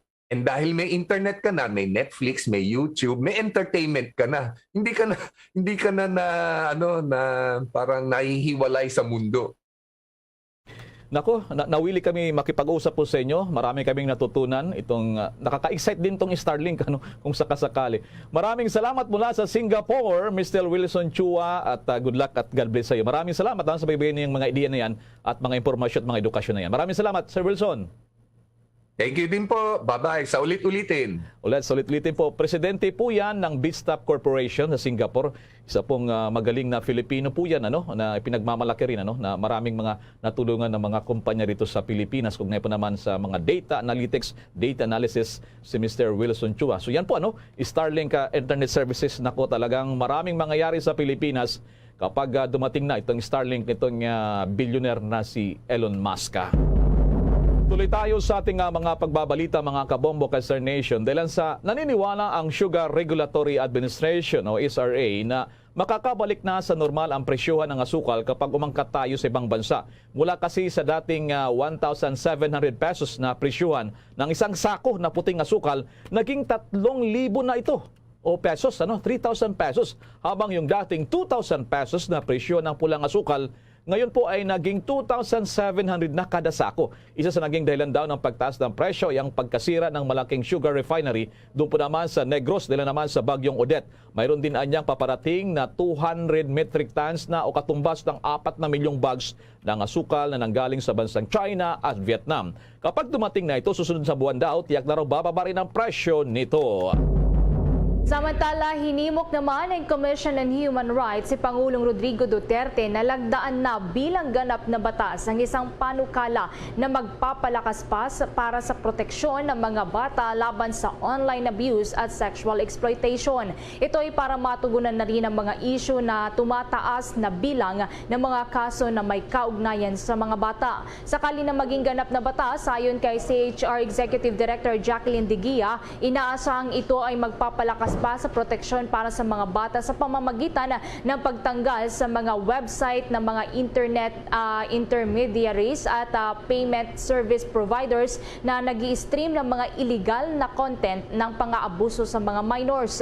Kabilang din ang mas mahigpit na penalties para sa mga sangkot sa kaso ng child abuse at pag-abuso or pagbuo ng isang National Coordinating Center laban sa online sexual abuse or exploitation of children. Pinuri naman ni CHR official ang ratification ng Kongreso ng Bicameral Conference Committee report para sa panukalang Anti-Online Sexual Abuse o ang Exploitation of Children Act. Samantala pa rin sa patuloy pa ng ating mga balita, minalit lamang daw ni dating COMELEC Commissioner Rowena Guanzon ang inihaing GRAFA complaint laban sa kanya ng controversial na si Attorney Ferdinand Topacio doon po naman sa Office of the Ombudsman. Ang inihang kaso ni Topacio ay dahil umano sa ginawang disclosure ni Guanzon bago siya magretero nung bagong halalan kung saan bumoto siya sa kaso laban naman kay President-elect Bongbong Marcos. Naniniwala ang Citizens Crime Watch kung saan abogado itong si Topacio, mali daw ang ginawa ng dating COMELEC Commissioner dahil sa dapat daw ay confidential ang impormasyon na hawak niya. Sagot naman dito ni dating COMELEC Commissioner Guanzon, dapat daw nag-aral muna si Atty. Topacio. Kwento pa ni Guanzon na maaaring gumaganti lamang sa kanya si Atty. Topacio dahil sa kinasuhan daw niya ito sa Bacolod sa Regional Trial Court noon dahil sa kasong unjust vexation na nag-plead naman daw ng not guilty noon itong si Atty. Topacio. Tinawag pa ni Guanzon na may personal grudge lamang sa kanya itong controversial na abogado na si Atty. Topacio. Samantala mga kabombo kay Star Nation, marami nakakalam hindi nakakalam anong kahalagahan ng araw na ito na itong National Flag Day. Ano ang mga nasa likod nito at mga trivia na rin at bakit dapat nating ito'y isa puso at yun na rin ay makibahagi yung paglalagay lamang ng mga bandila sa ating mga tahanan, hindi lamang sa mga opisina, mga public places. At may special report dito si Bombo Dennis Samito. Ang Bombo Radio Philippines ay nagpupugay ngayong ipinagdiriwang ang National Flag Day. At narito ang aking special report. Nagpapaalala ang mga historian at government officials na ngayong tapos na ang masalimuot na panahon ng kampanya, ibalik na raw sana natin ang atensyon sa ilang kulay na tunay na sumisimbolo sa kabuuan ng ating lahing Filipino. Ito pa rin ang kulay pula, asul at puti na siyang makikita sa bandila ng ating bansa. At upang ganap na makapagpatuloy, mismong ang Commission on Elections ay nag-utos na ng pagbaklas ng mga tarpaulin, banderetas at iba pang mga pakulay na ginamit para suportahan ang mga kandidato.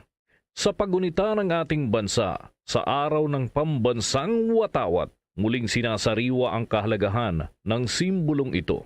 Gaano nga ba kahalaga para sa mga tao ang bandila o iba pang mga simboliko? Narito ang pagpapaliwanag ng historian at lecturer mula sa De La Salle University na si Professor Xiao Chua. So may mga simbolo tayo. At bakit kinakailangan natin ng mga simbolo? Ang pinag-uusapan natin ngayon, yung ating pambansang bandila. Oh? Simple lang. Diba? Sabi ni Krzysztof Galikowski, isang Polish na scholar tungkol sa China, meron siyang finormulate na isang framework na tinatawag niya ang nasyon o nation bilang mythological being. Bakit po?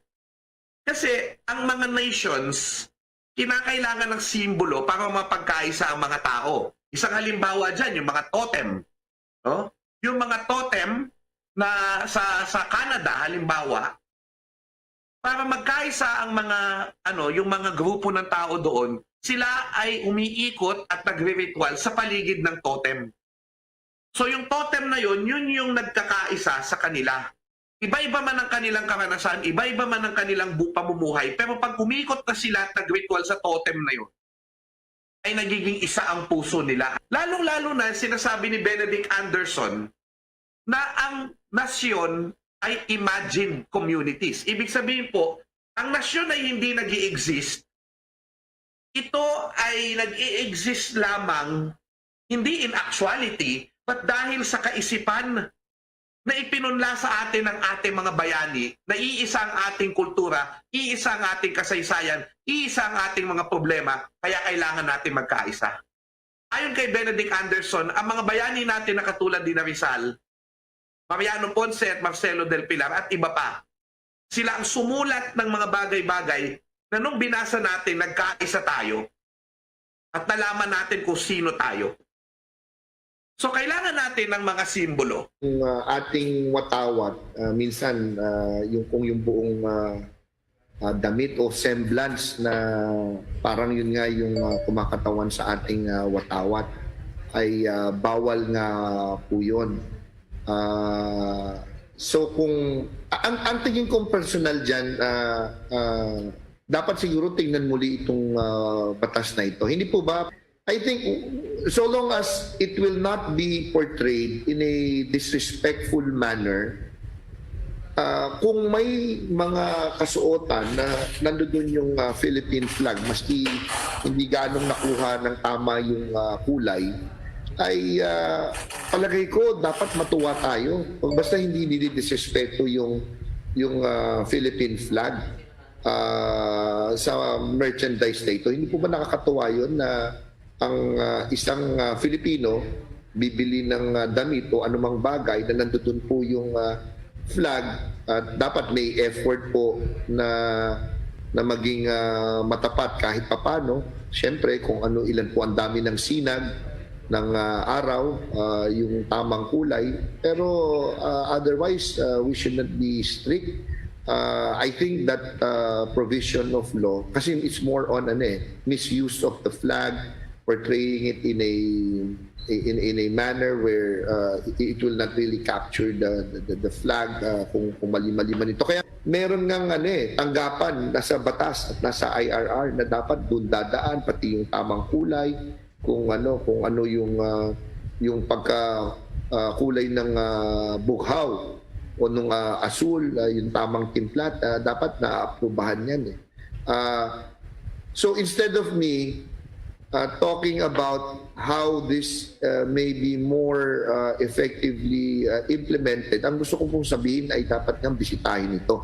Ang dapat lalong ipatupad ng mahigpit siguro sa level natin sa ating mga paaralan ay yung matupad na pagsunod sa pagbibigay ng respeto kapag tinugtog ang lupang hinirang. Sa pagbabalik tanaw sa ating kasaysayan, nalubhang malayo na sa panahon ngayon Kung nais mo kasi ngayong gumawa ng simbolo, maaaring magbayad ka para sa graphic designer o kaya naman ay maghanap ng computer-generated logo available sa Google. At presto, may simbolo ka na. Maaari itong gamitin para sa mga kinabibilangang organisasyon, negosyo o kaya naman personal na logo para sa social media account. Pero sa totoo lang, ang watawat na ating nakikita ay pinagbuwisan ng dugo, awis at ng luha ng ating mga bayani. Mula sa orihinal na watawat na tinahi ng mga kamay ni na Marcela Goncillo, Lorenza at Delfina Natividad. Bawat hugis na nakapaloob dito ay may malalim na kahulugan. Ang kulay asul na sumisimbolo sa kapayapaan, katotohanan at karangalan. Ang pula naman para sa kagitingan at puti para sa dalisay na pagsasamahan. Ang 8 sinag ng araw ay kumakatawa naman sa mga lalawigang pangunahing nag-alsa laban sa mga mananakop na Espanyol, habang ang 3 tala ay para sa Luzon, Visayas at Mindanao. Nabuo ang watawat matapos ang matagumpay na pakikipaglaban ng ating mga ninuno sa Alapan, Cavite, na bahagi na ngayon ng Imus. Matapos ito, nagsunod-sunod na ang tagumpay ng ating bansa hanggang sumapit ang Deklarasyon ng Kalayaan at pagwawagayway ng bandila sa balkonahe ni dating Pangulong Emilio Aguinaldo sa Kawit, Cavite. Ano man ang kasalukuyang kalagayan ng ating bansa, lagi sanang isaisip na may mga unang kumilos, may mga nagsakripisyo para marating natin ito. Ipagpasalamat natin at ikarangal na tayo ay mga Filipino. At yan ang aking special report. Ako si Bombo Dennis Hamito para sa Pambansang Radyo ng Pilipinas, Basta Radio, Bombo! Samantala, sa iba pa nating mga balita, ang Department of Finance dumepensa naman sa pahayag na dagdag buwis daw para makabayad ang Pilipinas sa pagkakautang nito. May dadag pang report si Bombo Jovino Galang. Ipapaubaya na lamang ng Department of Finance sa susunod na administrasyon ang ipinapanukalan nilang paraan para mapataas ang revenue ng bansa. Sinabi ni Finance Assistant Secretary Paula Alvarez na bahala na ang susunod na administrasyon kung ano ang kaparaanan na ipapatupad sa pagpapataas ng revenue. Una nang ipinanukala ng Department of Finance na kailangan na ng susunod na administrasyon na makalikom ng hanggang 249 billion pesos na kita kada taon para makabayaran ang 3.2 trillion pesos na dagdag na utang na nakamit dahil sa COVID-19 pandemic. Naniniwala rin si Alvarez na kayang makagawa ng mga tax reform ang susunod na administrasyon para mabawasan ang pagkakautang ng bansa. Nating linawin na syempre ang desisyon pa rin po ay nasa bagong administrasyon na natin kung sila po ay itutuloy po nila ito o aayusin po nila o meron silang mga papalitan. So yung ating pong inihain ay ang ating tinatawag na Fiscal Consolidation Plan. So ito po yung ating plano kaugnay ng iba't ibang sektor na yung ating polisiya at saka mga batas na nakaakibat doon sa ating revenue generation o paglikom ng salapi. So kung matatandaan niyo po, si Pangulong Duterte, nung pumasok po siya sa opisina, meron po siyang 10-point socio-economic agenda. At kasama po doon ay yung pagbababa ng buwis, lalo na yung personal income tax, corporate income tax, at iba pa pong mga reforma na ang sa layunin ay magbigay ng social welfare, gumawa ng infrastruktura, magdagdag ng mga benepisyo para sa mga nangangailangan.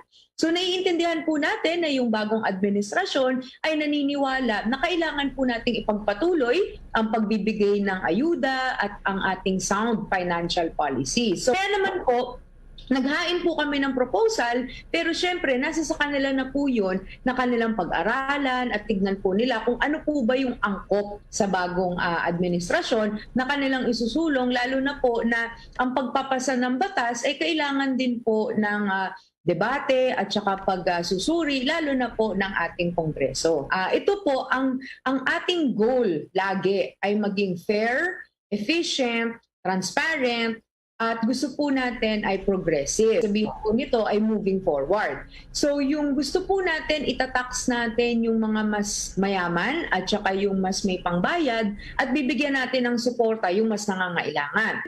Kailangan po natin makalikom ng 249 billion kada taon para ma-service yung ating tinake-on na utang po yung pandemya. Nauna nang itinanggi naman ni incoming Finance Secretary Benjamin Diokno na kailangan ang pagpapatupad na pataas na singil na buwis para lamang makamit ang target na revenue ng bansa. Yan ang ating ulat. Bombo Juvino Galang, Basta Radio, Bombo! Samantala, tunguhin naman natin ang mga karagdagan pang balita mula sa lalawigan. Big time scammer na nagbebenta ng ektaryang lupain sa Region 6 huli sa entrapment operation. May balitang Bombo Radio Iloilo. Arestado isang big-time scammer sa isinagawang entrapment operation ng Criminal Investigation and Detection Group sa loob ng isang mall sa Mandurriao, Iloilo City. Ang nahuli ay kinilalang si Melvin Beriana Daradar, 24 anyos, residente ng Barangay Dayao, Rojas City, Capiz. Sa pareham ng Bombo Radio Iloilo kay Police Major Jess Bailon, ang Regional Chief ng Investigation Section ng CIDG Region 6. Sinabi nito na modus ni Darada na magpanggap na nagbebenta ng mga lupain sa pamamagitan ng paggamit ng pangalan ng isang real estate company. Ngunit hindi naman sa konektado dito. Ayon kay Bailon, dumulog sa kanilang ilang mga biktima kung saan ang ginagawa ni Daradar ay bigla na lamang itong hindi nagpapakita kapag nagbigay na ng paunang bayad ang kanyang mga buyers. Nanawagan naman ng CIDG sa iba pang posibleng biktima na makipag-ugnayan sa kanila upang madagdagan ng ebidensya laban sa scammer na maaaring maharap sa kasong estafa at falsification of public documents. She's using a name of certain real estate company nga hindi naman siya connected. There are several victims that she's using her name, Evelyn Melvin Daradar and also Maria Evelyn Daradar. She's 24 years old from Rojas City. Si Police Major Jess Bailon. Para sa Bombo Network News, ito si Bombo Ayan Gahete. Para sa Pambansa Radyo ng Pilipinas, consistent overall number 1 sa Iloilo, Basta Radio, Bombo! Bombo Entertainment News. Bombo Entertainment News. Music icon na si Jim Paredes, excited na imbitahan ang lahat para makinig bukas sa kanyang nationwide program ng Star FM. Kaugnay niyan may chika ang Star FM Bacolod.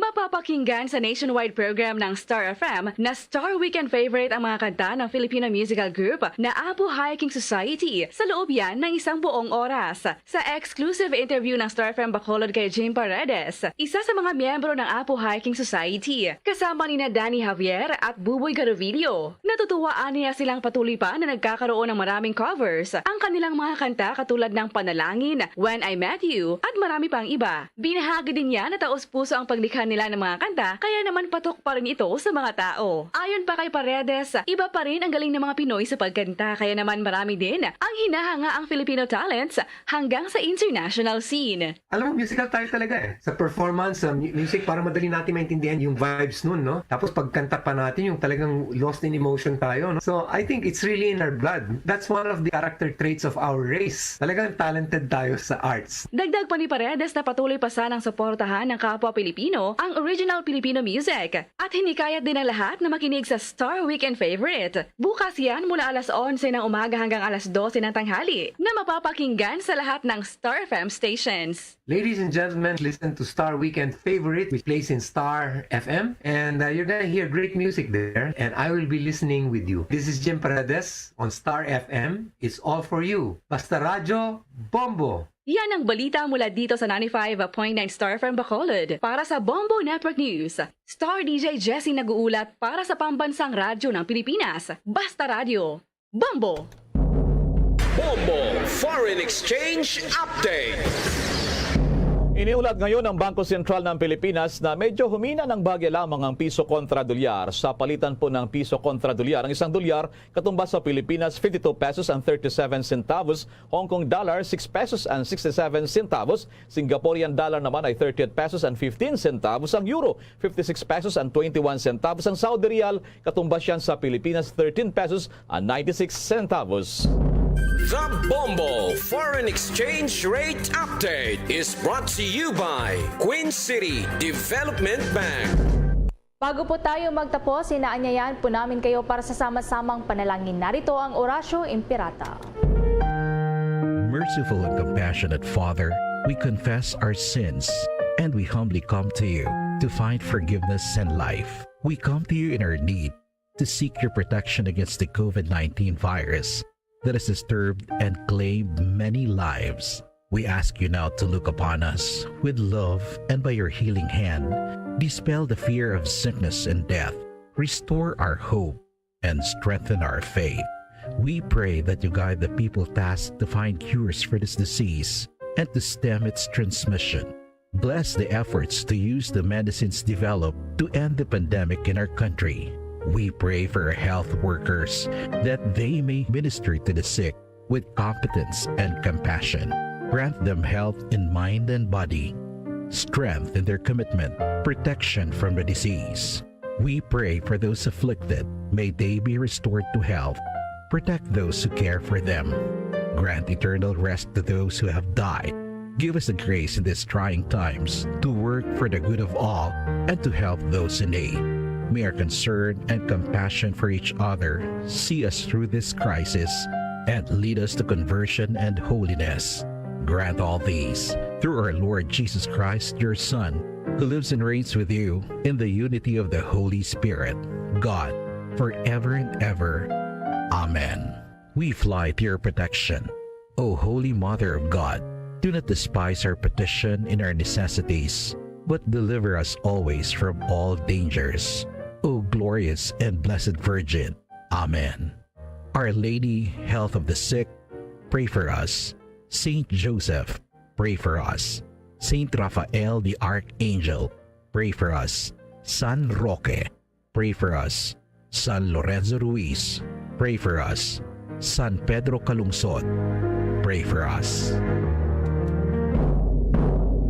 Luzon, Visayas at Mindanao, maging sa buong mundo, yan ang kabuuan natin Bombo Network News. Makasaysayang araw po ng Sabado at live via satellite. Mula sa Bombo News Center Makati, kami po ang inyong mga nakasamang naghatid ng mga balita. Ako si Bombo Everly Rico. Ako naman si Bombel Maracol para sa Pambansang Radyo ng Pilipinas. Basta Radyo, Bombo!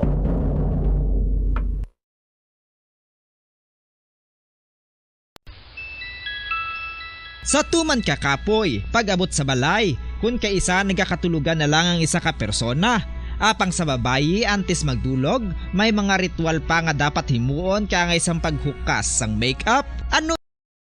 Welcome diri sa palatuntunan Bombohanay Big Time adlaw sang Sabado, petsa 28 sa bulan sang Mayo sa mga tiga 2022. Ang pungsod ng Pilipinas sa nag-celebraro sa mga adlaw sang National Flag Day. Katapusan na ning adlaw sang Sabado sa kalimang bulan sa mga year 2022. Auto na pag-welcome sa aton mga suking mga tagpalamati diri sa may syudad sa Bacolod, sa probinsya sang Negros Occidental, sa bilog ng Negros Island, sa bilog man ng Western Visayas. Sa mga bahin na sa kalibutan nga nakatutok na, pinagi sa Facebook Live kaga sa YouTube channel sa Bombo Radio Bacolod. Welcome na diri sa palatuntunan Bombohanay Big Time. Sabong aga manginakaw po ang nyualagad si Bombo Erlin Bayunita. Pagdala kita sa Lasan Wavay Media nga takna sabong aga sa dulong sa inyo sa dalagwang mga balita lokal, mga balita nasyonal, mga balita sa luwas ang pong sila sa mga balita sa batag sa inampang kagabalita sa artista. Karon sa mga balita sa mga tubiko nga mangina sentro sa aton nga talakayan subong nga aga sa mga balita lokal. May kita sa special feature, may kang tanan sa selebrasyon sa National Flag Days. Kagasubong naman nga adlaw magasugod ang National Flag Days sa Pilipinas. Halin Mayo 28 asa na sa Hunyo 12 ang ato na sining adlaw sang kahilwayan. Ang Bombo Radio Philippines nag-encourage sa ato na sining mga koturan hindi lamang sa mga opisina sa gobyerno, palta kalaki pa naman sa mga pribado nga mga residente o kon sa pribado ninyo nga mga propiedad o kanabalayan ninyo nga maka-display kita sa ngayahaya sa Pilipinas, regardless man sa iya sining size o kon flaglet lang ina siya. Sugod sa buong Mayo 28 asa na sa Hunyo 12. Mayara Yaraman na sang special feature ginapreparar may kang tanan na diri ang DYWB Bombo Radio Bacolod. Sa iba na pang mga balita lokal, ato na karon nga pagdiskusyon na banwa ang mga benepisyo sa ning bagong laying nga ginapirmahan ni President Rodrigo Duterte, ang laying nga mag-boost sa consumer protection bato ka sa cyber crime. Kaga ginalantaw banwa nga ini siya ang mas makapasanyo gapagid sang aton nga ekonomiya. Ang Republic Act number 11765 o kanang Financial Products and Services Consumer Protection Act. Ini ang nagapabasko gapas ang kinamatarong sa mga Pilipino nga mga konsumidor sa equitable kag fair treatment, disclosure and transparency sa mga financial products and services, protection sa consumer assets against fraud and misuse, mayara ka man adra sa nga data privacy and protection, kaga timely handling and redress of complaints. Kayate ko na kaysa kadamo man sa mga konsumidor nga nagareklamo ilabi na subong nga daan na banwa uso na gid ni ang digital transactions. Manginakapo dato na karon ang pinuno sa Securities and Exchange Commission Bacolod Extension Office Attorney Annabel Corral Respal. Sa iban pang mga balita lokal, ang appeal sa management sector para nga idilangan ay pagipatuman ng ining minimum wage hike diri sa ato na sa Mayawason, Visayas, ang ginatugyan na sa labor sector sa wage board. Kaga sa mga sa National Wages and Productivity Commission, kaya nagligad ato nag-file na sa appeal ang grupo sa mga negosyante diri sa aton sa Negros Occidental. I-check ta na karon sa report with Bombo Carla May Defensor. Kadto nga naman na banwa sa nga pagbata ka na sa nga curfew hours diri sa aton sa Maya Negros Occidental, wala naman sa pagbago sa biyahe sa nga mga bus ang Valyacar Transit Incorporated. I-check ta na karon sa report with Bombo Gracelyn Lobaton. Sa mga balita nasyonal, ang kampo ni incoming President Bongbong Marcos sa nagapanginwala nga maya pila ka mga tiglikom sa subong mga ahensya sa gobyerno nga nagaserbe man sa idalom ni President Rodrigo Duterte's administration nga hindi pag-islan. Pero sa baylo, may ragid sa mga changes sa mga secretary naton sa Maya Department of Agriculture kag Department of Transportation. Incoming Department of Finance Secretary Benjamin Jokno ang kampante nga masarangan sa Pilipinas nga mabayaran ang 12.68 trillion pesos nga utang sang Pilipinas. Isa sa mga ginaduso diri banwa ang paghatag pagid o kan pagsukot sa mas dako nga buwis para sa mga bilyonaryo. Batang mamangkot diri ni incoming Finance Secretary Benjamin Jokno, inibala ang igapasar sang Kongreso. Naibaluan naton na yaraman sa mga rich nga mga pamilya ang mga miyembro sang ato nga Kamara kag sang Senado. Inibala ang igapasar nila nga sila man mismo kalaki pa sa mga magabayad. Pero ka-unfair man na sina nga ang sinumanggaradon abo nang pag patunga na sa sa dalago sa mga buwis kay hindi man na nila sa lagid kon sila ang nagmanggaran. Sa iban pang mga balita nasyonal, ang Duterte administration mag-utang na naman sa 250 billion pesos sa ulihi nga inang bulan nga pagpungko sa pwesto ni President Rodrigo Duterte. Bot sa lingkod sa June, ang Duterte administration magabilin sang 250 bilyones, magadugang na naman na diri sining masobra 2.6 trillion pesos nga outstanding national debt sang Republika. Ang kampo naman ni President-elect Bongbong Marcos nagpahayag nga wala pa man sa mga nadiskusyonan kung bala magpatuman sa dugang mga buwis ang aton sa gobyerno para nga makabangon ang aton sa ekonomiya kag siyempre mabayaran ang aton tama kadako nga utang.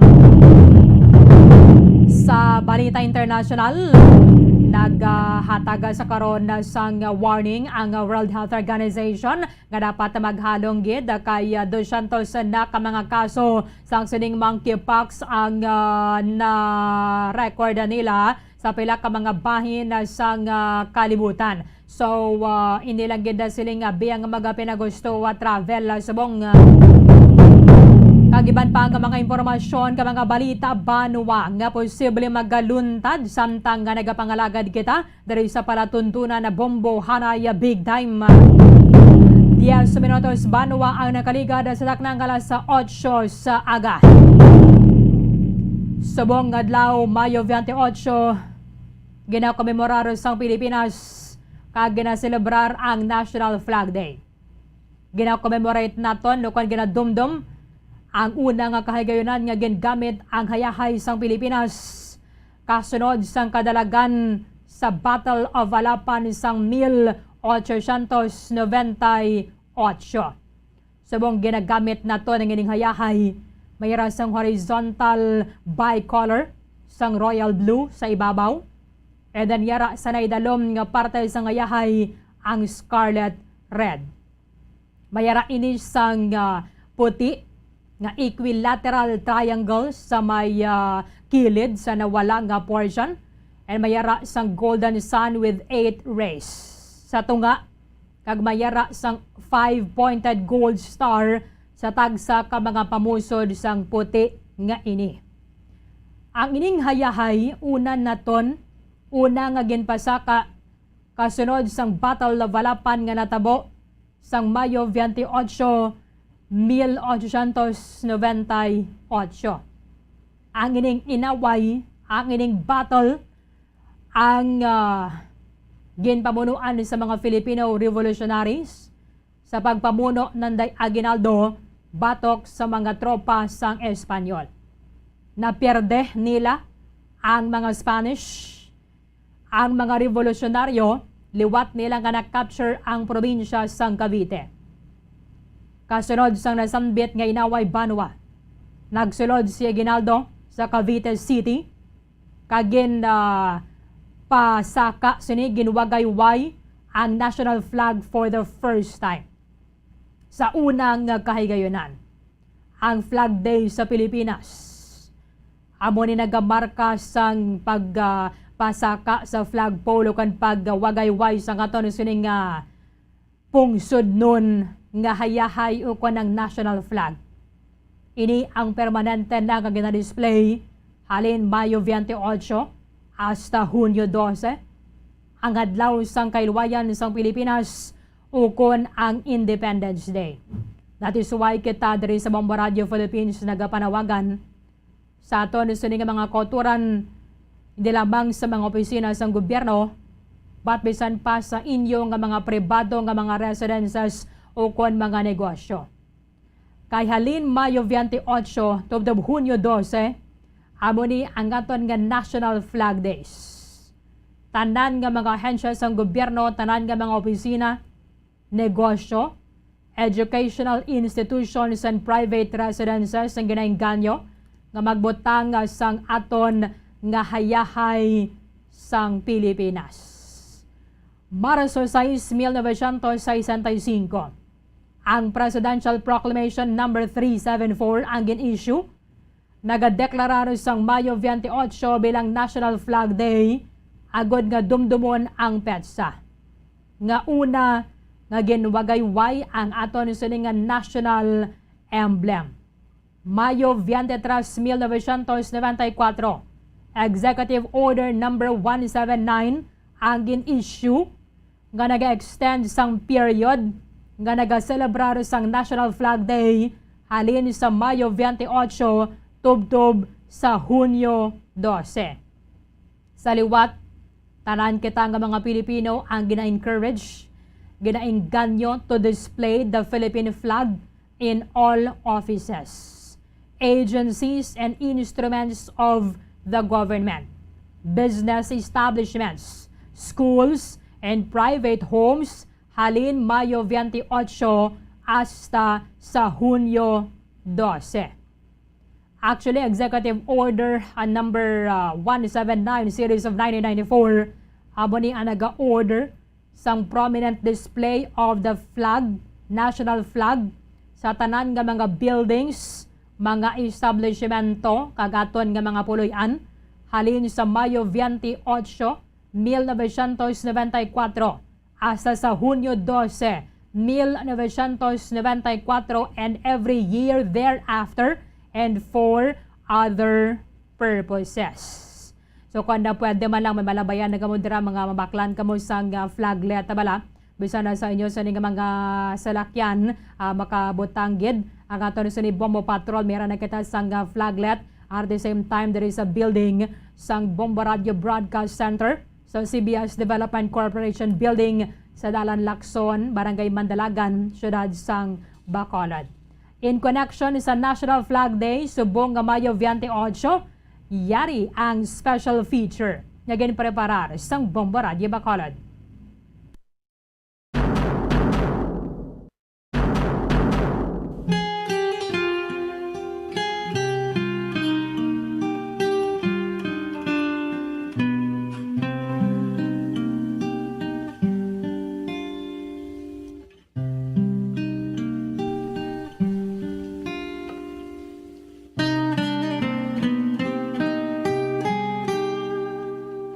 Subong adlaw, Mayo 28, ang bugos nga pumuling Pilipinhon nagaselebrar sa National Flag Day. Adlaw sang aton pong sudnon nga hayahay. Kagang subong adlaw, panugod sang 14 kadlaw nga pag-obserbar sa siningay likoton nga magatapos sa adlaw mismo sang kahilwayan sa aton pungsod Pilipinas sa Hunyo 12.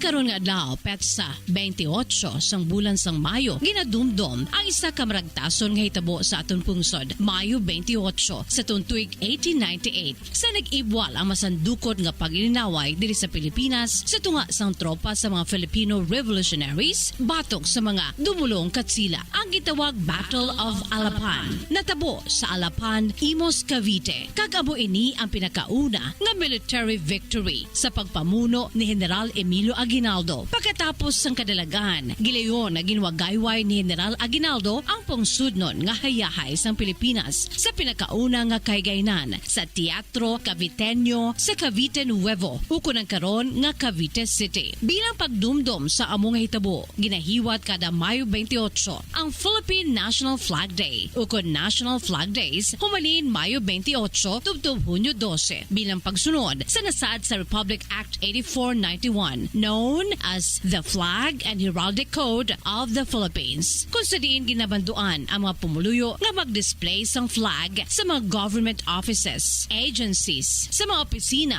educational institutions, kabisan pa sa mga pribado nga mga pulian to celebrate our dear country's independence and promote patriotism.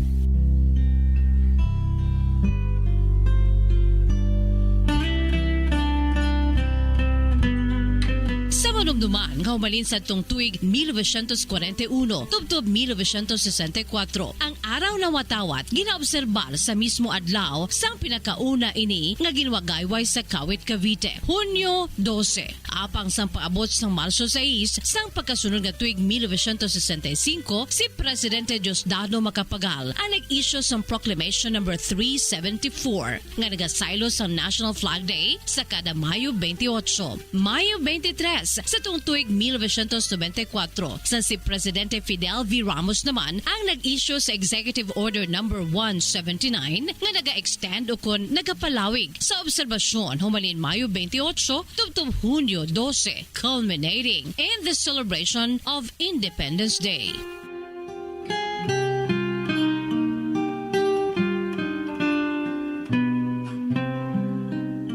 Pinakauna nga nahimo nga pungsudnon nga hayahay sang Pilipinas ang gintahi sang tatlo ka mga babayi. Nanday Marcela Marino Agoncillo upo siya bata nga babayi nga si Lorenza kag sa hinablos si Gato si Rizal nga si Delfina Herbosa Natividad. Ang aton national flag naga-feature ini sang duha ka equal horizontal bands. Blue ang duag sa ibabaw nga nagasimbolo sang paghidait o kun kalinong, hustisya, sakripisyo kag kamaturan. Kag ang pula sa idalom nagasimbolo sa sang bravery, courage, and patriotism. Sa puti nga triangle, yara nakadisplay ang yellow sun o kun adlaw na nagasimbolo naman sang freedom,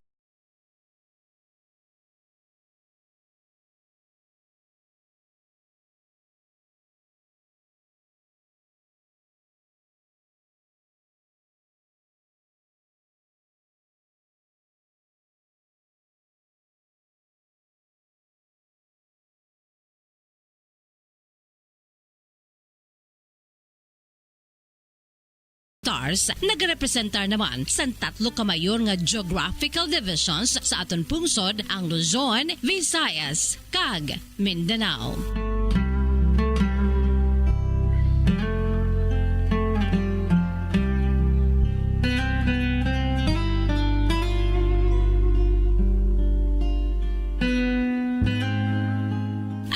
Hayahay, isa ini sa mga national symbols sa aton pinalangga nga pungsod. It embodies the national ideals and traditions and which expresses the principles of sovereignty and national solidarity. Gani, sa tagsa nga makakita kita sa aton pungsudnon nga hayahay, kabay pa nga mapahanumdum kita sang national virtues ni nga aton hatagan sa nagakaigo nga pagrespeto, ang simbolo sa aton kayluwayan bilang isa kanasyon.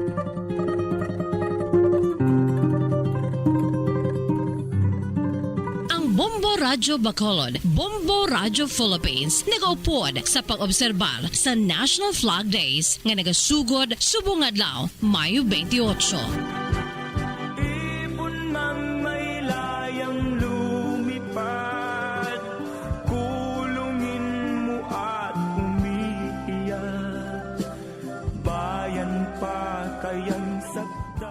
Sa pambansang radyo ng Pilipinas, consistent overall, #1 sa Bacolod, Basta Radyo Bombo! Pilipinas kung minumutya, ugad ng luha at dalita, aking adika, makita kan sa laya.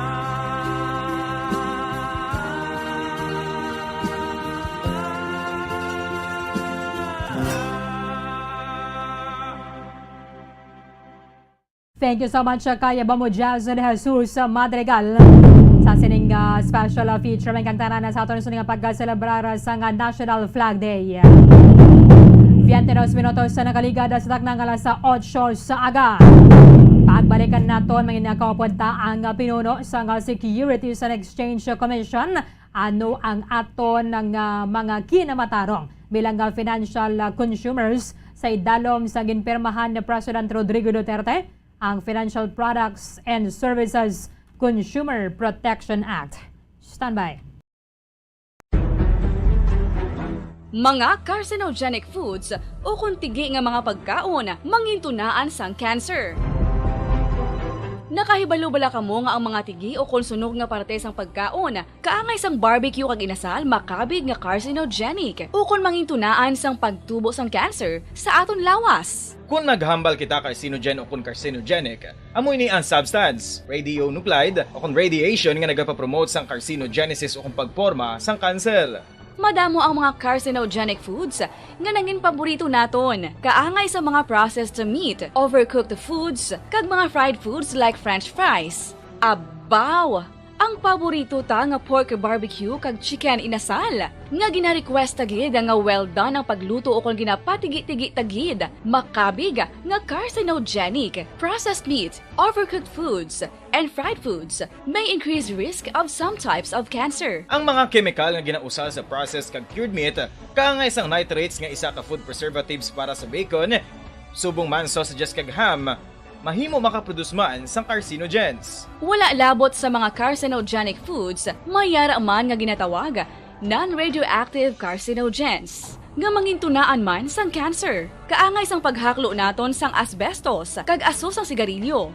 Gani, likawan gid ang pagkaon sang batok o konsunog nga pagkaon.